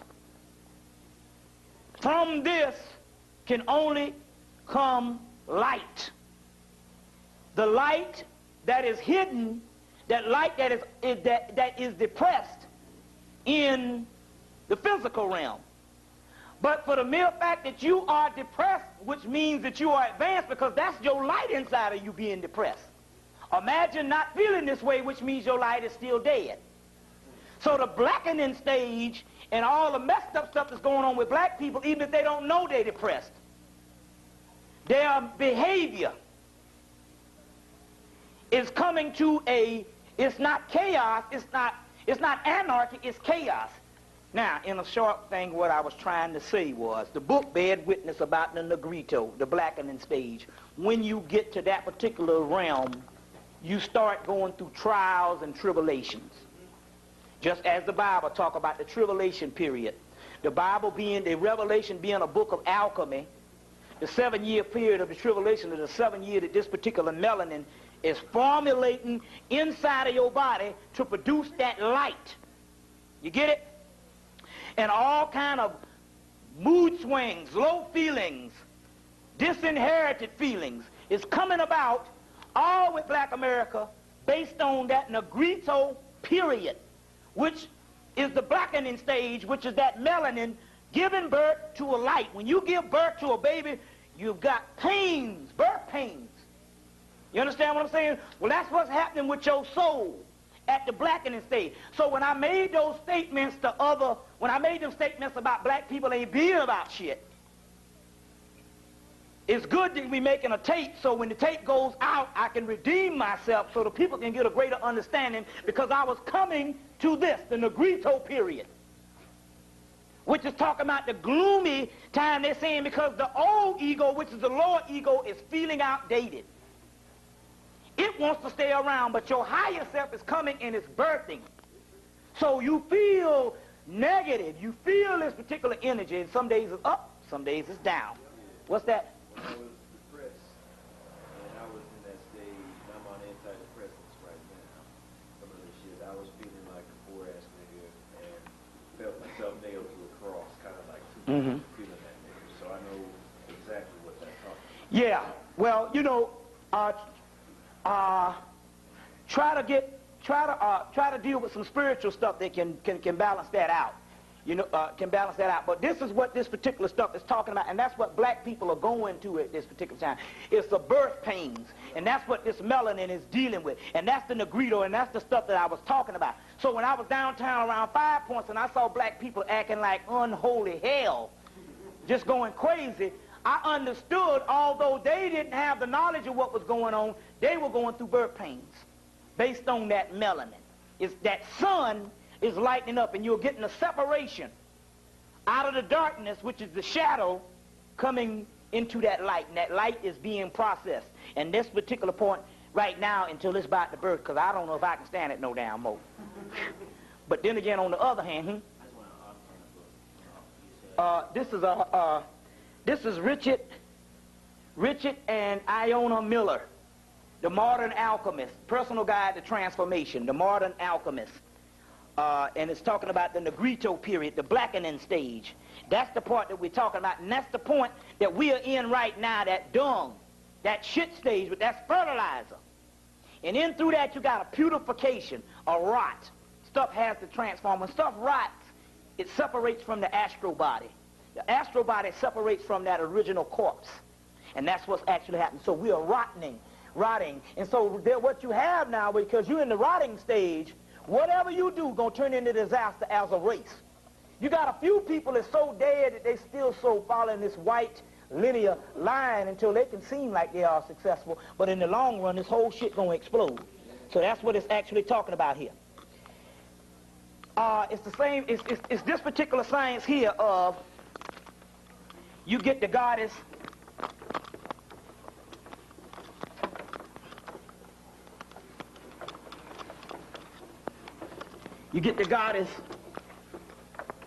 Isis,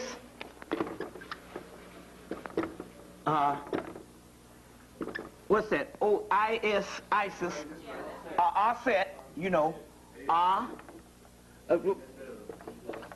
it's either this way or AST. It's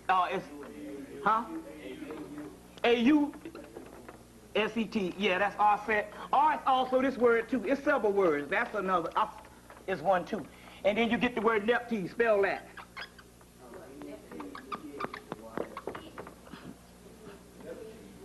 T-H. No, Nepti, Y-S.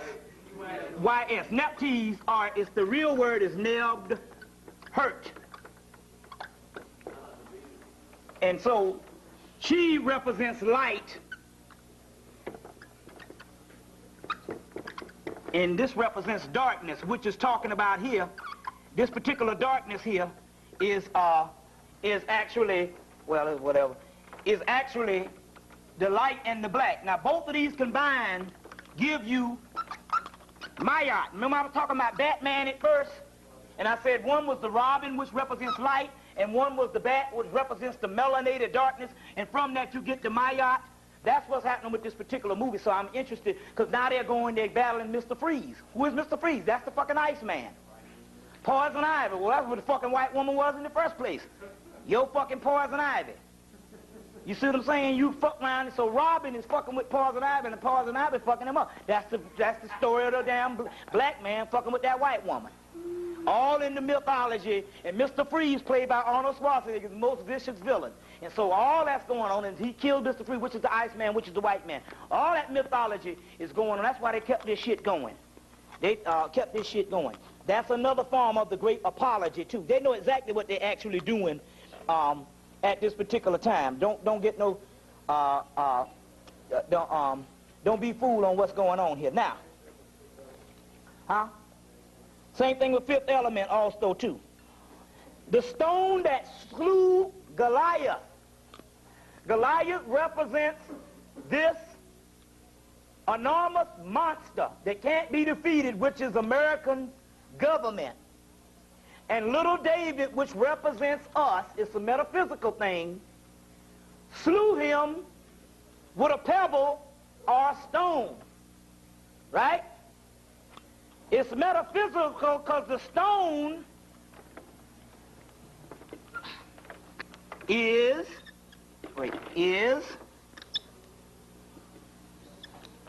the black dot that slays America. This little thing here, it's like T-N-T. You see what I'm saying? That slays America. That's what David slew Goliath. The stone. It's alchemical. It's metaphysical. It's metaphysical.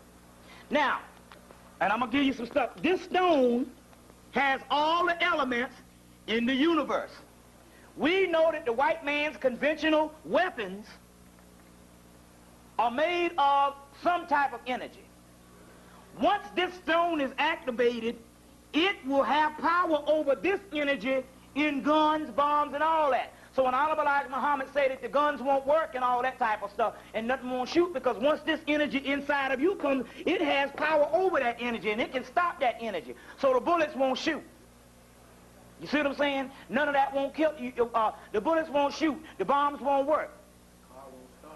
You see? And then he got to go back with conventional weapons. Well, you know he can't beat a brother really throwing down. But then again, on the other hand, we ain't even talking about a physical brother, because we talking about all the powerful energy that you got with this shit here. You can beam them motherfuckers and blow them up, because it's energy. You see? So how can the gun stop?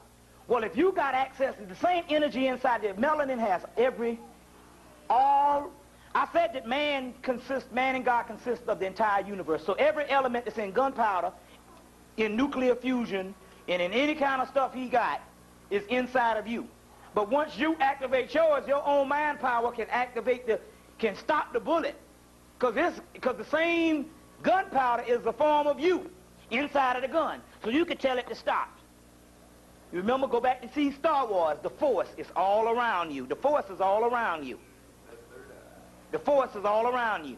And you notice that when he would come up, he could point his finger or something, and the person mess the person all up and all. Control them. Yeah. You see, that's using the Force around you and all. Also, now I want to get into a little bit of Gospel of Thomas. Let's see, the greater mystery. Then I want to go into some alchemy, and then I want to go into, what time is it? First of all, 11:30. Okay, I'm still on time. I want to get into some Gospel of Thomas. Then I want to go into, let's see, I got 17 and I got 25 pages to go. No, I got 17, I got to go up to 25. So how many pages is that? 8 pages, but it ain't going, we're going to try to go. Okay. I know, man. I know. Yeah. So let me go into this. These is the reading from the Gospel of Thomas. The Gospel of Thomas was dug up in 1945 in Nag Hammadi, Egypt. You can get the Nag Hammadi scriptures, Bentley Leighton Gnostic scriptures, or you can get the other Bible, but this is the Gospel of Thomas, and I want to read a little bit of this particular thing and explain what this stuff is. I got the notes for the Gospel of Thomas, so the ones I want to read right now. So right now I want to read, check it out. I want to read a little bit of this particular stuff. It's the Gospel of Thomas. Okay. The followers asked him, who is Jesus, do you want us to fast? Should we pray? Or should we give charity? What diet should we observe? Jesus said, don't lie and do not lie, and do not do what you hate, because all things are disclosed before heaven. For there is nothing hidden that won't be revealed, and there is nothing covered that won't remain uncovered. Jesus said, fortunate is the lion that the human eats. So the lion becomes human. And foul is the human that the lion eats, because the lion will become human. Which means, hell, if you eat the lion, he just becomes a part of you. But don't let the motherfucking lion eat your ass, because you'll be a part of his ass, basically. So he's saying, hell, we're talking about this is the end days, and none of that shit that we talk about, even on the diet thing, when the end days come, God's law will be manifested. I don't give a fuck what's up. So you ain't got to do nothing. You paid the price. Only thing you got to do is just get you some wine. See, we talking what we talking about here, we're talking anti-gospel now. We're talking God. You got to get out of thinking of a being over you. That's over now. It's lonely now, because you ain't got nobody to pray to now but your own damn self, because the gods that you pray to are inside of you. So it's very lonely now. It's a very lonely period in the Grito stage. You are coming into God's. The crystal is inside of you. God sent it, and now it's being revealed at you. So now they say that God say, rejoice, people of the black earth, children of the black earth. I did not come to chastise you. I bid you not to turn from your voluptuous ways and all your follies. Which means, whatever you want to do, how freaky it is, now's the time to get your freak on. Because you missing out on the fun, because other motherfucking black people having fun by being righteous, because it's over. And that ain't what it, and the laws did not come to chastise you. You reading somebody else's law. So if you want to smoke some reefer, if you want to drink some wine, if you want to eat some chitlins, that's cool now. The other stuff that we used to deal with when it came to the diet, when it came to the fasting, when it came to the stuff, that was the stuff that was put in order thousands of years ago, because they knew you was going to be here up to then. So you needed to do those things in according to God's law just to sustain yourself. But now we're talking about the preschool, and so the priests, other people need to do that just because they so messed up out here. But you need to lighten up, because you got to come one like children. And this knowledge, You remember you're on Fifth Element when you went into the replicator pool that big old circle? Oh yeah, you're going to see the views and all that. Yeah, right. It's because see, you have to do a little bit different, because see, knowledge is, you have knowledge, and it's one thing about knowledge. Knowledge,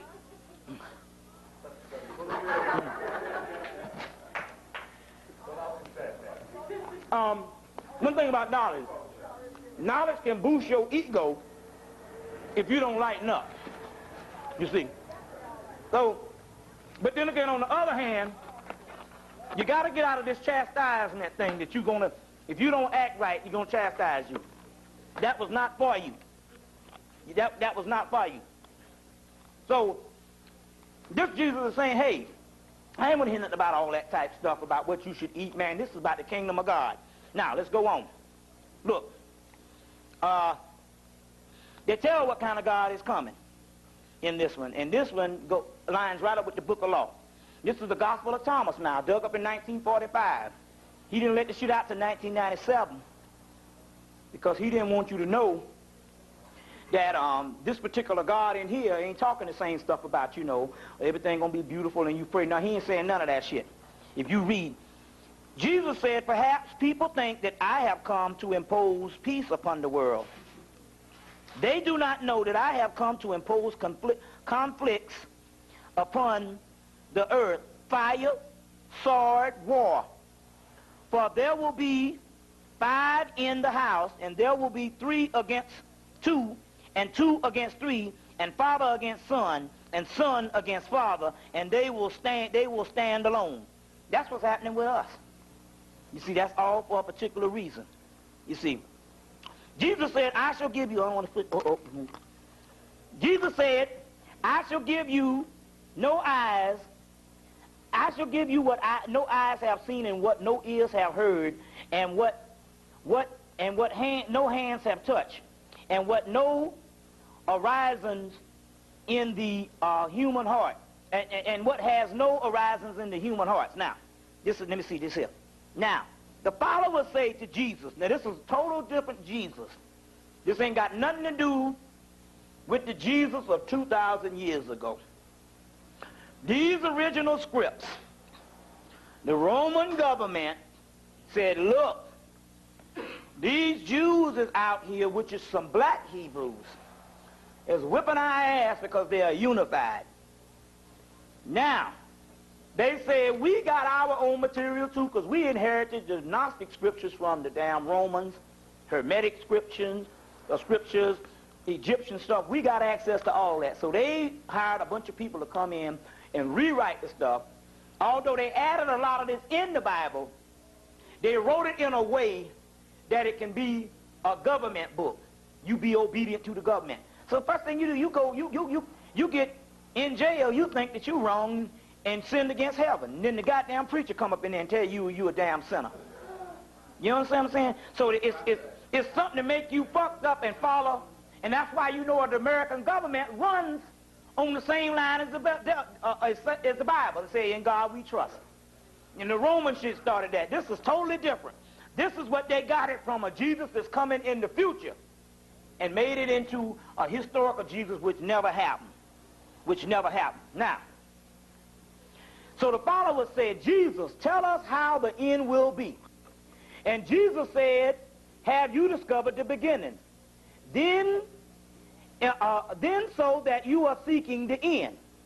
For where the beginning is, the end will be. Fortunate is one who stands at the beginning, that one will know the end and will not taste death. What they're talking about is you got to go back and understand what the ancient black man is. In the beginning there was God, and you God. And once you understand that you God, then the shit will be over. So now we know that we God, because there ain't going to be the rest of the damn world. It ain't left up to no niggas to do the shit. It's left up to us. Which the jihad is started, and we're going to reinforce that motherfucker before we get out of here tonight. I'm telling you, I'm tired of the dumb shit. You know, all right. I'm tired of the dumb shit. The followers of Jesus say, tell us what heaven is like. And he said to them, heaven is like a mustard seed. It is the smallest of all seeds. But when it falls on prepared soil, it produces a large plant and becomes shelter for the birds of heaven. Now, what he was telling them was, tell him what he said, heaven is like a seed. What you don't realize is heaven is this big, and that's too big. It's the smallest of all seeds, because I know a seed smaller than that. Fucking sesame seed smaller than that. So we're talking about an atom. And we're small as the atoms. But what has happened is we have fallen into this physical thing, and these two eyes are magnifying a kingdom that don't exist. So that's when in Greek mythology they say hell, that's when the land of giants came.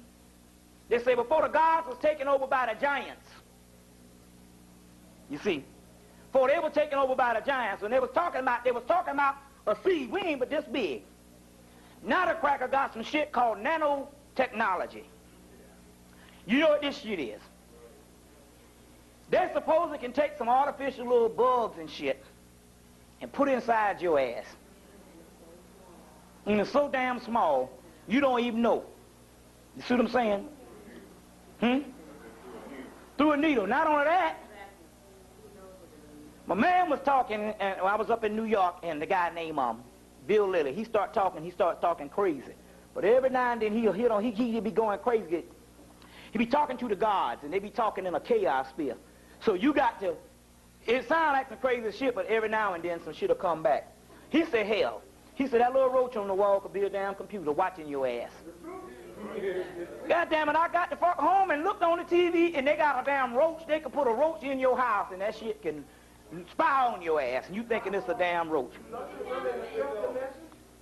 Fifth element. Little bug.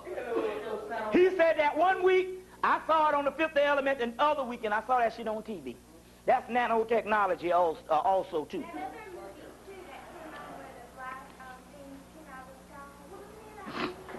And they injected the people, and they looked at it through virtual reality, and it was a mechanical germ thing. Invasion. That's the TV movie Invasion. Yeah. The Invasion, yeah. That's it, yeah. And some of the new virus. And the damn new virus is nanotechnology. They got that shit. The guy on Art Bell was talking about it too. Now, this is what they say. Look, Mary said to Jesus, what are your followers like? And this is what he said. He said, my followers are like little children living in a field that is not theirs.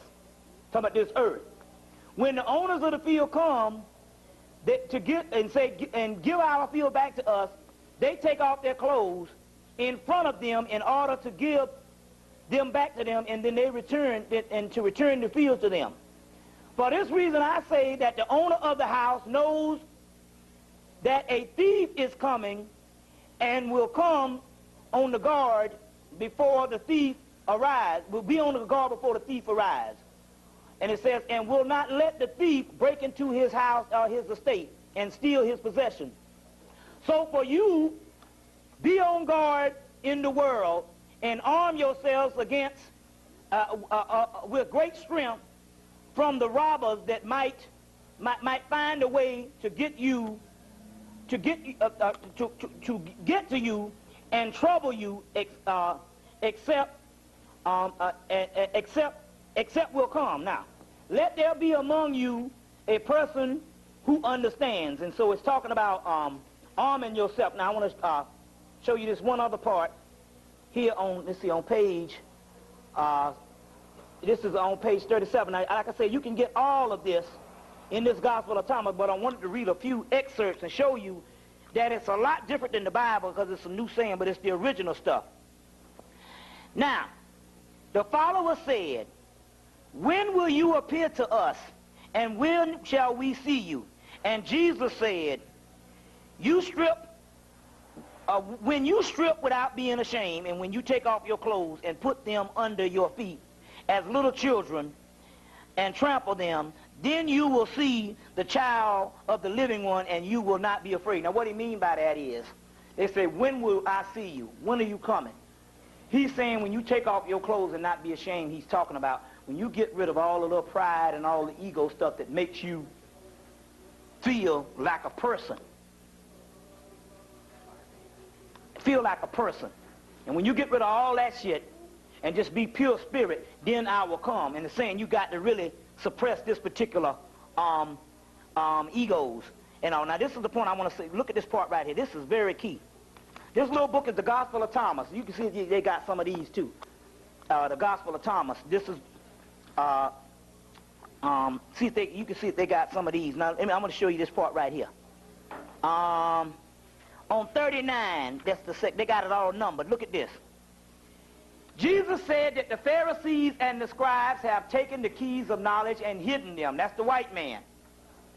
And they have not entered, nor have they allowed those who want to enter to do so. So they're saying that the white man has come in and taken the knowledge and hidden it and used it and can't get to the damn promised land with the shit because it don't work for him. But they don't let others who want to enter do so. As for you, be as shrewd as snakes and as innocent as doves. As innocent as doves is also, but it's talking about that. And I want to get this one little part here about these particular, they talk about some Jews up in here, not the original Jews, but the white Jew. It says, the follower said to him, who do you say these things, why do you say these, who are you to say these things to us?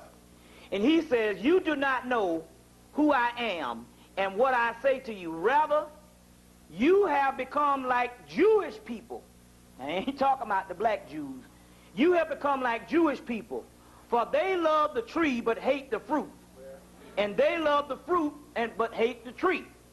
You see what I'm saying? And all. So these Jewish people, and these particular ones and all, they love all the ritual and all of the ceremony and all of the, but the fruit is black people and they hate your ass. You see what I'm saying? That's what it really says here. You become like Jewish people. Now look at this particular part. On the 47th verse it said that no person cannot mount 2 horses nor bend 2 bows. A servant cannot serve 2 masters, or a servant will not, or that our servant will not honor the one who and offend another. So it's also talking about here that you got to make a choice. You can't be a damn hypocrite. You can't say, I'm going to serve 2 masters, but this one it goes into a lot deeper, but you can see where the Bible got a lot of this from. Now, this is the last little piece right here that I love, and I was just reading this thing, and I want to show you this part right here. And it says this, it's this last little piece, because we got a little more to go with. It's 49 and 50. Look at this. Jesus said, fortunate are those who are alone and chosen, for you will find the kingdom, for you have come from it, and you will return there again. Jesus said, basically, when they say to you, when white people say to you, when they say to you, where did you come from? Say, we came from the light, and from a place where the light comes into being by itself and establishes itself. You see, and appeared in the image. If they say to you, is it you? You say, we are its children, and we are chosen of the living Father. If they say to you, what is the evidence of your Father in you? See, it's different. In you. Say to them, it is the motion in rest. It is motion in rest. Motion in rest. And then it also say, fortunate are those fortunate are the poor. Then it also goes into an intruder. Jesus said the Father's kingdom is like a person who had a good seed. The enemy came and at night and sowed weeds among the good seeds. That's the white people. A person did not let them pull the weeds up, but said to them, no, or you might go and pull up the weeds and pull the wheat from them.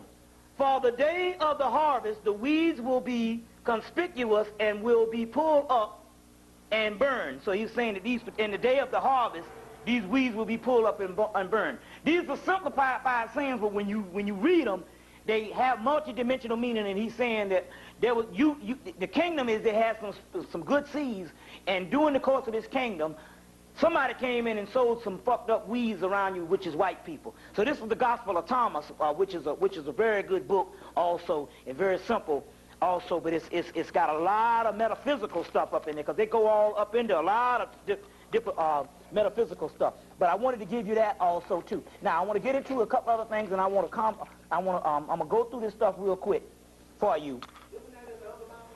The Gospel of Thomas in the other Bible too. I want to go through this stuff for you, so y'all bear witness, because I got some real good news. Real good news. I know it's long, but no, I'm just saying, you know, that's just the way I am. You know, when the Spirit comes, they give me what they want me to say, and it went from 4, 5, 6, 7. So yeah, it will be complete by the end of the night. Yeah, you can. Because what will happen is, if you rush the Spirit, shit, and not only that too, that motherfucker will blow you up. I mean, you know, because if I don't get this out of me, then when I go home, I wake up with a real bad headache and be fucked up. Yeah, you got to get this stuff out. Concerning the question of alchemy, because see, that's because I'm real. Because you know, most people come in, give you 2 hours, $500, $600, $700, $800. You see what I'm saying? Right, you see what I'm saying, like that? No, what you call it, this is all I live for right here. This is it. I go to bookstores, and I basically, that's it. I don't do nothing else and shit. I don't want nothing else out of life right now. I have no desire. So basically, you know, I don't have passions no more. You see, so this is it, so hell. You know, so, hey, let's roll. Concerning the question of alchemy, which is melanin, we are not dealing with the mere psychological process, or we are not dealing with the simple cooking of gold, which is deemed by many. The lead that the alchemists are changing into gold is not common with chemists, but instead a dark Saturnius or Hermetic philosopher's lead. There's a Saturnius lead. You get this Saturnius lead. Now you're going to go and you're going to rent that movie again, Hudson Hawk. Came out in '91. Very key movie. Bruce Willis. That was on 17 this week. It's always on 17. On Hudson Hawk. Because this is talking about Saturnian lead. And in the movie they were supposed to get this machine for to produce gold and all, and that was alchemy. It was dealing with, and the gold, and it was supposed to get these crystals and shit. That was melanin, because melanin produces gold. And I'll explain that for the people who need to understand that. But this word is another word for melanin.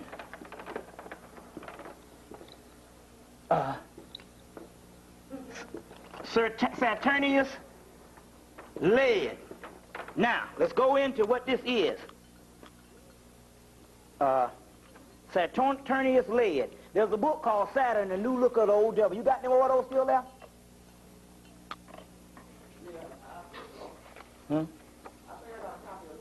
Yeah. Now, the invisible Mercury spirit will initially be drawn out into the dark of the Saturno, or the perspiration. The black earth coagulates with the invisible mercurium, whereas the mercurium in the water dissolves a black Saturnium. I'm going to explain this in a few minutes, because there's something we got to do also, too, to get some of this going. And I'll explain it in a few minutes. I just want to get through some of this on the tape.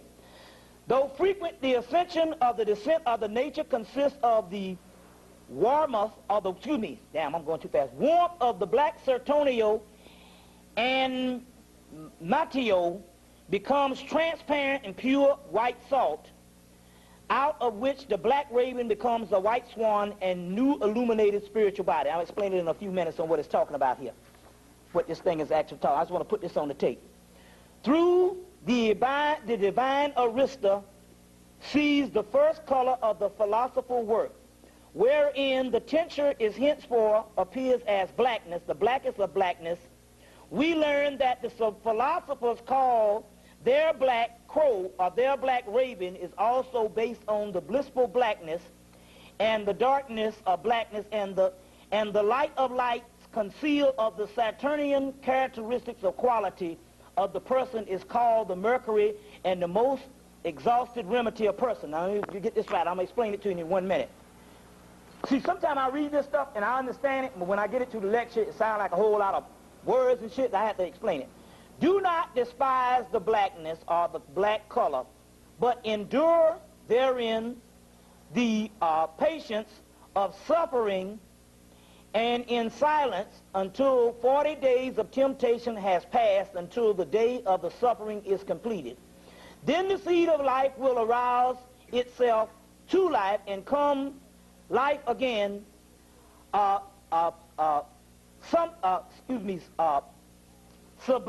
sublimate and glory.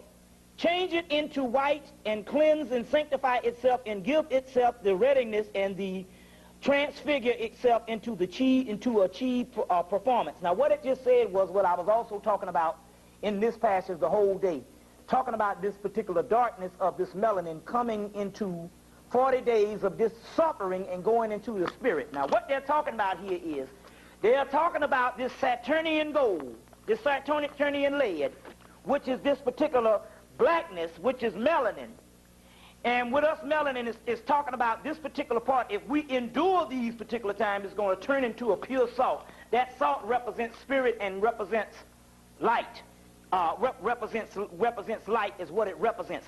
And so it's also bearing witness to what I was talking about before, also with the whole lecture talking about this spiritual rot and how the melanin carriers may seem like they are crazy, but that's a form of the spiritual process of going into the other dimension. And that's the writer guy in the book, what's the name of the book?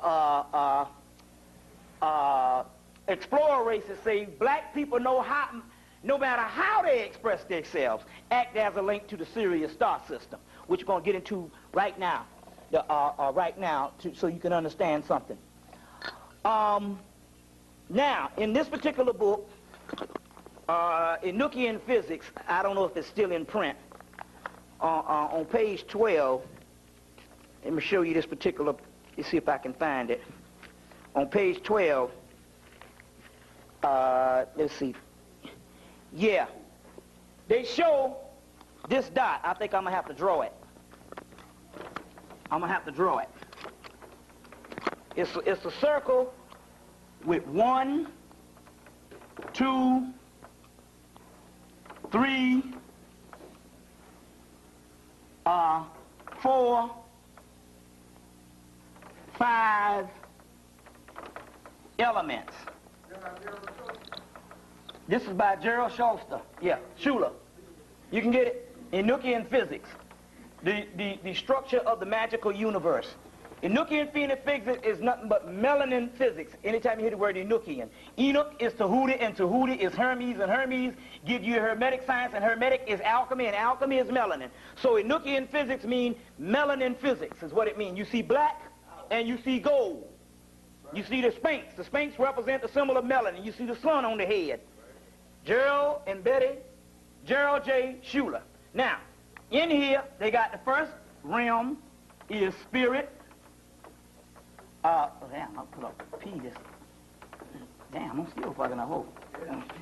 No, I have to. Yeah, I got it. It's up on all that shit. S-P-R-I-T, spirit, fire, air. You see where they get all this shit from? Fifth element, water, fifth element, earth.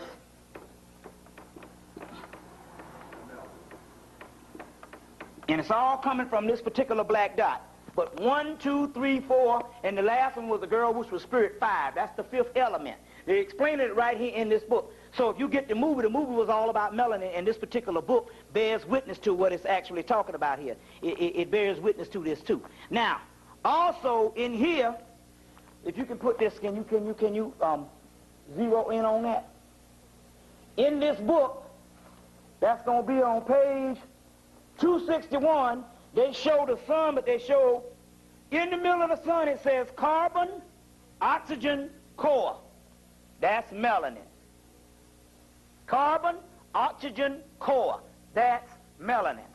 Now remember when I showed you the diagrams about the two dimensions and how we got to go from one to the other, they show the different dimensions in this particular book. So what this guy is doing is he's breaking all the laws of these people saying don't teach the people the real shit. He's doing it in this book. And the name of this book is Enochian Physics. Enochian Physics and all, which he got Enochian magic and all that. But I'm kind of sick of that kind of magic now. Hell, it's about learning and shit because a lot of this shit is we got to do it ourselves. So, but I'm saying this Enochian Physics here explains some of the parts of the universe and all. So this is a book that you need to deal with. Now, let me show you this. What is happening is this. This is what we need to do. This particular black dot core here is like Sirius. That's Sirius B. Sirius B. Sirius B is the most dense matter in the universe. The Dogon say that Sirius B is more powerful than Sirius A because Sirius A is this, what you see here. The most dense matter, but the mystery to Sirius B, because all that out there is nothing but a hologram. Sirius B is inside of your head. It's the most dense and compact matter. In the alchemy books, the best way, what you got to do to loosen this matter up, you want to loosen this matter up so this matter becomes real loosened and flow throughout your body. And the best way to loosen this up is to drink large quantities of water until you dissolve this energy.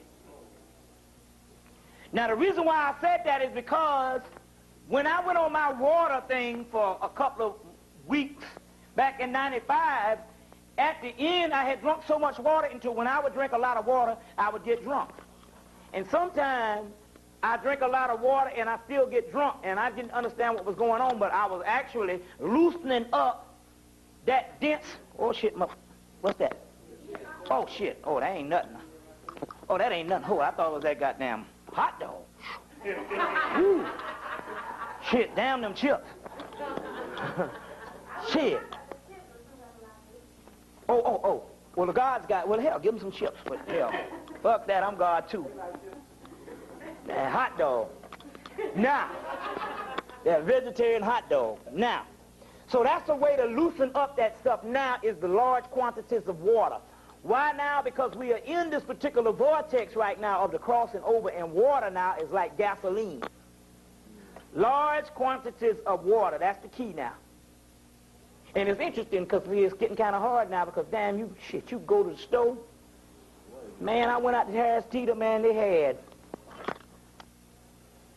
6 tall-ass Mountain Dews for like I think you can get like 12 of them motherfuckers for $4. So they know what time it is. You see what I'm saying? Everything, all these juices and shit, but even the juices and all that, ain't nothing gonna do it like the H2O. Cheap. Real cheap. Real cheap. You see, so that's key right now. Sodas, hell, they even got 25-cent sodas now. Right. And all that shit there, so you see. Everything. So that water is what you got to deal with. What you got to deal with. The day we became the negrito or the nigger, the spiritual rot and the decay and the shadow, we putrefied and this rot into the dung, which is shit, which is the fertilizer, what I was talking about before, the dung beetle that also is called racial senility. The black race is senile from ages and eons of the mummy or the cancellation of the physical. Of the physical is what we're talking about here. Now look, I want to show you this. Let's see if I get this right. I want to show you this right now. Before I go to this last little piece, because I'm getting ready to explain what's going on here, because the Hale-Bopp thing came, but I just want to get through this right now. What happened is that there's some new history on the Gnostics. What happened is the Gnosticism was the original Christianity, and the Gnosticism talked about, they explained the races of man.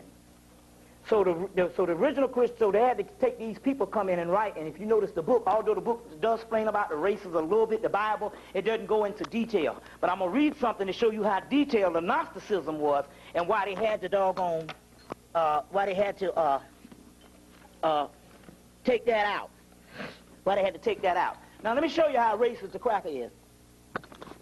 First of all, I read an article. This is the ancient from Atlantis to the Sphinx. And I've been waiting a year for this book to come out. Because I read the article in 1995, what he dropped on the Necronomicon and all that. And so I was waiting on this book because this was the bigger book of that.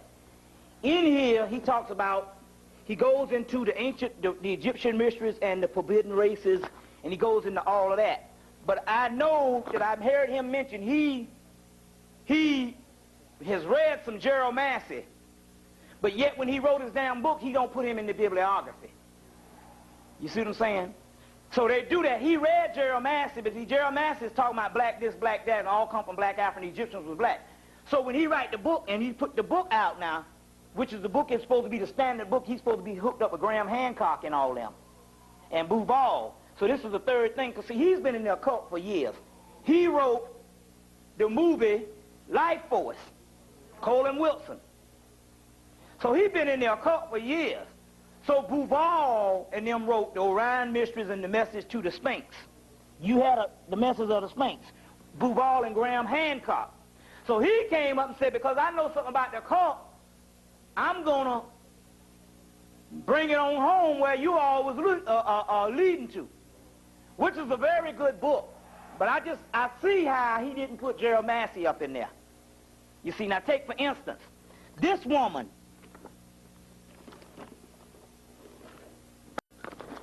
Jean Houston, who was, hooked up with Bill Clinton, Hillary Clinton. She wrote this book, The Passions of Isis and Osiris. Now, Jean Houston is married to Robert Masters, who wrote The Goddess Sekhmet. When you look in his book, he ain't got but two people he mentioned in there, E. Wallace Budge and Gerald Massey, and he got a whole page on Gerald Massey and how Gerald Massey was this transvisionary. Now, this motherfucking hoe here is married to that man. Although she got his book up in the book, she don't put Gerald Massey in the book. Now, wait a minute. Here's your husband write a book, The Goddess Sekhmet, and he gives honor to one man, Gerald Massey, which is the man.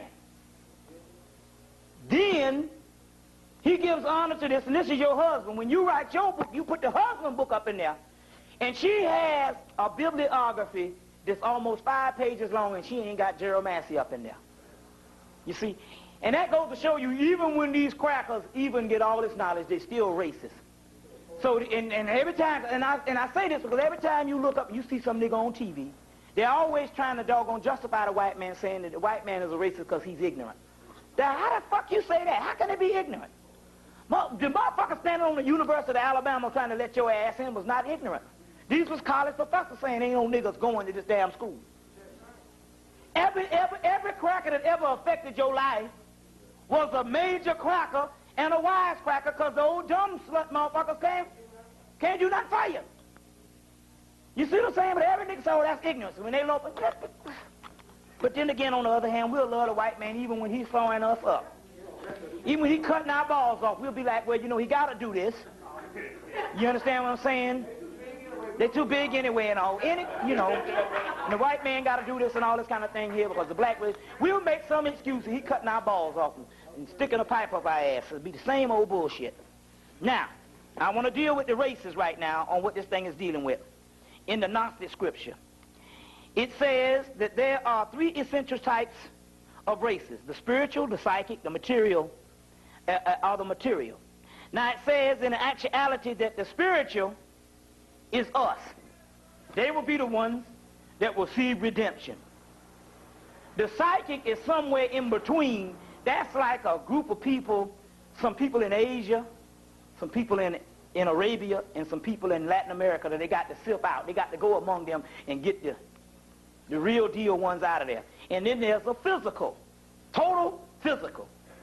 And they say the total physical, when it comes in contact with the spiritual, it rejects the spiritual. totally.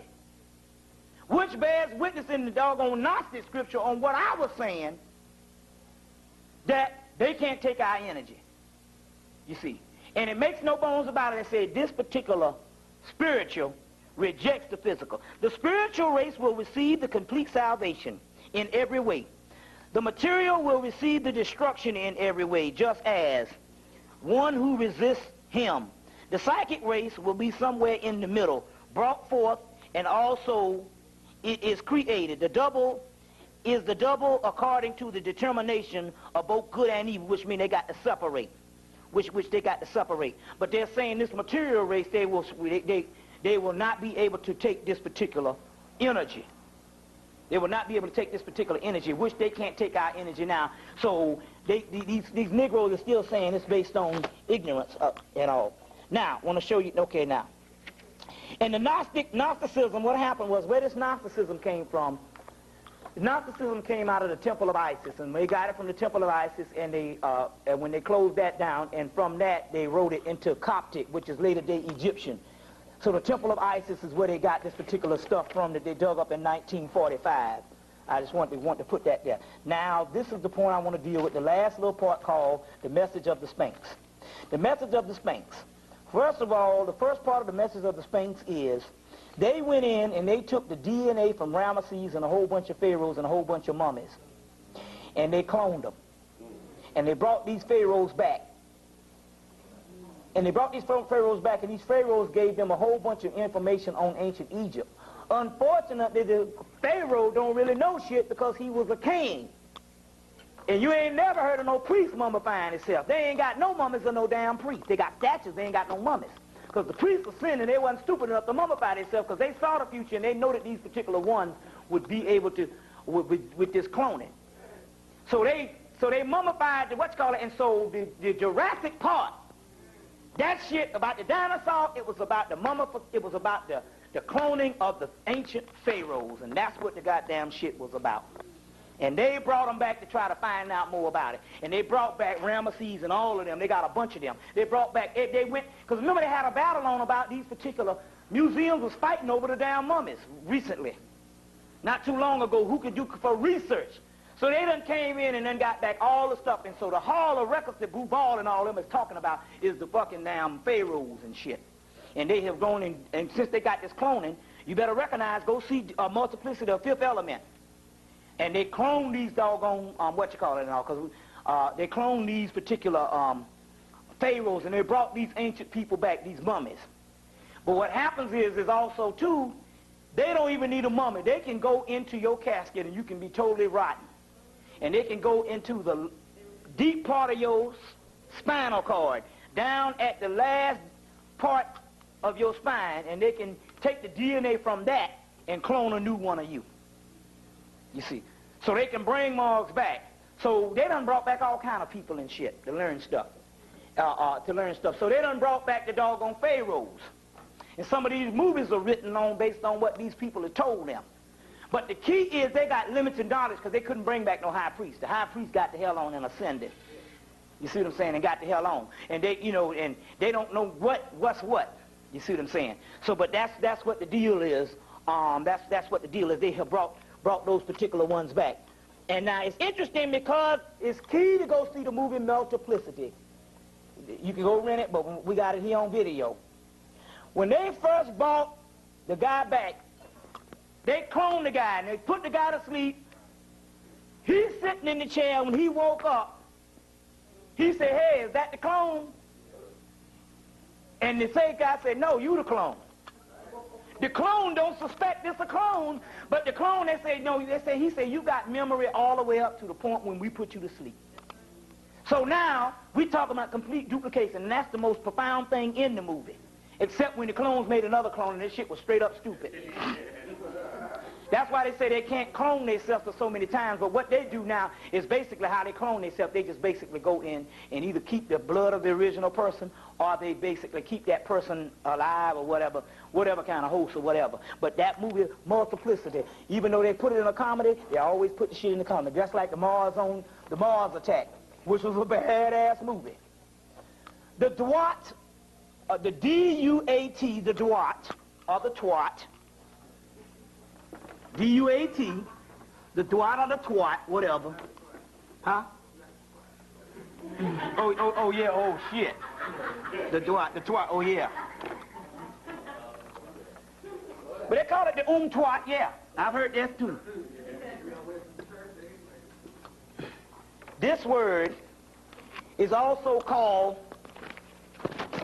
Rustau, which is the original word for Rasta. There's new information on this thing. It means heaven. Rasta means the other dimension or heaven. Duat means heaven. It also means Doth, which is also melanin, and it also means the Rasta means the Giza Plateau is the Rasta Plateau, which means the three pyramids, which one is the pituitary gland, one is the hypothalamus gland, and one in the high one is the pineal gland. The pituitary gland is Isis, the mother. The hypothalamus gland is Osiris, and the pineal gland, which is Horus, which manifests the both. Isis is the planet Saturn, Osiris is the planet Jupiter, and Horus is the planet Mars. Saturn is the black planet, which is pure black melanin. Jupiter is the light bringer, which brings the light to Mars, and which is the god of war, which is both polarized. And the three pyramids represent the pineal gland, the pituitary gland, and the hypothalamus gland. Is what this thing, which is the Rasta Plateau, and that's what those three pyramids are also, which is also the three stars in Orion's belt also too.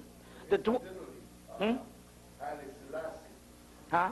Amori, the name Haile Selassie is the title. And when it translates into English, it translates into the power of the Holy Trinity.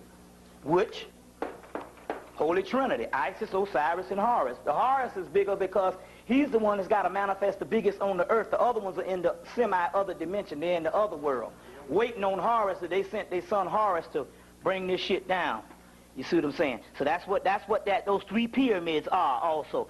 The Duat usually translate as Heaven's Gate. The Duat.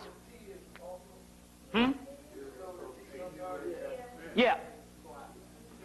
Twat. The Twat is also spelled the thou, the thou. Twat, which represents Heaven's Gate.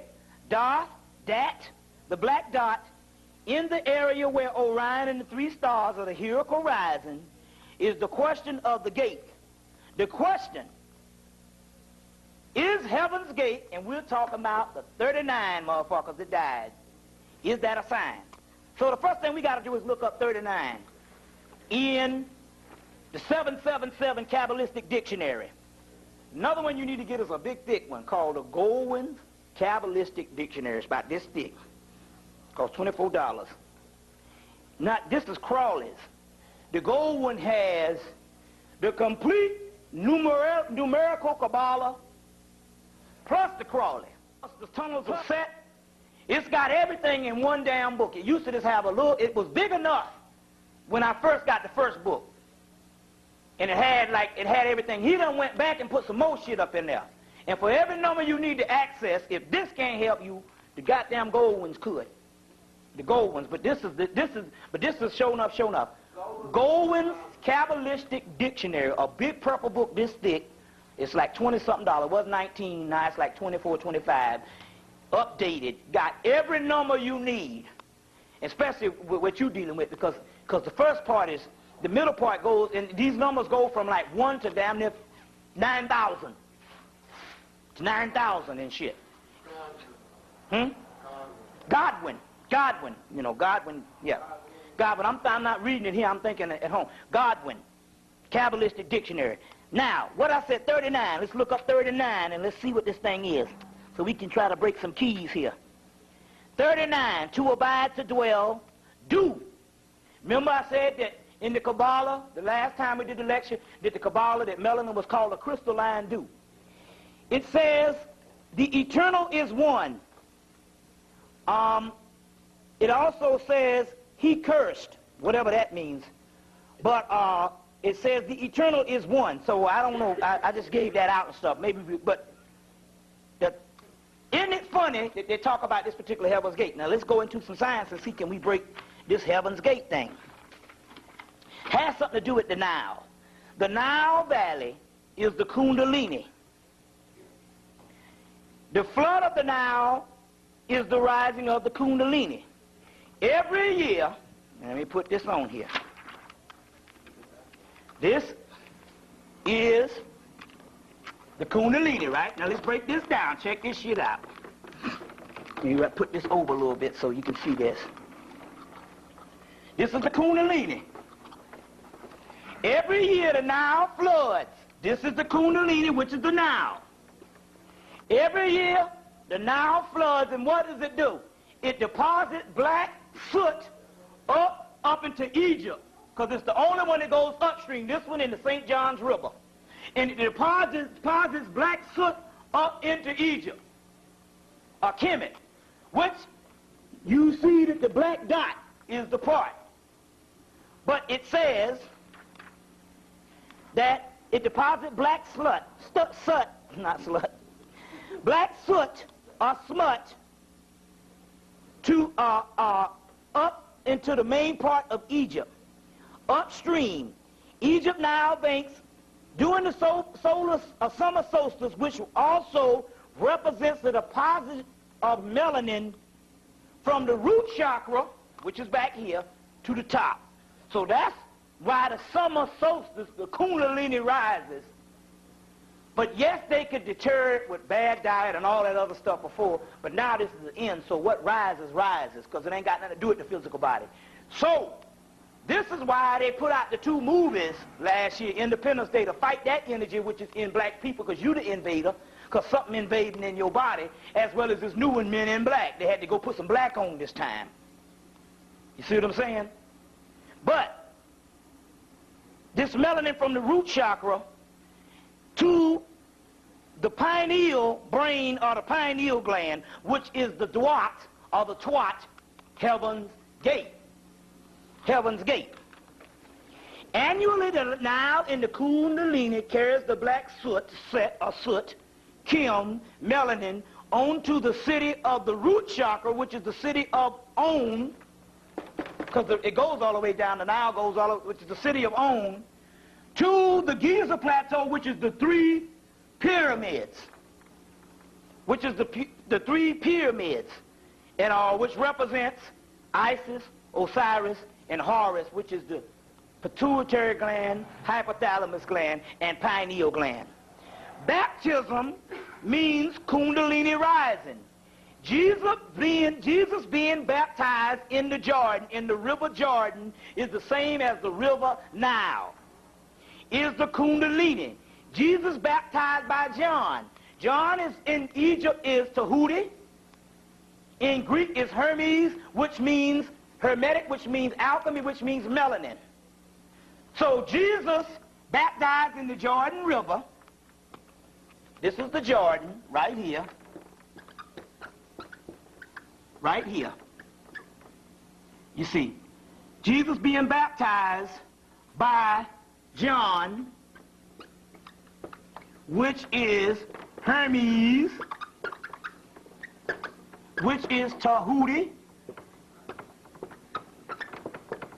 which is melanin. You get the picture. Right here. Now, John's staff, which parts the Red Sea, is right here. This is the staff. John is John, O-H-N, damn, is also Tahuti, which is also Moses. Well, how you spell Moses? M-O-S-E-S. Moses, which the staff of Moses, the staff of Tahuti, the staff of John, and the staff of Enoch, all of this is the staff that parts the Red Sea. The Red Sea is the Kundalini, which is also the Jordan, which is also the Nile. You see what I'm saying?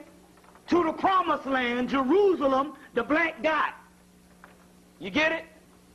Which is John, Hermes, Tahuti, and that whole 9 yards. All of this particular stuff is talking about metaphysics. Last part of this particular part. The mystery of the Sphinx, you still, do you have this book, Egyptian Myths and Mysteries? You got one over there left by Louis Spence. It talks about a fable of a guy that walked up on the Sphinx. And when he walked up on the Sphinx said, if you dig my body out from the sand, I will make you king. It's metaphysical. The Sphinx represents the big granite stone of melanin. The sand represented the sand-like substance of the melanin, which the guy who's digging is supposed to, when you dig myself up, which means when you go up the spiritual thing, you are digging yourself up out of the sand, and then when you hit the top, you become king. So it was a metaphysical thing. He said, if you dig me, the Sphinx said, he told the guy, if you dig me from the sand, you'll become king. It's metaphysical, meaning when you raise me up spiritually, you become king. Because the Sphinx is also a symbol of melanin. And that's what this stuff is actually talking about here. You see what I'm saying? These are mysteries. Now, one other part, let's get into right now. In 1947, you had the first Roswell crash. You had Aleister Crowley that died. You had Jackie Robinson that did a lot of things that broke the color barrier or whatever in 1947. Opposite 47 is 1974, and in 1974, the group Weather Report. This is the back of the album. The group Weather Report, and you might want to get this on video, Tahuti. I mean. Hey, Ruth, I keep saying, I've been saying Tahuti so damn much until yeah, okay, it's all good. You might want Weather Report, which was also Wayne Shorter was up in there, which is a great saxophonist. This guy here, Joe Zawanow, and the guy Alfonso Marzon, which is a good book, but they did the song Birdland. It was real popular. Anyway, Weather Report came out with this album. This is the back of the album. And the name of the album is called Mysterious Traveler, 1947, 1974. But on the front of the album, they show this picture of Hale Bopp. Now, ain't that a bitch? That's some spiritual shit there. I was born that year, too. 1974? 70s child. Of Hale Bopp. Look at that. Huh? Well, that's a cloud with the shape of a ship. Because the first thing somebody recognized today when I showed it to them, they went straight to that cloud. But they had her tech that came in the 70s was a disappointment. Then they said, well, we're going to wait on Halley's Comet, which was a disappointment. The other one last year was a disappointment, and now they're saying that the only one that came close to anything these people that's living on the earth now have never seen a comet like they've seen Hale Bopp. And they're saying it was all of that. And if you looked up in the sky, you saw something that looked like that. So this was the comet that fulfilled the prophecy, which goes to the going on down. I want to put that on the thing. Going on down. Bear with me. To this. Let's look up 97 in the 777. And this is what it says. It says, breeder, rarer, day of demon of the first DEC, that's decadence or decadence, whatever.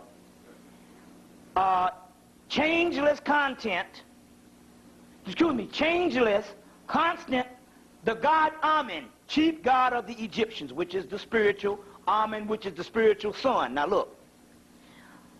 Chief God of the Egyptians, the Son of Man, 1997. The Archangel Netzach. Then it says this, to seize suddenly, to repair, that's why they're giving out reparations. It also says, 1 Kings, this is a Bible verse they give, 1 Kings, volume 2, no, excuse me, 1 Kings, no, this is what, 1 Kings, chapter 7, verse 26. We need to look at that right now. Let's look that up. Get a Bible. Let's see what the fuck that say. 1 Kings, chapter 7, verse 26. It also says, Exodus, chapter 25, verse 25. And it also gives a brick, a tile, a building of an architect, which is the architect, that's the King Solomon's temple, or the temple of Jerusalem, quicksilver. And it also says, and this was the one that got me, the appointed time. 97 means the appointed time. Huh? Well, read it. See what it say.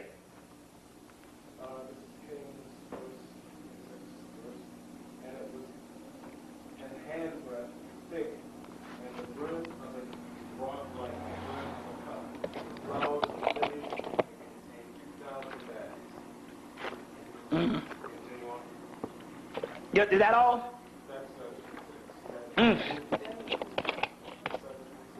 Okay, look up Exodus 25:25 and see what that says. And thou shalt make unto it a border of hand's breadth round about, and thou shalt make a golden rim, the border thereof round about. It's like one was after the other, but the books got flipped, or the verses got cut off. Very key, but it says the appointed time. Now, let's go on. I want to say this one thing. Look at this. This is the last thing, then we'll go into a question and answer.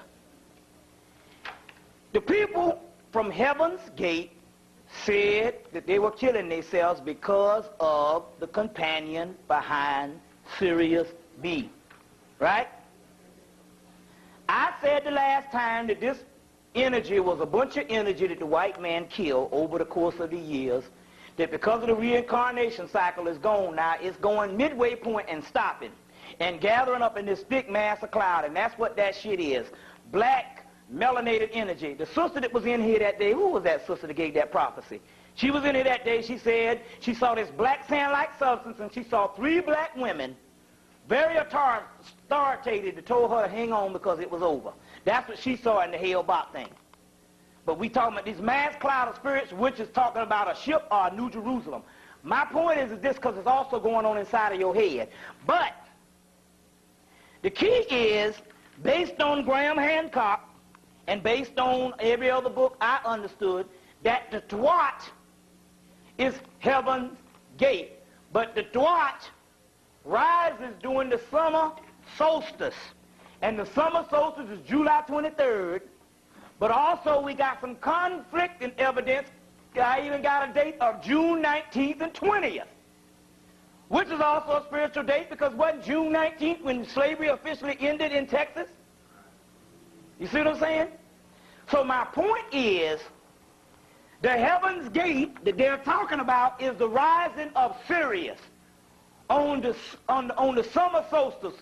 The same time the Nile rises and put this black soot up, and Sirius rises every July 23rd, which is dog days of the dog star. Based on Graham Hancock in them book, the Masters of the Springs, they say that the Dwat is, or the Restal, is Heaven's Gate.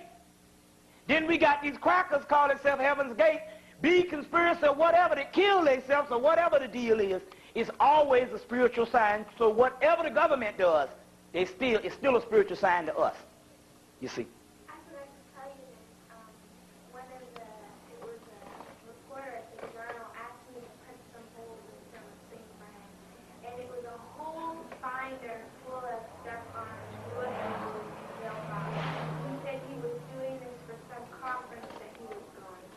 And also they said that a whole bunch of comets are hitting the atmosphere and burning it up. Right. Now, it's interesting because what I'm saying is, these crackers sure are apologizing for shit that they ain't got to apologize because black people don't even ask for nothing. They're apologizing when it ain't people apologize. We get used to the government, so we don't even really complain. But based on this, the Heaven's Gate is the Dwight, but they say that this Dwight opens up every year of the July 23rd. Or it's supposed to open up July 23rd. Or June the 19th or the 20th. There's some discrepancies on this thing.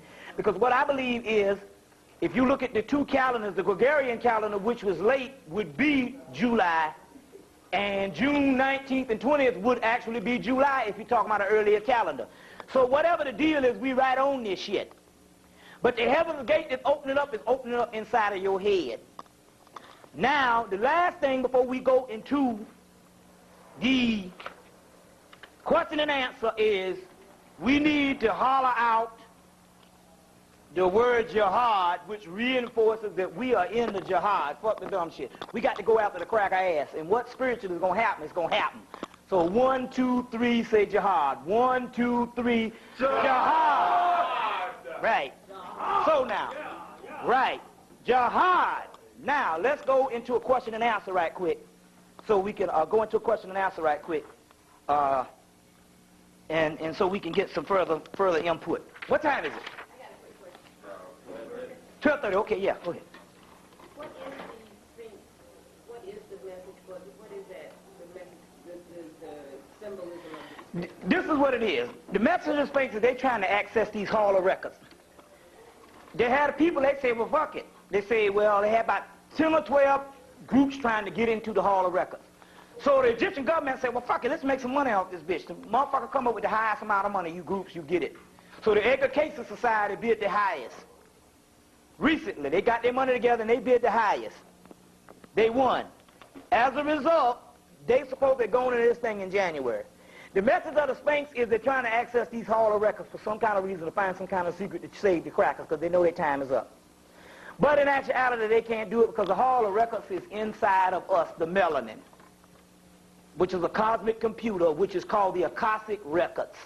And that's the key. I was just thinking how it's always changing. It's never the same. What may be true about Melvin in this moment. Right, and so it's always, so they can't do it. Plus also, too, even if they get it out of us, it's just not, but just comes into the physical and it's a substance, but it's not the real shit because the melanin is only a shadow that hides the seed, and the seed is smallest of all small, it's an atom. So the melanin is only the stuff that hides the seed. So they can't get the seed. The seed goes back to the God realm. So as a result, the Hall of Records is melanin, and that's the mystery of the shit. They're trying to make it into all this kind of thing in their minds and trying to access some stuff because they still trying to do hope, trying to get hope. You see what I'm saying? But that's what the Hall of Records is. On the internet site, you can access the Hall of Records where they have come in and taken every book that they can find in the world and put on this internet site on Egypt and all this stuff. And it's called the Hall of Records. They even got stuff where you can order shit too. Access the Hall of Records too. What's that? Now, what people say when you read 97? It said this year, what? It says the appointed time. Now, my point is this here. That's the big news that day. No, that's the big news, but the big news was not necessarily that. The big news was these particular people wrote this book, Graham Hancock, The Message of the Sphinx. And in The Message of the Sphinx, they were saying that they had found out that the Duat or the Restyle or the Rasta Plateau or the Giza Plateau meant Heaven's Gate. Then we find these people kill themselves and call it Heaven's Gate. I ask the question, is not this whole thing a spiritual sign? Because Heaven's Gate opens up July 23rd. Now look at this. They said that they were supposed to be looking for the companion behind Hale-Bopp, right? Based on the Egyptian mythology, the companion behind Hale-Bopp is talking about dates. You got Hale-Bopp, the comet that came closest to the earth in what? End of February, all of March, and all of May. And now it's slipped beyond our sight. There's supposed to be a ship behind it, but they was thinking that the ship that was behind it, which is this cloud that they are actually seeing. The mystery to this is the hill horizon of Sirius on July 23rd or June 19th or 20th is the ship behind Hale-Bopp. The ship itself is Sirius. But also, too, so it's also talking about, I talked about the rising of the Kundalini and all of this particular thing. So we're talking about the heaven's gate that is inside of us, which is the black dot, which is a time behind Hale-Bopp. Now, I'm saying this for the simple fact that it's awful funny that this man apologized for both the Congressional Record of Honor, the naval thing, Exxon and all this type of stuff, and the Tiger Woods shit, and the Tuskegee shit, and the doggone Martin Luther King thing, all in the year 1997. You see what I'm saying? So my point is that they got to be scared of something. But I'm saying at this particular time, this is the goddamn jihad. Because you know what, there ain't nothing else to learn. Just different concepts on how you can present this shit another way. But in actuality, we know it all, so fuck the dumb shit.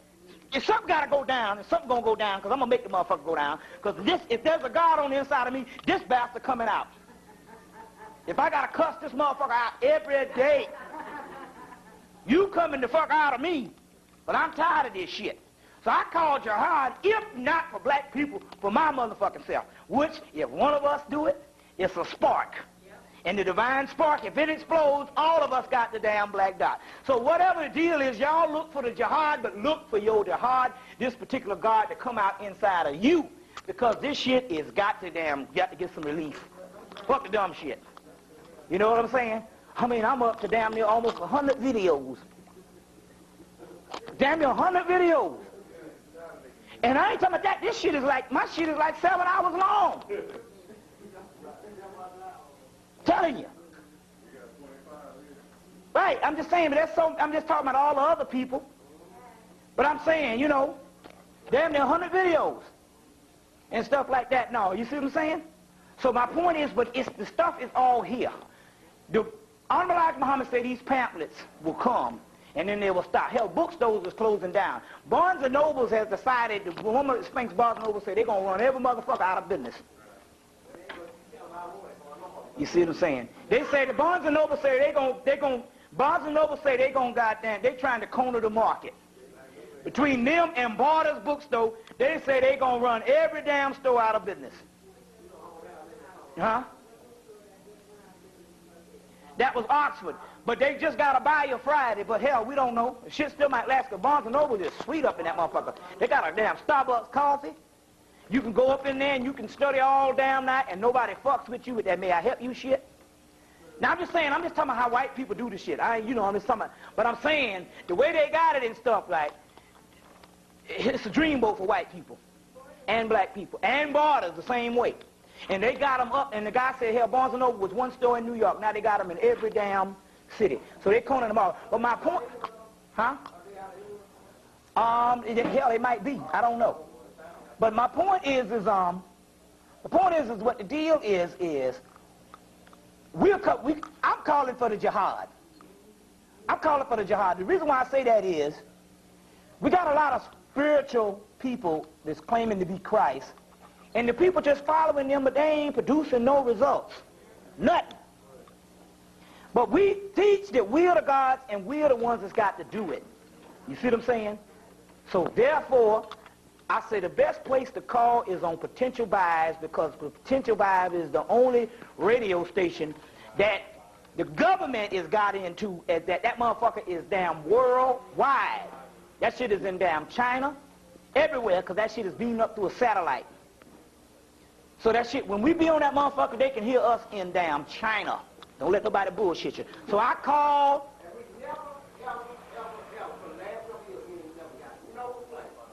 None. Nothing. I don't know. I'm just saying I know the shit. I know the government can get the shit.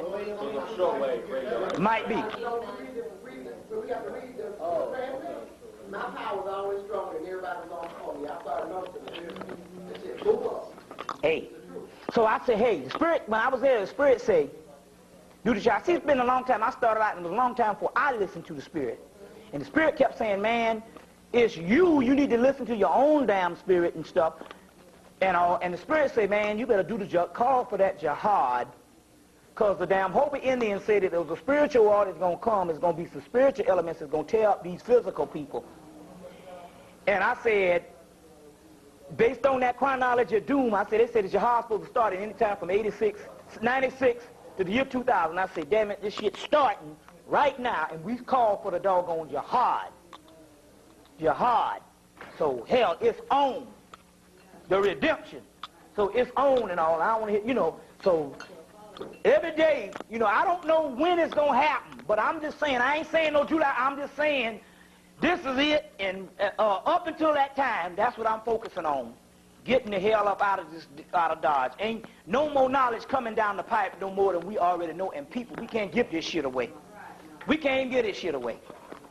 You see what I'm saying? We done went all the way up into the cosmos. We done went down from the cosmos to the small black dot and the mustard seed. So now it's ready to go. Give me some questions. What was the 39? What did that figure? It wasn't much in all. I guess because you could do numerology, you can do all kind of ways. 3 and 9, which is what? 12. 12 times 12 is 144, the key to the apocalypse. See what I'm saying? 12 times 12 is 144, the key to the apocalypse. You see. 3 times 13, opposite to 93. That's right. 3 times 13, and opposite the 93. You saying right? Because 39. You see. So all of that particular thing that's going down. Something else I was going to say, but anyway, it's a sign. It's a spiritual sign. You see, and I'm saying the time is now. The fucking time is now. The reason why the time is now is because the brother up in Florida kept saying that the urgency wasn't here yet. He was saying that back in 94 and 95. And it was bad. But now I'm telling you, man, it's bad, man. I mean, and not only that too, you can't get no enjoyment out of nothing now. You know what I'm saying? Really nothing. You can't drink, I didn't say do that shit, but you really can't get no enjoyment out of nothing. I play the records and the music don't even sound the same. It don't even sound the same now. The energy gone now. You know what I'm saying? The energy gone now and shit. You see? So, when you were on Yeah. Radio Friday talking about you calling for the jihad Right. tonight, and then 4 days later they had the tornado Ooh. in Texas, I got enjoyment out of it. Hey, that's it. Put it out there. What's that? I felt bad, but I got enjoyment out of it. He called it. Yeah, sure did. Right below Waco. Yep. Yeah, what's that? How about if we make a earthen replica of the United States and pour oblations on it? Well, my point is that the Spirit came to me and said, whatever the gods think of is not, they're thinking that it's a concept, but it's a spiritual channel that your inner self is telling you to do.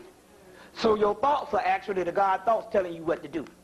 And the best thoughts of things, and the best ritual is also one that you make up too. Also.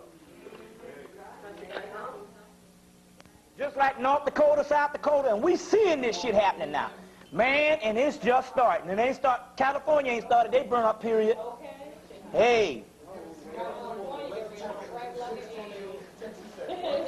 Yeah, but look at this. Like I said, they had to stop us from dancing. That's why every time a club would open up, club don't stay open for two years maximum. That's a good club. Because clubs close down what's called, that's because the government come in and seize the property and close them shits down, because when we get in there and party, and especially now in the 90s, it fucked them up. The energy fuck them up. You see what I'm saying? Can you imagine what happened if we just went out and had a mass party? See what's happening just now, just with nothing happening. Just think, man, shoot, it's killing them. That's how I used to meditate. They said you'll never after you never just stay still meditate. It was always dancing. Plus you gotta realize this, man, look at the, can you imagine at the same time that damn, Freaknik was here, Hellbop was in the sky too? And that was after the crackers done killed themselves too? Man, it's shoot. Something else. You know? Now they talking about now they want to have it in Jamaica. They saying getting that shit out of this country. Fuck the dumb shit. Now they talking about Freaknik in Jamaica. Now who the fuck gonna, how? Is the government gonna give niggas free train tickets? Gonna be with 2 people there. What kind of shit is that? Freaknik in Jamaica. What they say about the plane tickets? They go, oh, $500. Yeah, for the flight and everything, though. You can't beat that. If you a damn shit, if you a college student, That is shit. Not when I was in college, that motherfucker. Hell, when I was in college, man, I used to wash 5 pair of drawers with a bar of soap. Shit. I used to wash 5 pair of drawers with a damn bar of soap. I get them bitches sparkling white too. It's amazing what you can do when you. I used to wash drawers with a bar of soap and get them motherfuckers sparkling white. You see, so I'm saying I was poor as shit up in that motherfucker. Because my mama, soon as I got from up under her, that motherfucker forgot about me. She said, fuck. She said, okay, I'll send you some money, yeah. Shit. That motherfucker had me 200 miles away. Send that shit when she sent it. Shit, I was around that motherfucker, boy. I'm telling you, it was a hard times. So I'm just saying, they're trying to get it out of the country. So you know that stuff is really messing them up. Give me some more questions. So that first time that they be talking about in that ball book, that's basically the time you're talking about now. They're talking about going back to the first time. Yeah, but see, that's what the book Gospel of Thomas said. It said,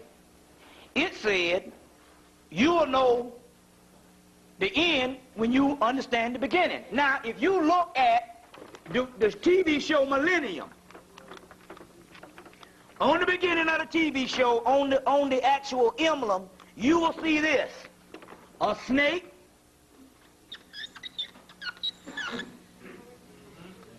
biting his tail. That represents the first day back to that first time. You see what I'm saying? What we're into is a break into that time continuous right here. That's that void that need to be filled. You see what I'm saying? That's that void that need to be filled. So that first time that they're talking about is that particular time that they're talking about. You see? So that's exactly what that is. So give me some more questions. What's up with all these apartment signs in that area? Are they just trying to run some people out? What's up? It's like every week or every. That is true.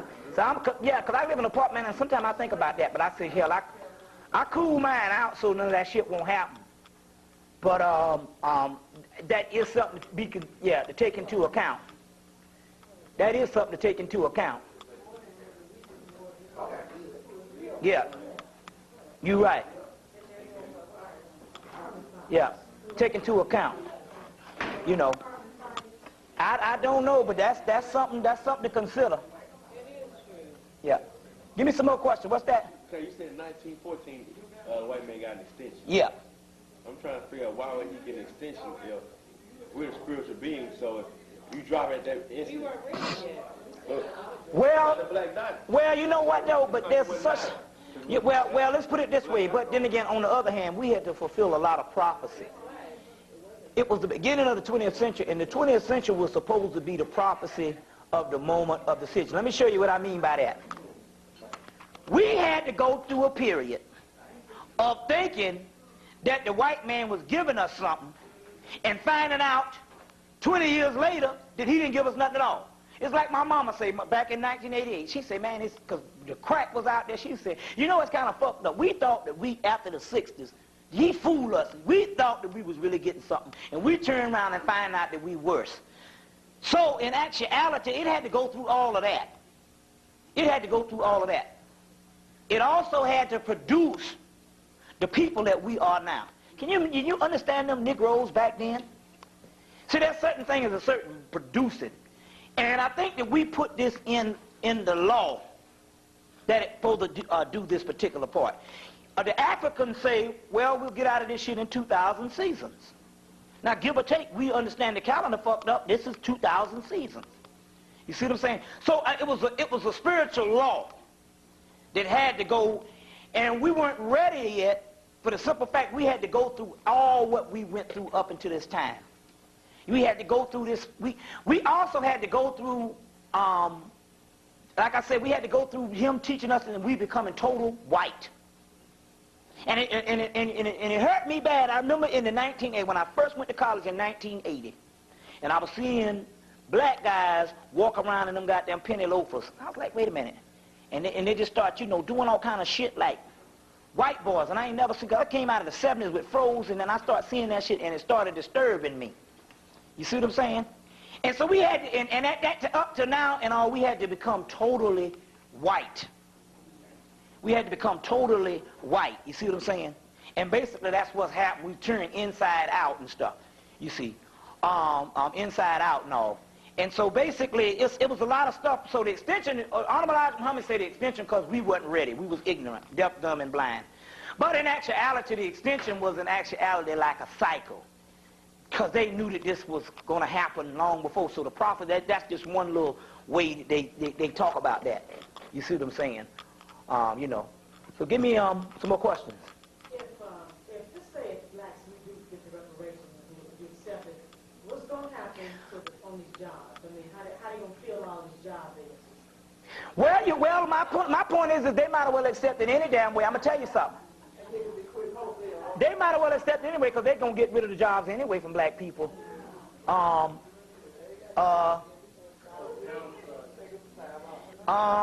You said how these job vacancies after they quit with all that money? Well, I heard that they're not going to let you work there once you take the reparations. It's not like they're going to give you $20,000 check. Plus, you go back and work behind the end. I heard it's not going to work. Because you can get ahead that way. That's right.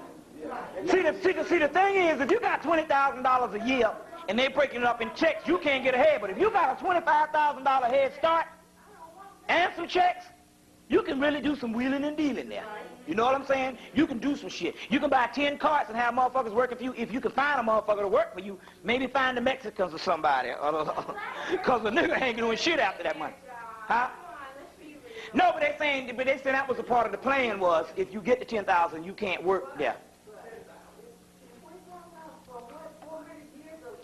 Yeah. Yeah, I already said. Right. Not only that, you got to look at, not only that too, you got to look at every invention we done had that's worth trillions of dollars. How did they come up with these figures of 10,000, 20,000? How did they come up to that rationale? Well, that's what they gave the damn, that's what they gave the Japanese.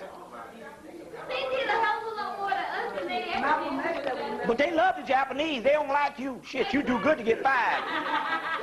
Malcolm X said we messed up by making it the civil rights that we're after. We should go after human rights, taken in front of the United Nations, and that's where the government will come in, and they'll decide whether the United States decide. We would get more that way. But then again, there ain't no such thing as that. This shit is, hey, there's one world government, and it's run by, not the United States, it's run by the secret government. So the United Nations, that shit is not, that's all that shit there, man. If it was some United Nations, you wouldn't have Africa being fucked up this time here.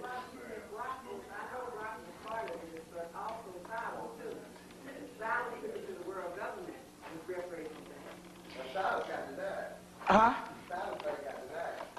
Got the what? It was? Well, I don't know, but I don't know. Well, let's put it this way. Let's be honest. If they start passing out money, motherfuckers gonna get the cash. But then again, on the other hand, it really don't matter. It don't matter. I mean, they can't do nothing. We're gonna win anyway too. So hell, take the money. You know, shoot, go to the mall. It is an insult. But then again, on the other hand, it's less than 1% of people that's conscious. The rest of the people, man, shit. You know what I'm saying? If you'd have saw that TV show last night with that boy, what's his name, Eddie Griffin, man. God, I know that a lot of black people gonna take it. Hmm?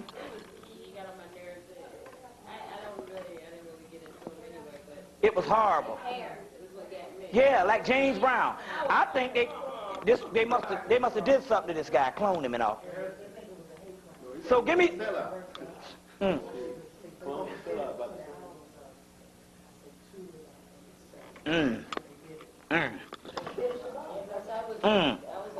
So give me some more questions.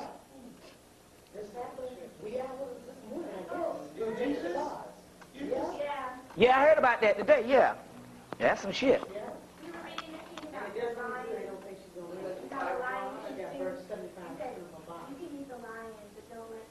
Eat you. That's also like, the second phrase would be, don't let yourself focus so much on the lion. The lion will eat you. Do you understand what I'm saying? Yeah, well, I think it's all... Diet. Right, it's the same thing. It's the same thing whereas you can be on a job but don't become the job. Right. You see what I'm saying? It's like we went to this place downtown and the sister said, shit, they took a check from me. Y'all get what the fuck y'all want. Man, shit, we was at this deli, man. We got some subs and tater chips and cakes and all that shit for $5. She said, fuck these crackers. Get it. Y'all come back tomorrow. So she didn't let the job become her, like most niggas would be my shit. My shit. You know, making $4 an hour talking about my shit. You become the job. You become it. That becomes you. You see.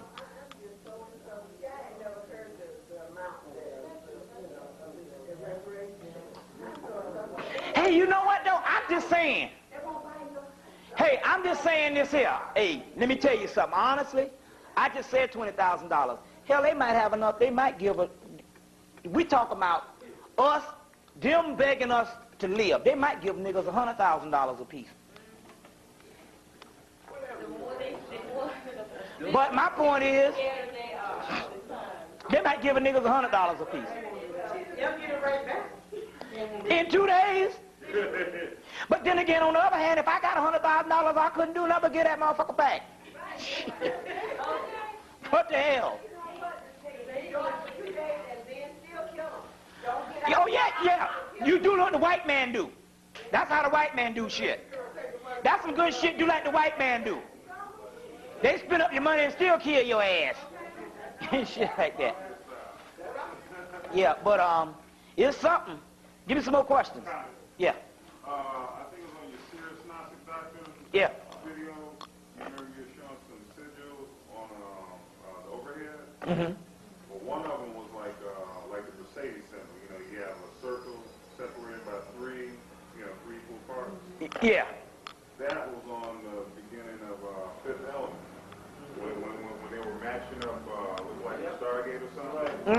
Same one. I think I saw that, and I think I got it in one of these pictures. Yeah, you do. Yeah, and I noticed that. I just can't picture it right now, what it is right now. I got it on one of these pictures. Damn. Yeah. Okay.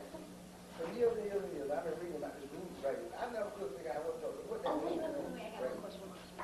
The first one, the second one, the third one.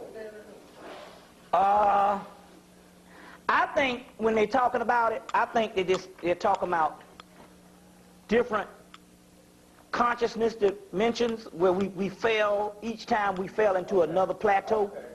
And so the first root rate, which means we was here, and then we sunk deeper and deeper into what we have now, into the physical. But each emanation, we was on another dimension, and I think that's what it's talking about, and I think that they misconstrue it. You see, I think they misconstrue it now.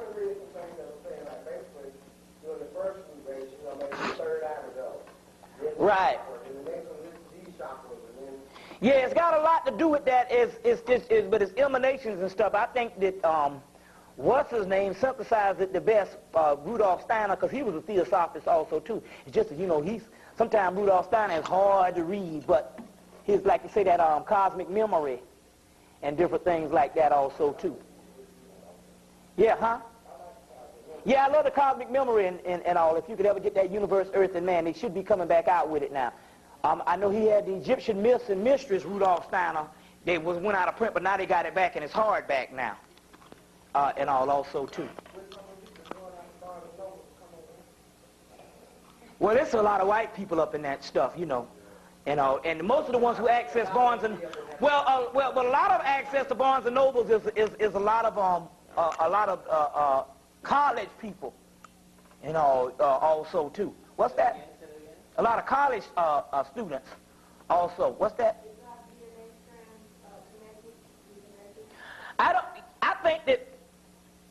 I I think that actuality, it was always connected. It's just a matter of, I think that that was a way. I think that it's more of an alchemical process of becoming right or activated and all that, because it's all in the melanin. All of that stuff is in the melanin. Because when they line these Kabbalahs up, sometimes you'll see, if you see some things, they'll line up the Kabbalah like this. You know, the Kabbalah. And then sometime you'll see the Kabbalah, you see, and all this here. Then you will see them where this will be connected with this. You see, like that, and connected like this, and then one connected this way, and before you know it and shit, you got the damn melanin molecule. You see what I'm saying? And I think that's what it is. I think they're already connected. I think that this dark point right in here has to be connected where all this shit lights up. And I think that the DNA strands and all is dealing with this. Dark and all that type of stuff. So it's already connected. It's just a matter of going through a series of emanations or eons. How about the tantric knowledge? Well, that raises all that up, but I'm going to tell you the truth. At this particular stage, all that shit is rose up in us. It's just, that's why we're going crazy. That's why we just fools now, because all that energy is risen up in us now. You know, yeah, every now and then. Okay, the other night they had cook. They had George Carlin, some white boy with a dreadlock, 2, 3 other people. Anyway, the white boy with the dreadlock, they was talking